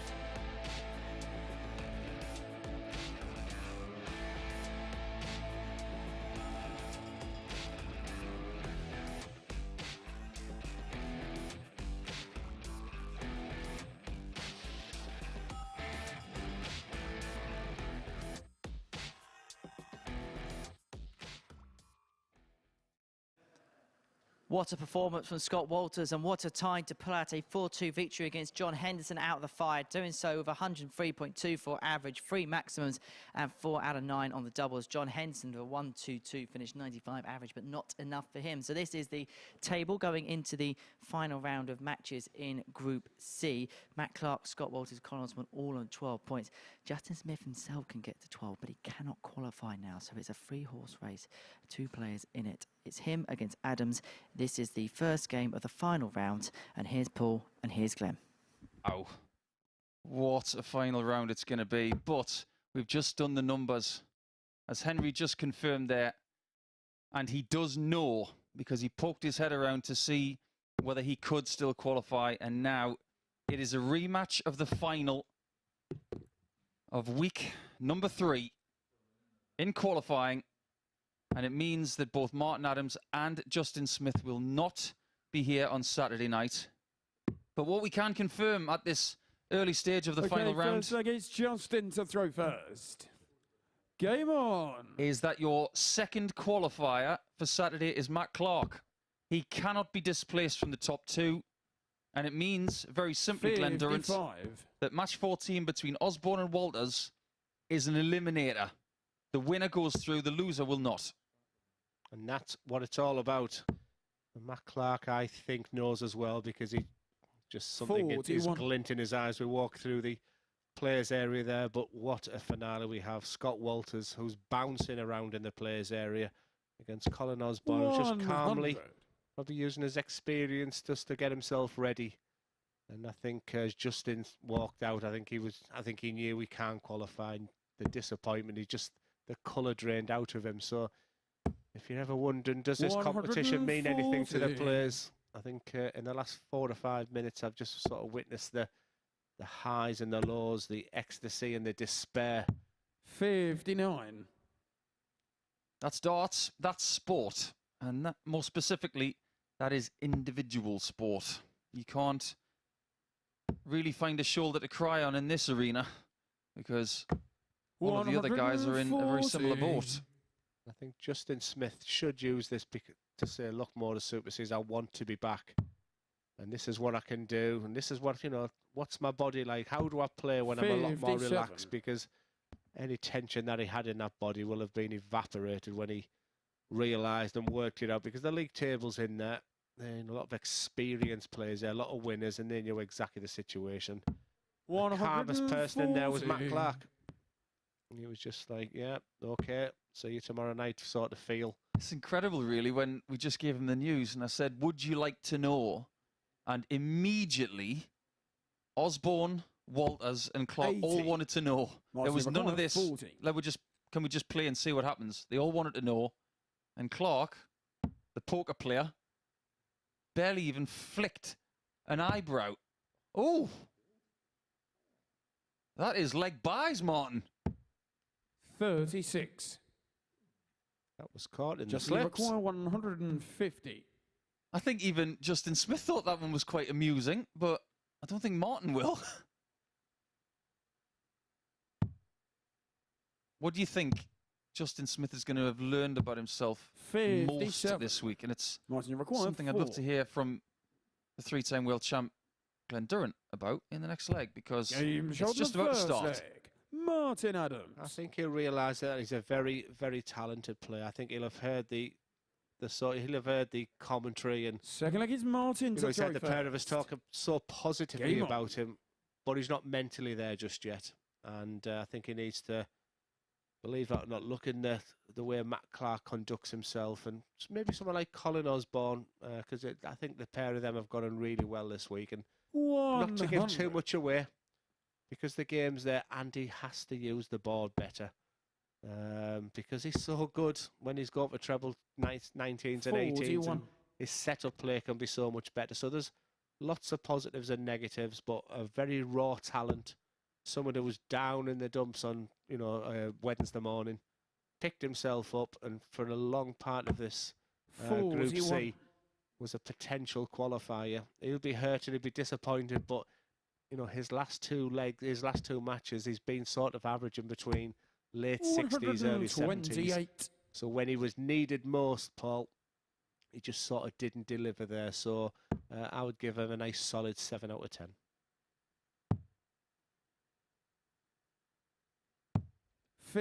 As for Adams, it was a bit of a bonus for him to be here, but ultimately he couldn't take that big chance. It was Justin that took him out in qualifying, like I mentioned, and that win in itself in Super Series 2 will always live with Justin. When he beats someone of this ilk, you never forget it.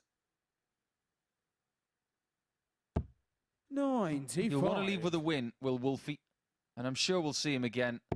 And when you make Champions Week like these guys have, they're very much towards the top of the list for invites back.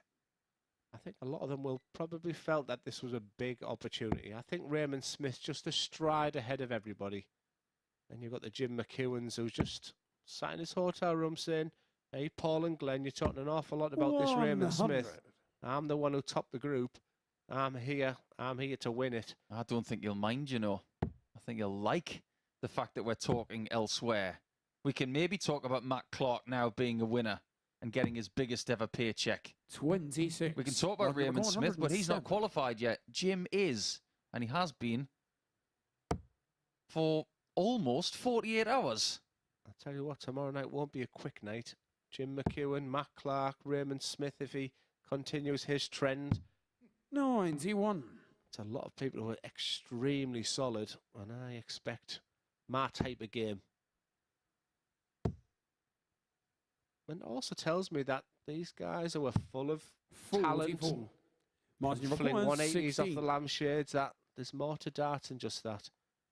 And in the end, experience, composure, determination means an awful lot when you come to try to get over that winning line. On the second just as Martin Adams pings that double four, that double four must have been hit more than any other double this week, surely. But yeah, I think there's an awful lot to say about what you need to do to be a MODUS Super Series champion. It's something that Martin hasn't done yet, and I'm sure he'd love to do it before he eventually hangs the darts up. But is there ever going to be a time when Martin hangs the darts up? I can't see it. That throw's as good as ever, Paul. I can't see an awful lot different to in his heyday. I reckon he'll play till at least 70. 100. Still busy on the exhibition circuit. That's a lovely throw. Look at that. Natural. And if he can pretty much figure out how to do that most of the time with that release, now we're talking about someone who will vault Welsh darts into another depth, because we'll talk about Clayton and Price. We'll talk about the next level of Welsh darts with a Louis Williams. But don't forget that there's another level just under the Pro Tour, maybe into the development tour as well, and the junior game as well. They've got so much presence. Yeah, the Welsh, the Irish, it's just fantastic. And then we had a good conversation off air about sort of Romania, Hungary, and 60. You know, Germany. Justin, you require 164. The game is so global now, and just what a wonderful time it must be to be a professional dart player right now. 86. That's the aspiration for Justin, I'm sure. Glad I'm set where I am these days. Is that throw starting to break down a little bit like it did when he played Justin yesterday? 68. Martin did not play well, but recovered 78. like Lazarus in his second game. Yeah, he never really got over that start, did he? Double six. No score. So quick. And I tell you, if he was top of the table, that would have just gone in the corner of double six. Is the helium out of the balloon now? Because that's how it feels when the adrenaline leaves your body. It's as if someone's just grazed you against a razor blade and it just goes pop. Single 20 for tops. And he's found a double top. I can't remember the last time he hit double top. I don't think he can, the way he celebrated that. The crowd goes wild. Yeah, we don't do piped-in crowd noise here. We have a library atmosphere from Monday to Friday, and then we go to the other side of the coin for Saturday, because this place is going to be rather loud. when we start at 10 p.m. on Saturday night. I'm hoping that the stage is going to be shiny with confetti. In fact, 41. shinier than the referee's shoes, because they are the shiniest thing I've seen this week.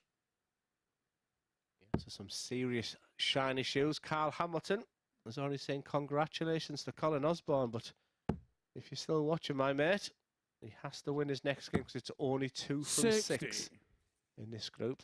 Just 2 from 6 in Group C. Carl should know that. He's been playing with us before. It's an early congratulations there to Colin Osborne, unless he knows something we don't. He definitely doesn't know more than us. Unless we're 30 minutes behind here. Let me just check my watch. No, we're spot on, 1:58. 60. I do enjoy going to the balcony, you know, for the final game, you know, when it's on there, because just to get the atmosphere of what they're playing in there, it's I think it's great. Robert Owen, Paul said it's the closest thing that stage is to a Euro tour. The brightness. And he said he absolutely adored it. And he was so successful in Southampton. And he did have a crack at getting through this. 60. All the way back in week 1. He was here, but not for long, because that was a swan song for his Super Series career, where he picked up multiple Saturday night titles. And he's now on the Pro Tour for the next couple of years at least. Have you got a board up at the home then, Paul? Do you play much online stuff, or is it? Have you always? Yeah. No, I'm not. I haven't either. I'm not like that. If I want to play against people, I'll just say, "Do you fancy a game?" 60.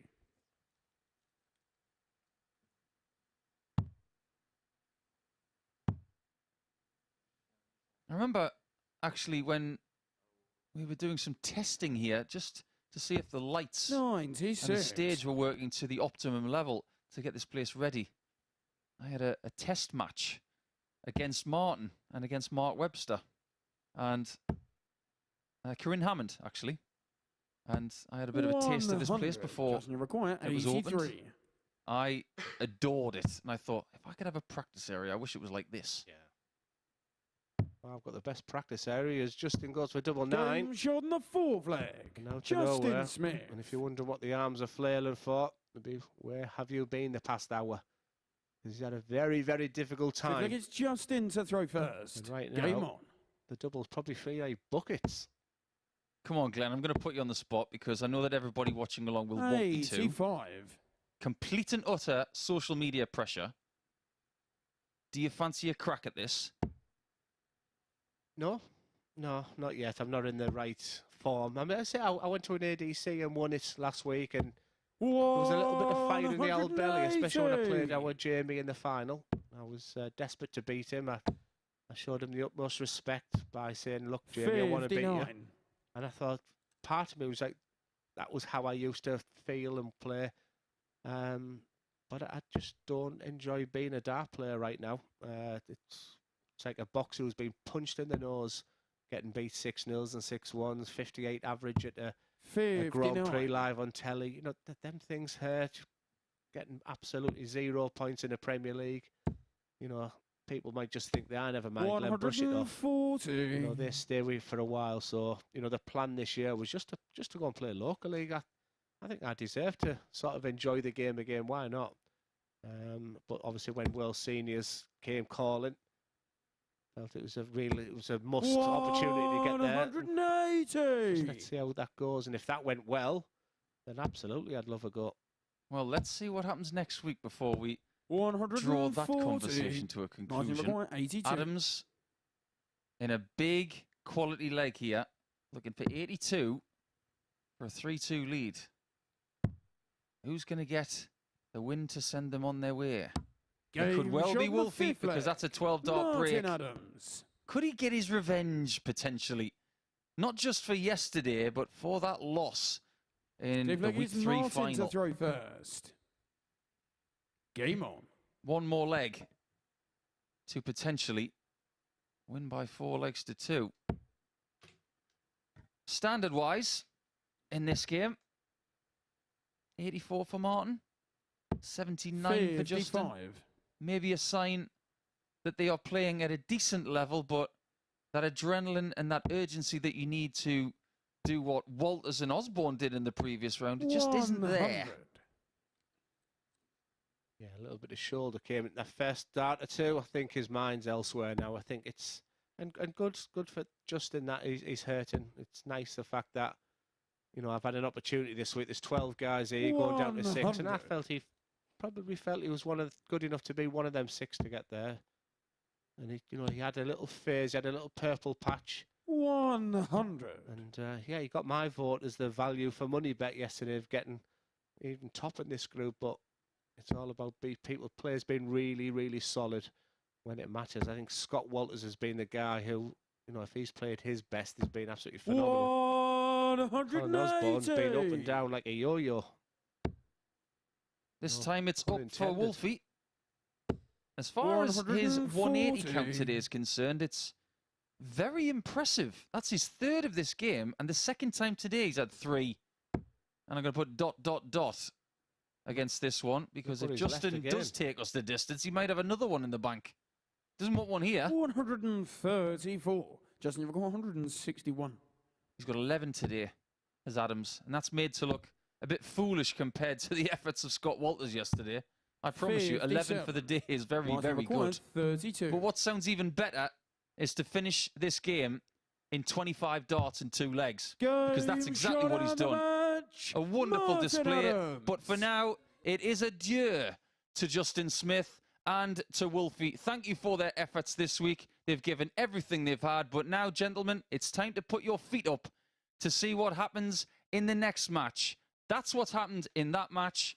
But Osborne versus Walters in match 14, it's a straight shootout, a duel at dawn, or in our speak, 2 o'clock in the afternoon, to see who qualifies with Matt Superman Clark.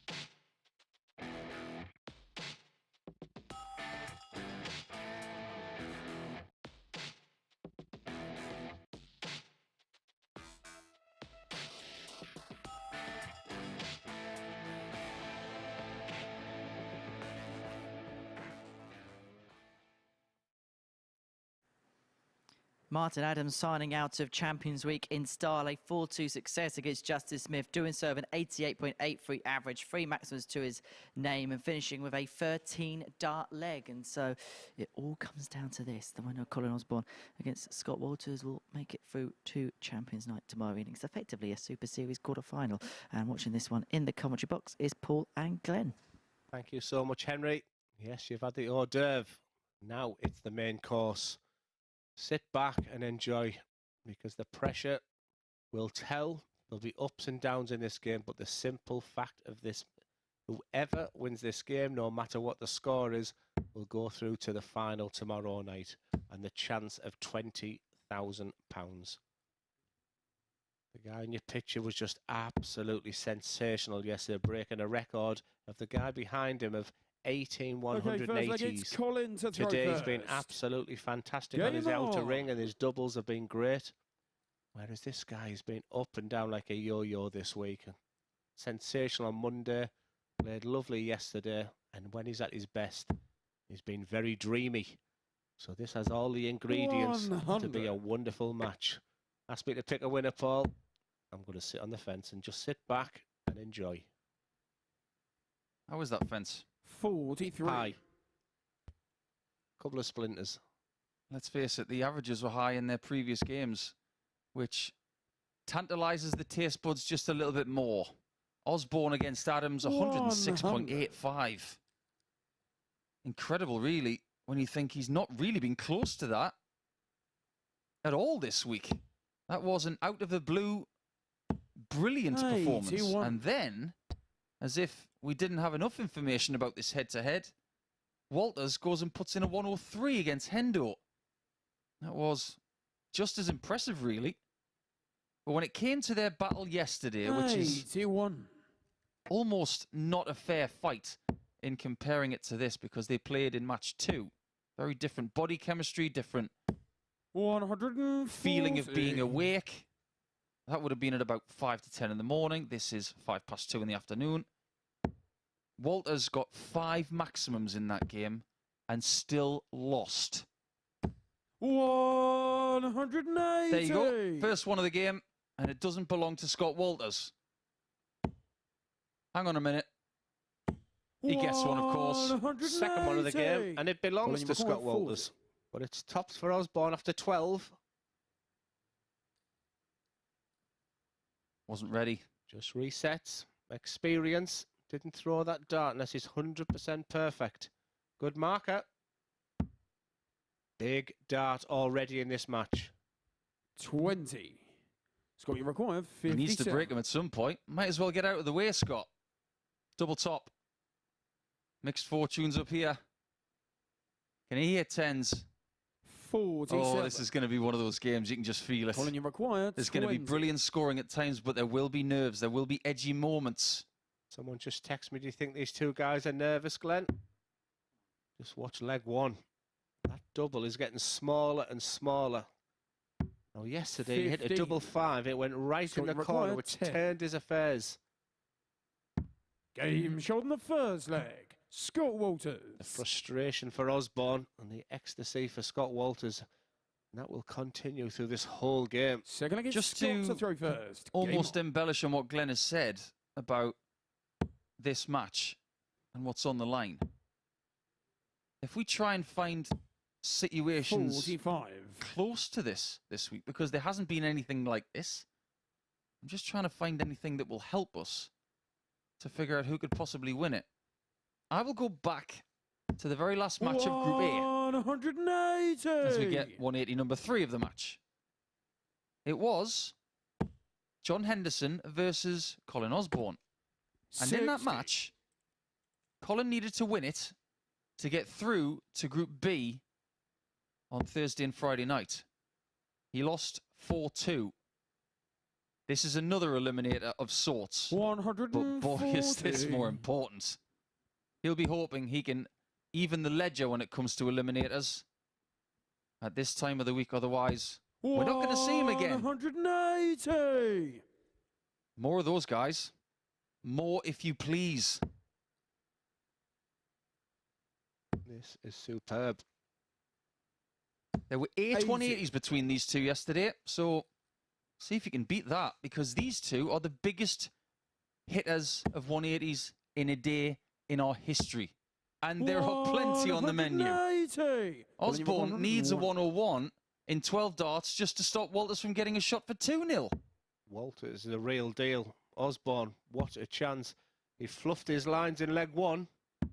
61. He was nearly teacher's Scott pet required 36. in leg two, but Walters, who's been Game shot absolutely the second fantastic, leg. just Scott continues to Walters. impress. What a start from Scott Walters. He tries to make eye contact with Colin Osborne. So look, it's Colin to throw Colin's first. been here before. He's not playing bad. Missed doubles. It's going to cost him so far. He has to hold on to his dart. You fear here. I guarantee you, if Walters does get the result, it will be the biggest thing he's ever done in the game. And considering the group he's been in, 81. he's here because he's a runner-up from week 1. Let me just remind you of that. We've got 5 180s already. We're 2 legs in. That's ridiculous. But he's not even supposed 50. to be here. Hang on a minute. Have we said that before? In sport? Yes. I'm thinking Denmark, 1992. 100. They weren't supposed to be in the European Championship. They got there and they won it. Always a story at the end of a MODUS Super Series. The corner white-haired one will take some beating. The man who was out in his feet 6 months prior to that win. Hated darts. Lost the love of it. This guy is just in a zone right now. 180. He might beat 18. He might beat 18 180s in this match alone. He's got 4 already. It's like 3. Colin's starting to think, why are you hitting 55. the majority of your 180s against me? 140. What have I done to you? First leg and then missed doubles though, Paul. He could have easily been 2-0 up himself. Yeah, now it's just a little bit of luck with that last dart, but 60. 3 well thrown ones. He's got to believe, Colin, he needs 2 trebles here.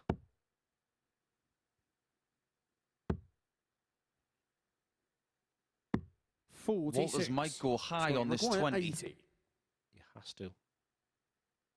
Just 2 singles for 1 shot at tops. Oh, he's gone the treble. He's staying aggressive. Does it work? 75. There's Colin only one way that could have gone worse. 170. If he'd bust the 80. Osborne is looking for his biggest finish of the week. This I would think be he a needs it. fairy tale finish. Wow. 131. Great attempt. Great attempt from a man who's got a 161 today. But who's got leg 3? It's this guy. On the third leg. He is sprinting towards the line, and now Osborne has got to pull a rabbit out of the hat. I just wonder if he's got anything left, because his opponent has done everything at the right time so far in this match. He's got 2 breaks of throw and multiple chances to book his ticket to Saturday. And if you're thinking of booking your ticket, this is your local man. Friends and family, if you're watching, of Scott Walters, and he does get over the line here, please come and join us. dartshop.tv. Get your tickets after the game. Colin Osborne, he won't go down without a fight, that's for sure. 100. I'm going to dispense with my sitting on the fence, and I'm going to say that if Walters does get over the line, which is incredibly likely now, with a 5th 180 and a 10th against Osborne in the last couple of days, that if he gets over the line here, he could be singing the following song. Tell me, ma, ma, 100. I'm not coming home today. I'm going to Saturday. That's another Geordie one, isn't it? Glenn rolls eyes. 41. Not about Wembley here. It's about coming back to this venue.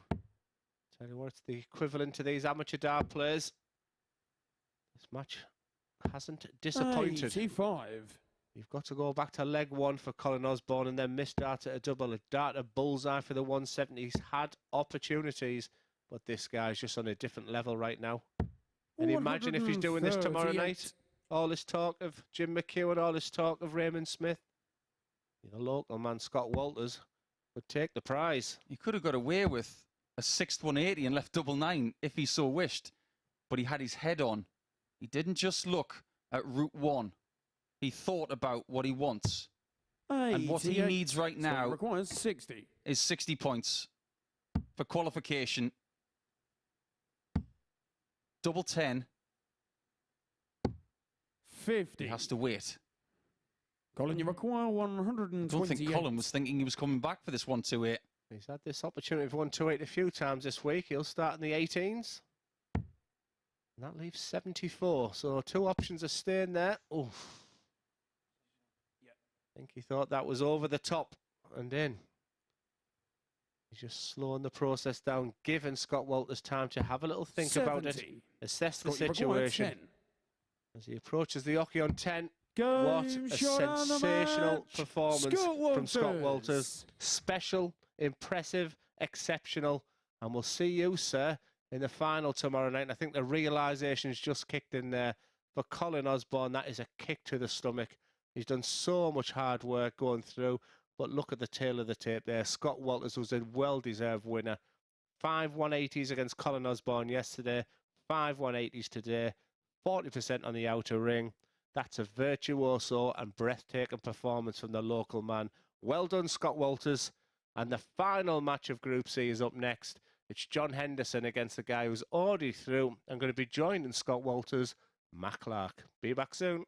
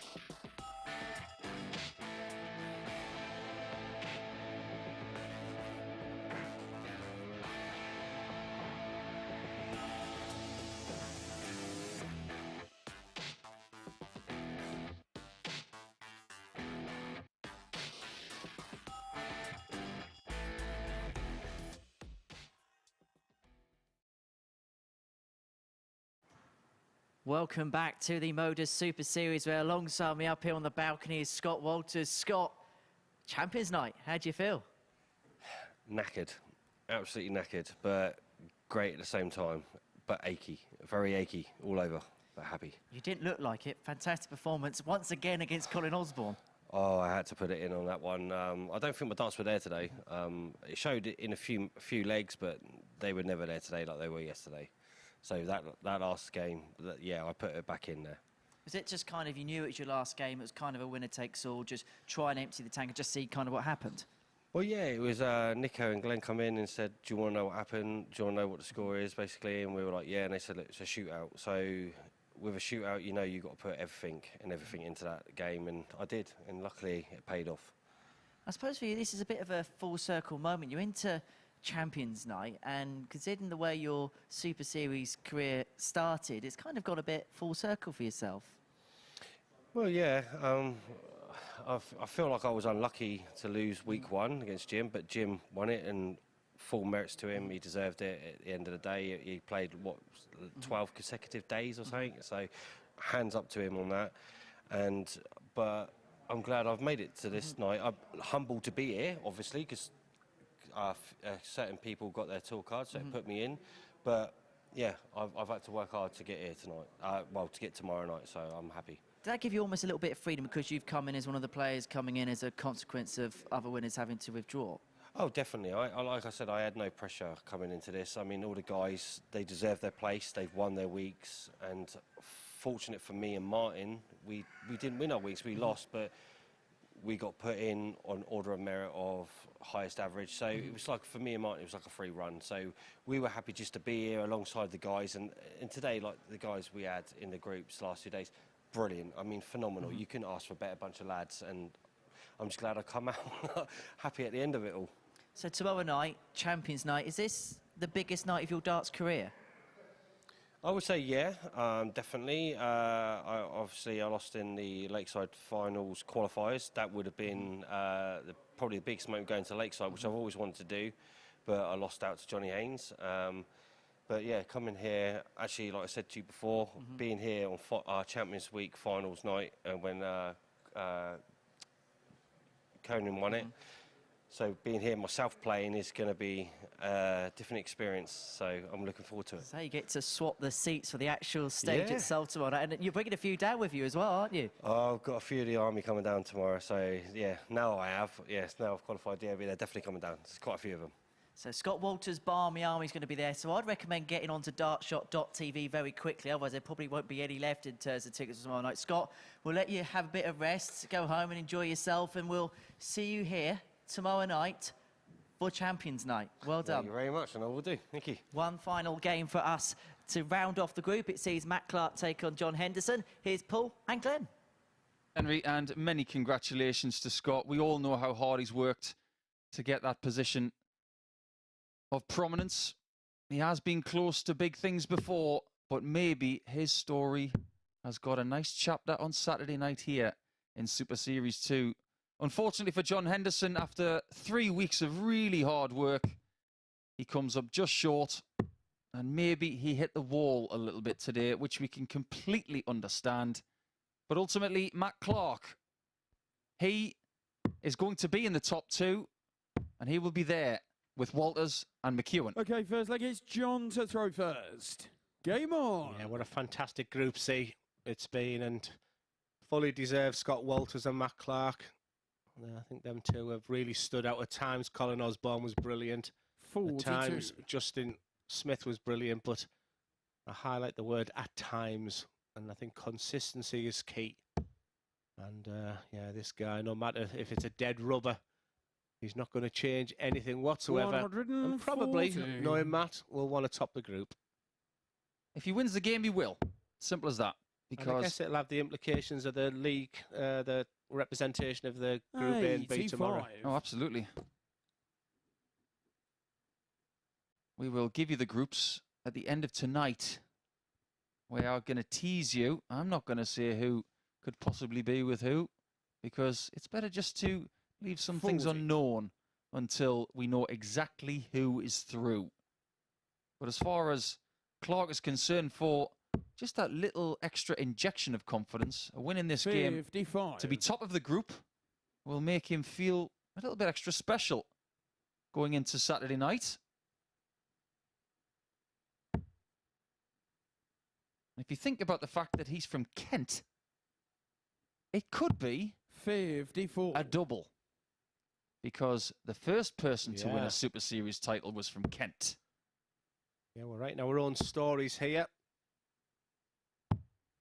40. But I think it would be a fantastic story for Scott Walters. Obviously, it wasn't in the grand final, wasn't in Champions Night, but because of circumstances, he's here. And at times, wow, I mean, that 180 hit in 30 in 100. Group C. Yeah, that's got to be a record. We have to have that confirmed. Yeah, but we're checking that. 30 180s, and let's just break this down. I talked earlier in the week about getting 100. one, maybe one and a bit 180s per game. 67. Scott Walters in this group has had an average of 3. I have never seen that from anybody in my career here with the MODUS Super Series. His likelihood of 180s has been silly. And he needs to give himself a pat on the back. He said in that interview with Henry Deacon 131. that his darts really weren't there today. I fear to think what he'd do if they turned up. Yeah, at times his doubling was really good. I think that if he looks back, you might see how impressive that was. And if he puts it all together tomorrow night, 99. how dangerous is he going to be? McEwen, 36. We'll find out which group he's in and up against who in the coming hours. As for double 18 and Matt Clark, could be for a break of throw at a start. 2 9s. Too many. Score. That's what we Johnny call required Goldilocks. 80. Wrong bet. Another single for the double at the top. And Game Hendo shot nicks the it first in leg. 21 darts. John Henderson. Tell you one thing, if Second this leg is guy does Matt get to the throw title on first. Saturday night, Game on. it'll be like that Superman 3 movie where there's 2 Supermans. There's 2 people from Kent. Although Superman wasn't from Kent, he was from Kansas. 180. And they wear red. How far away is he from here then? Obviously not knowing me geography too much. It's not that far. Will he bring people with him? That's what we want. I don't know, actually. I don't know if Matt will. He's 97. a bit of a lone horse sometimes. He's got his pals on the tour. He used to live in Lancashire, actually, in the Bolton area. I don't know where he's residing at the minute. Used to hang out a lot with John Part on tour. 140. They're good pals.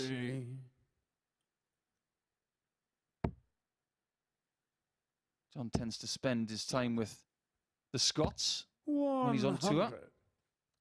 He's had many a different person on his table at Pro Tour events, myself included. And why wouldn't you want to sit next to John? He's just a lovable guy. Exactly.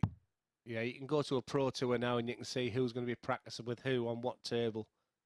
I think it's really important, that, Paul, as 57. well, just so you've got that balance, that you're not overthinking the darts, the day, and if you're having banter with your friends, etc., it really, really helps. And, you know, I see Ross Smith and Chris Dobie doing well, and 100. they're practicing Matt together with the Nathan 124. Aspinalls of this world, and there's just some really happy boards when you go there. I always struggle to find someone really who I like to practice with. Mine was Justin Pipe. Does he fancy it? Nah, it's going to be a 10. 84. He's not going to finish with a flourish. He's going to stay with the game plan. And that shows that he's just trying to stay in the same process over the course of the whole week, which might stand him in 100. good stead. Matt, you It might require stop him 40. from making silly decisions Yeah. in key moments. Yeah, because replication is key. Game shot in the second leg. Nothing is going to Matt change this Clark. man's way of throwing a dart, whether it's a inverted comma dead rubber or not. The The leg is integrity, John to throw professionalism first. of these players, of what I'm seeing, is absolutely first class. This could be the first game of the week 100. for John Henderson. I think he'd be thinking of the aeroplane and the Huntley hair. Getting back to his beloved Scotland. Might be a bit more chilly up there, John. I don't think he'll mind, though. 44. The air up there is just so clean. And it's almost revitalizing. It has its own 60. place on the periodic table, in my opinion. It's just so rejuvenating. Yeah, people say that Germany is the place for exhibitions and blah, blah, blah. But for me, if it put me top 5, and I think all 5 would include something with the word Scotland in it somewhere. I totally agree. 57. I did one in Inverness once, and it still lives in infamy. Yeah, John was there, Adrian Lewis, Terry Jenkins, Robert Thornton, Mark Webster, and some local players as well. 100. That was a night that I will probably write about someday. It had everything there. I think my worst night was John Gwynn's local, and we walked in, and I said to John, I said, you know, I could hear them saying, 99. "Who is he?" Surely. Yeah, no, Charlie had some good nights. Do you know, I played Dimitri Vandenberg and Charlie, beat him, leading him 6-0.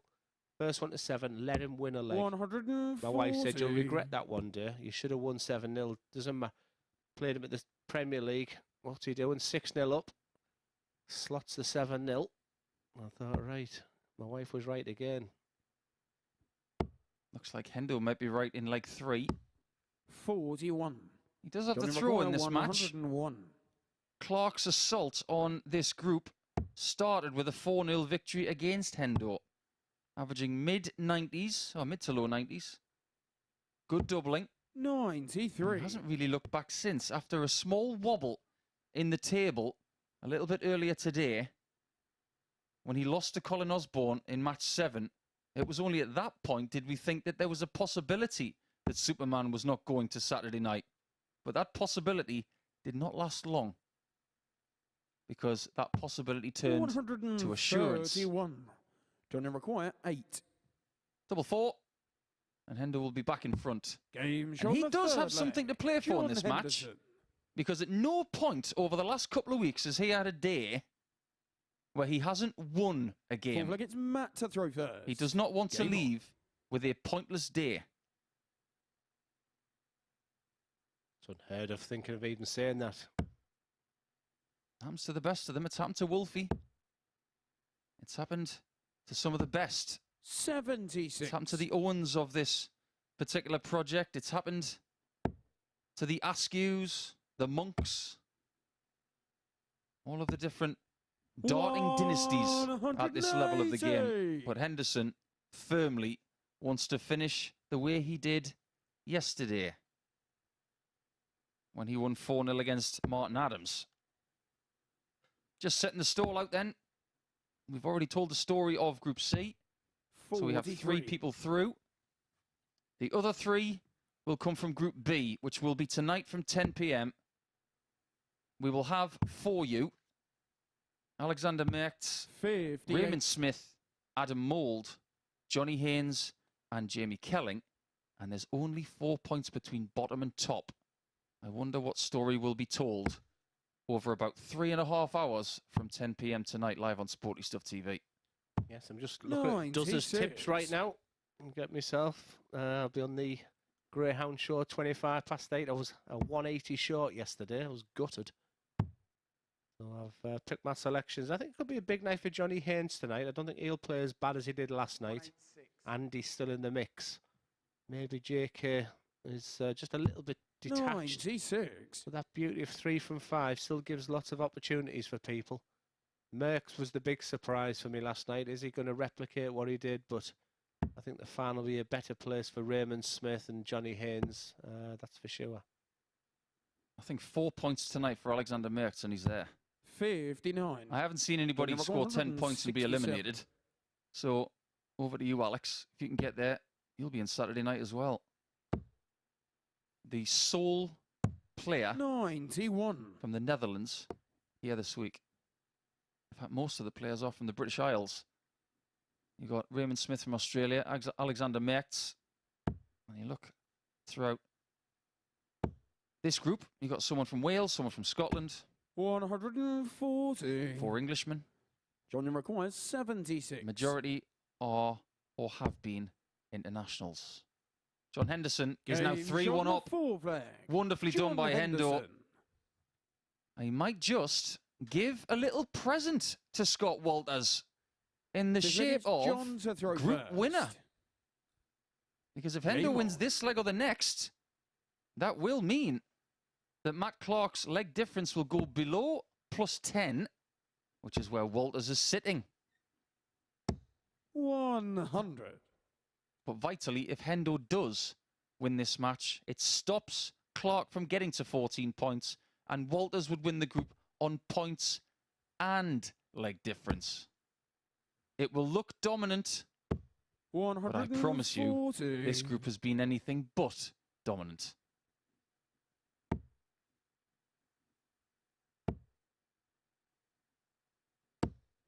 Those flights of Hendo look like they've had plenty of use over the last few days. He might be dishing those out to a very lucky member of the production crew. And we'll probably keep them for one of the fans. One of the young fans for tomorrow night. 91. I don't think John expected the possibility of only 4 points in the table at the end of Friday. 41. But it has been a real privilege to have him here for the last couple of weeks. He's put in such a big shift. But I think ultimately, doing Challenge Tour straight after Q School, and then coming into week 12 and then Champions Week, maybe just a little bit too much. 42. And a lesser player would have wilted well before this. When he goes home, and talks to all of his friends, his family. 100. They've got every single reason to be proud of the efforts he's put in. And after this, he deserves a break to assess what he wants to do after this.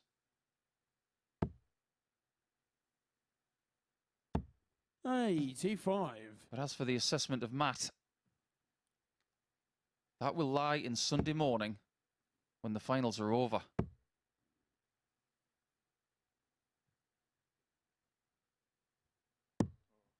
$48. He might be going to a sixth leg. Endo not getting to a position where he's leading Matt's position.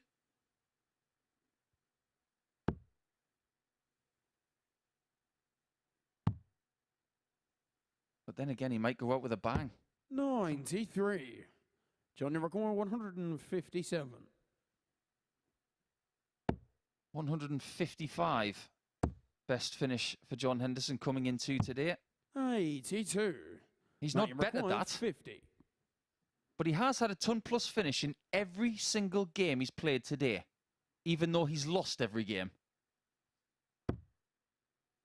Double top to take us into leg 6.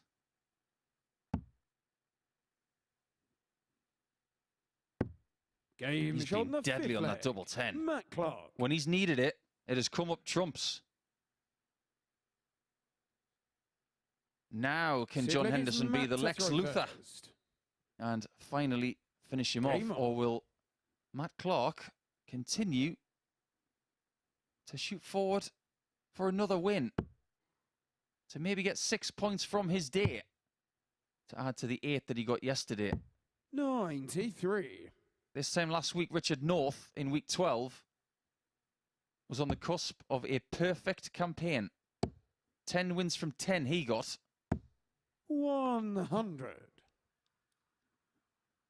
Nobody's got even close to that this time. It's a mark of how competitive this group has been.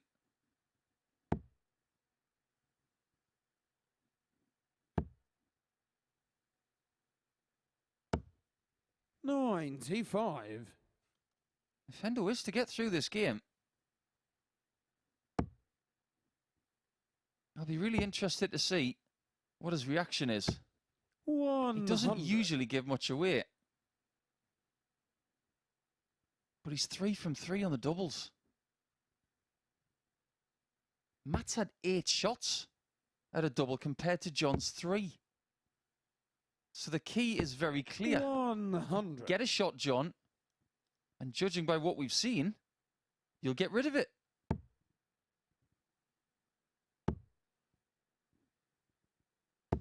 Good last 81. start. Keeps him in the leg. There is a magic number from 213, and it is 177 to leave double 18.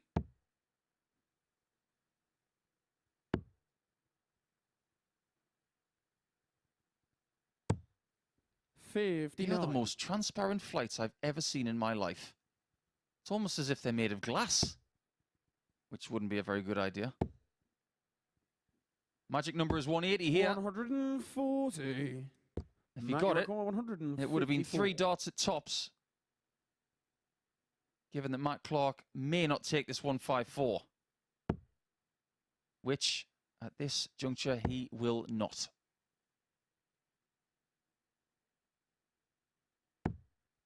$92. 80 for the win. 80. Is he going to go out with a flourish on tops? Let's find out. 1 dart.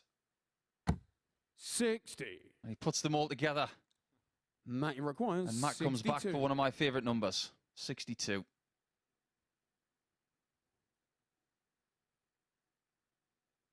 can see in the background that Hendo was thinking we're going the distance.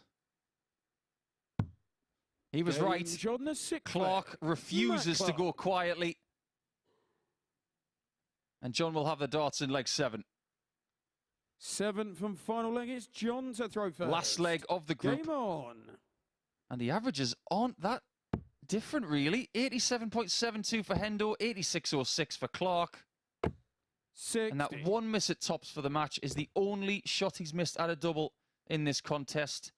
It may be very costly. in his quest for his only win of Friday.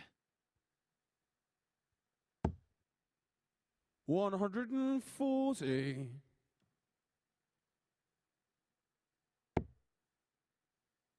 180 count on this game is 1-1. 140. Nobody's going to beat Scott Walters today. 12 to add to the 18 from yesterday. An amazing total. Hendo has 7 for the day. Clark also has 7. 140. Osborne has 6. Justin Smith just the 2. But then again, he has not been a big 180 hitter this week, Justin Smith. 100. Hendo has played a lot of darts. And I think he should be pretty proud of the fact that he's got 28 180s. But doesn't that tell you something about how good Walters has been on the maximums? Because he's got more maximums than Hendo in 2 days than John has had in 5.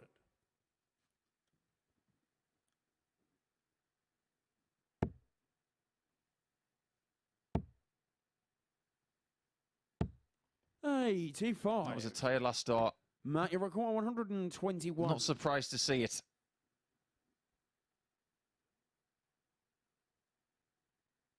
Well, there's the 1, but that doesn't help that shot. And Henderson will get another crack to win this match. 26. That may have been a tired visit for Matt. 16. 4 20s. Or those for tops. 76. And he goes the other side. Match darts in 2 different legs. He was denied in leg 6 by a 62 checkout in 2.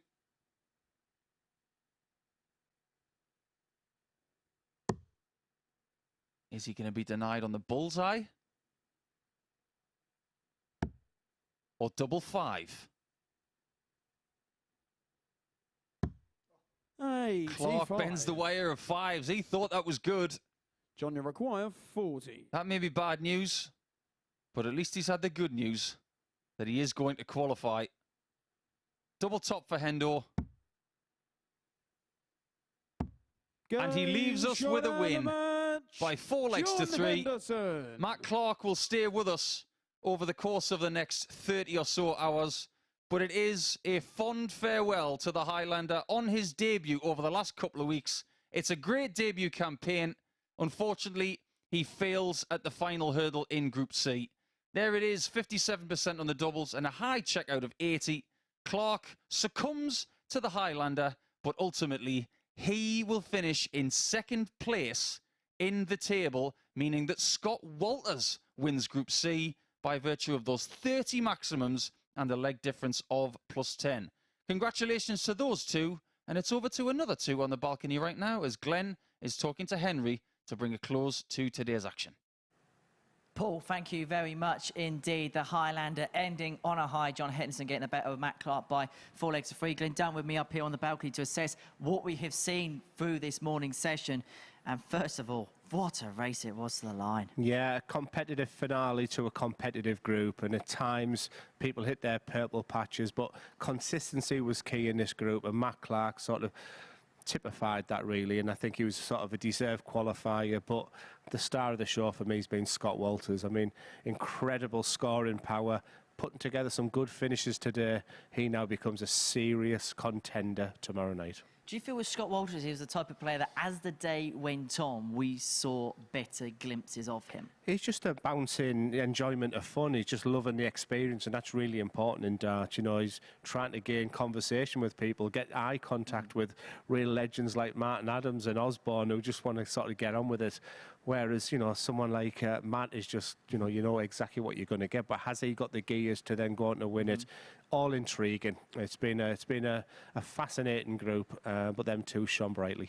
Most certainly has been fascinating. We can have a look now at the final standings in Group C, because Because John Henderson beat Matt Clark, Scott Walters goes through as group winner. Now, what that does, it means it will change the order which some players appear in groups, orders of throw, things like that. So, yes, getting into finals night and champions night is important, but also positioning, that could be crucial come tomorrow night. Yeah, Scott Walters reaching 14 points there, the promised land that we said, you know, that's what the players will be looking for there.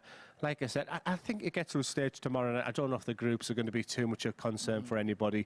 You have to focus on yourself. I still think Raymond Smith is the guy that you really want to avoid, but do you want him in your group so you don't meet him semi-final?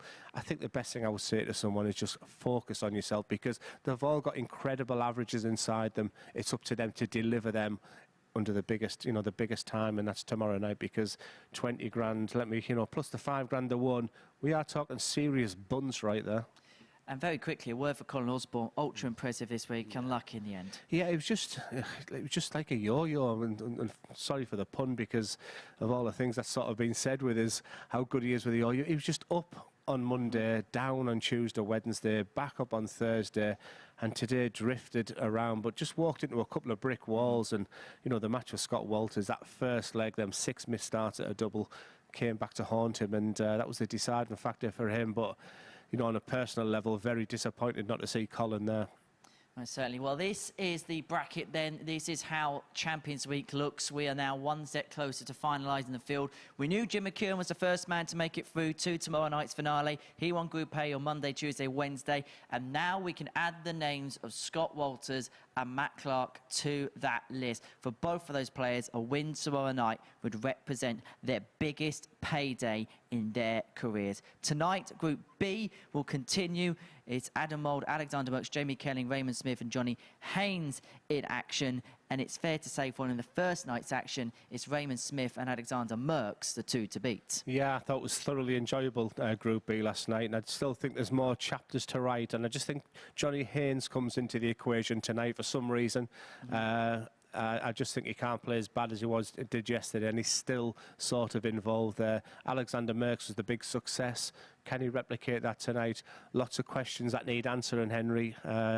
You'll find out by joining us at 10 o'clock tonight. It's beginning to feel a bit real now, isn't it, the whole Champions Night? I had to be here. Like I said, I haven't been 100%. You've heard me barking and coughing and felt a little bit terrible, but I wasn't missing this week for absolutely nobody. I am genuinely excited for tomorrow night. I've been given the news. I'm given the check out as well afterwards. So I'm going to be part of the presentation at the end. So that's going to be a real honour.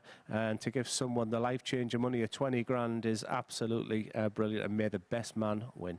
We are getting one step closer. Tonight, we'll find out the final 3 names to make it through to Champions Night on Saturday evening and try and emulate Conan Whitehead by picking up the £20,000 cheque. We're going to join you then from 10 o'clock here on Sporty Stuff TV and on the MODUS Super Series YouTube channel. But in Group C, it was the Superman and the Super Scott who secured their places into the Super Series finals.